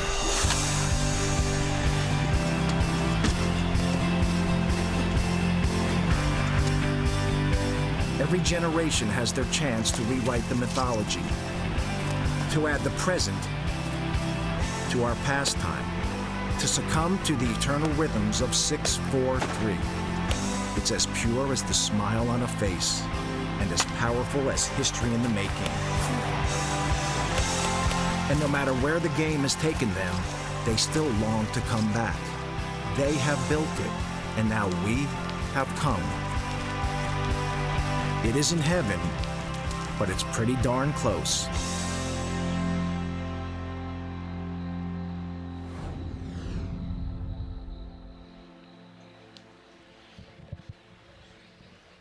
It's going to look like heaven. I mean, it's going to be awesome. Tomorrow, for the first time ever, we have a game being played in Iowa on the property where the Field of Dreams was shot. And like LaTroy mentioned, if you were listening during the game, 1989 is when that film came out. It's still being talked about, and we are going to see unique components in that game that you've never witnessed in a Major League Baseball contest, including the structure of the ballpark. The dimensions, I've heard, are pretty tight, so that could produce some long balls, and it could produce some baseballs that really disappear into the fields.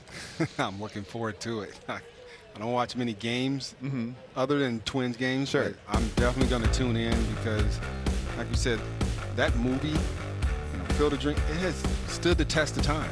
And Dyersville, I think it's 240 miles from Target Field to Field of Dreams, and it's going to be a great day, to watch. And those people in Middle America, Middle Iowa, the influx of money that's going to be thrown into that area, it's going to be huge. Not just on the field, off the field. It's going to be nice for that area. 8,000 fans will be lucky enough to watch that one. It is a hot ticket, I can tell you. It is a sold-out ticket. It is tough to find any tickets for that one, as you can imagine. I got to check, see what the temperature's going to be. Oh, I'm sure it's going to be hot, too. Hopefully the humidity is down. Yeah, and it's a night game, in fairness, under the lights, so maybe it'll be a little cooler, and you'll have two contenders going at it in the Yankees and the White Sox. Let's check out the postseason picture. Chicago, as we've talked about a few times, leading the division.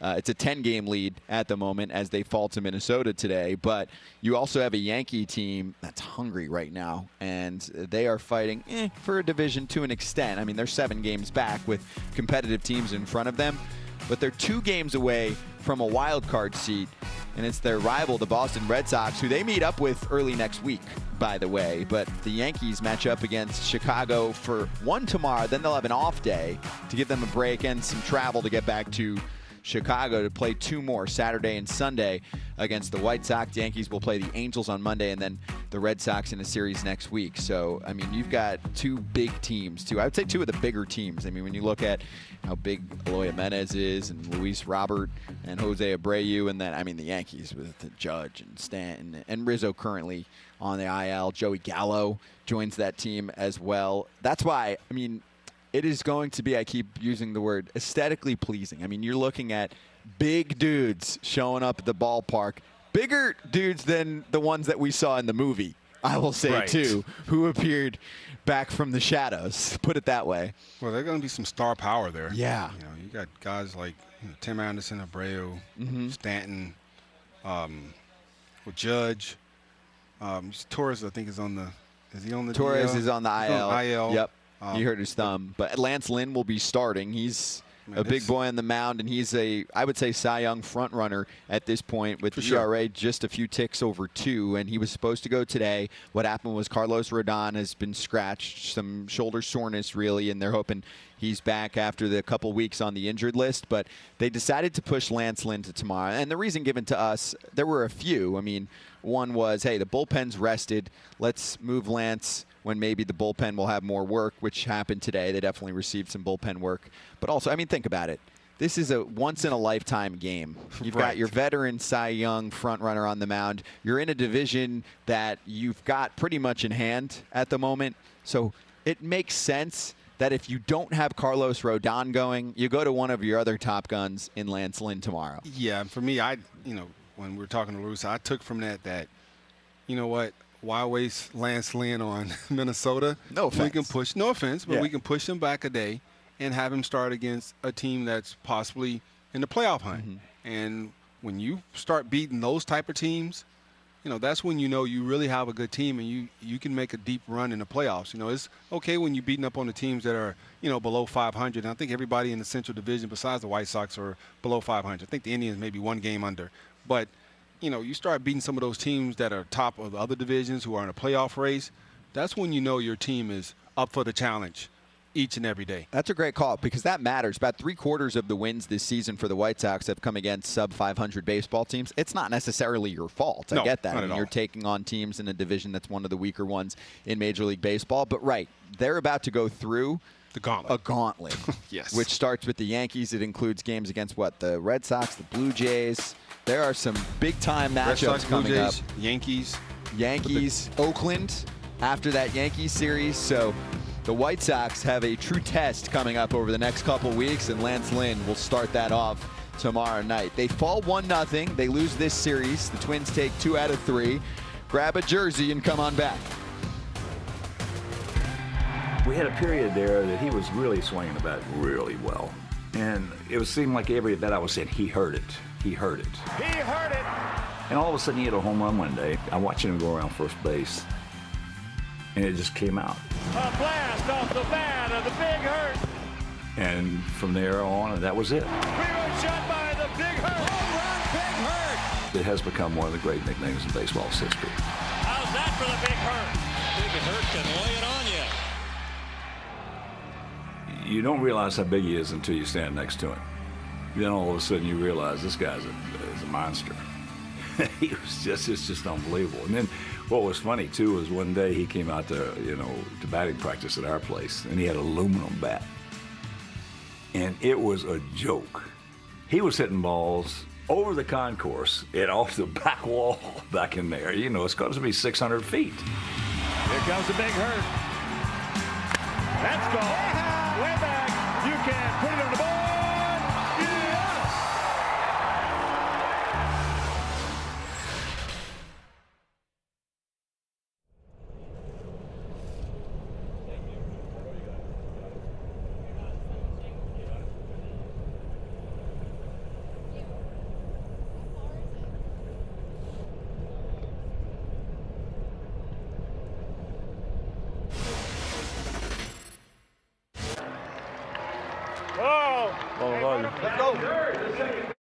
Ladies and gentlemen, I'm here in the first base with one of the best hitters in the American League, MVP last year, Jose Abreu. Yeah, but what's your plan over there when you hit him? What are you thinking? You try to drive the ball left field, right field, middle, or you looking for one pitch, or what? Middle, hard contact to the middle, man. Hard contact to the middle? Okay. That's what I'm going to try to do next at bat. Hey, I want to ask you never watch my movie, Pelotero? Who? My movie, Pelotero? Your movie? Yeah, documentary. You got a movie? Yeah, papi. You ain't got no movie. Hey. Your movie? I'm an actor, yeah. Las Vegas, baby. I have a monkey a couple years ago. They call it Mr. Wilson.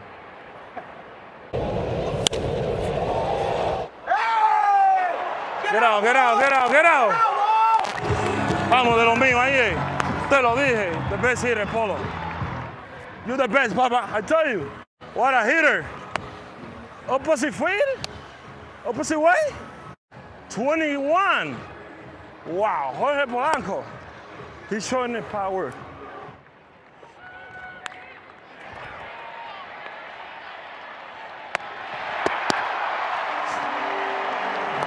Buena, mi hermanito. Así mismo. See you next day. Oh, boom. Vámonos, go, échale.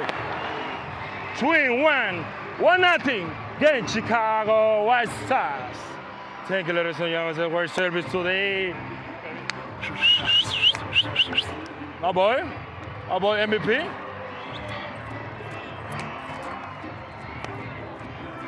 It's a beautiful day. Hey, you unbelievable, man. Wow.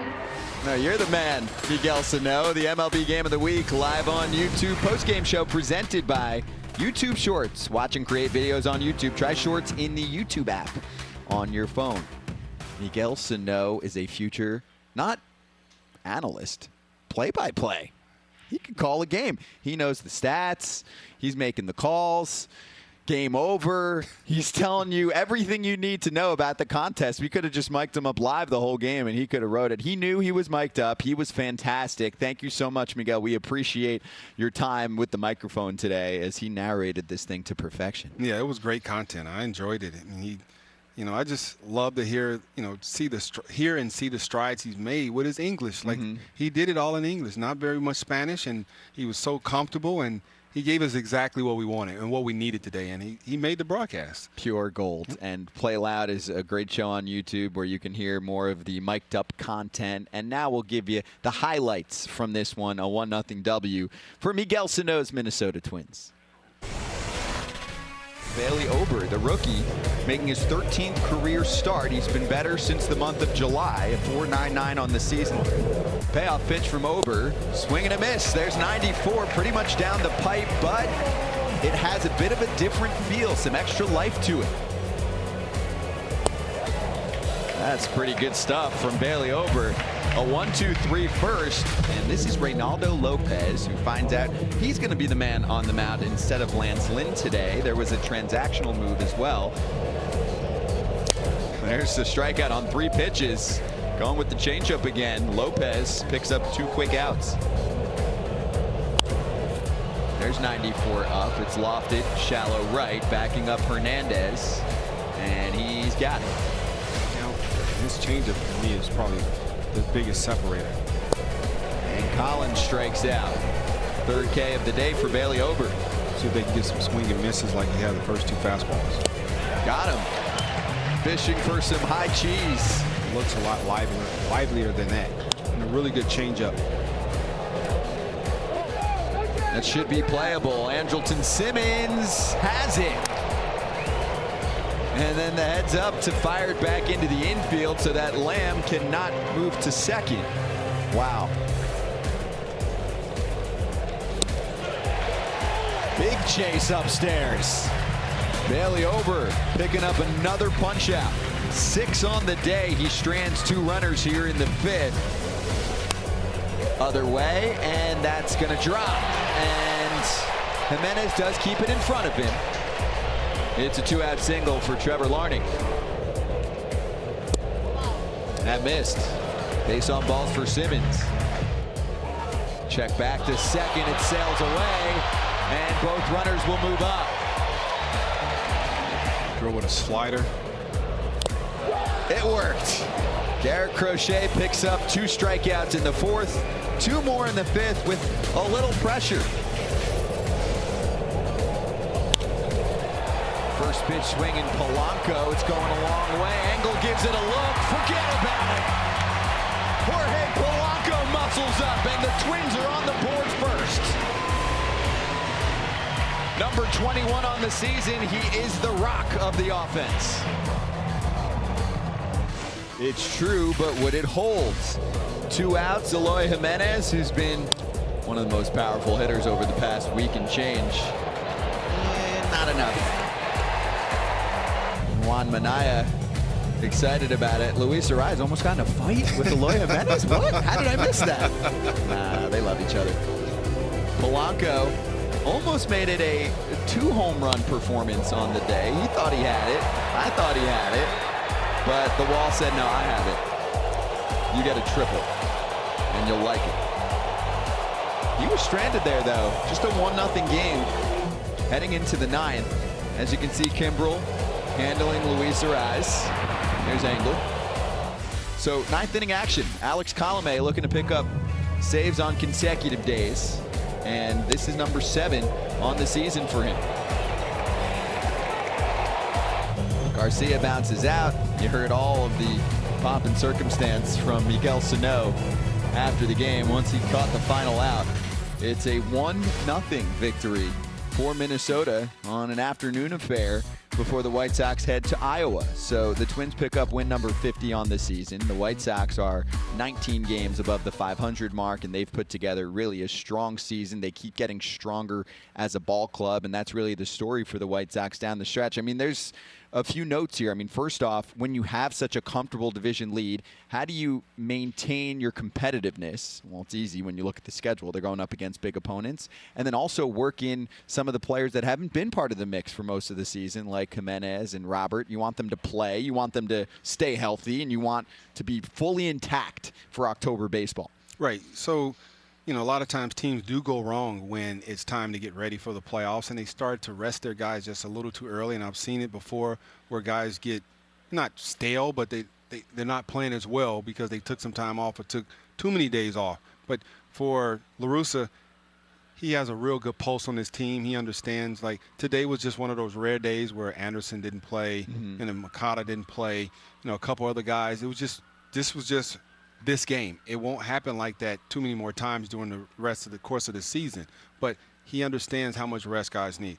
1 day off for Tim Anderson, probably a week, out of the week. Guys aren't getting multiple days off. You have to stay fresh because this team is built to make a run in the playoffs. This team isn't built to get knocked out in the first round. That's not what they're built for. They picked up Kimbrel. They're going for it. Yeah, they're trying to hit a home run. They're trying to hit a grand slam. This is the year. This is the year. Like, there's, you could talk about next year, but no, the Chicago White Sox are talking about 2021 and making a deep run. And for them to be able to do that, they're going to have to continue to do everything that they've done to this point to get them with this big lead in this division. They're going to have to start in pitching is going to have to continue to be very good. Their bullpen is going to have to stay solid. They're going to have to hit for power. And when they're not hitting for power, they're going to have to generate runs because a lot of times, a lot of teams this day and age, most of their home runs are generated off home run. Well, we've seen the White Sox. They can score runs without having to hit the ball out of the ballpark, and that's a plus. And their hitters have made adjustments over the last couple of years as opposed to hitting the ball where they're pitched and not continue to hit it into the shift. If the left side of the field is open, their hitter's going to take the single. They're not going to try to hit through the shift, try to hit a double or a home run. They're going to hit the ball where it's pitched, and I think that's played dividends for them, especially with Tim Anderson. When he came up, didn't swing the bat that well. He was not that great of a hitter, but he started to understand what he needed to do at his position, and he hit the home run. Stop trying to hit the home run. Take what the team's giving you, and then let the home runs just happen organically. Yeah, he's a consistent 300 hitter. Hey, and this is a big run for us down the stretch. We'll have a game every week here on YouTube in person. So I got to do that because, yes, that's real. It's not from a screen. It's not screen to screen. I love it, and I appreciate it. The MLB Game of the Week live on YouTube swings back Tuesday, August 17th. That's next week. Blue Jays Nationals coverage begins with our pregame show at 6:30 Eastern Time. It's a night game. We'll see you then for Mr. Durable, LaTroy Hawkins, the great Lauren Gardner, and our entire superstar crew, all here in Minneapolis. I'm Scott Braun logging out for now. We'll see you next time on YouTube. Twins take it 1-0 over the White Sox.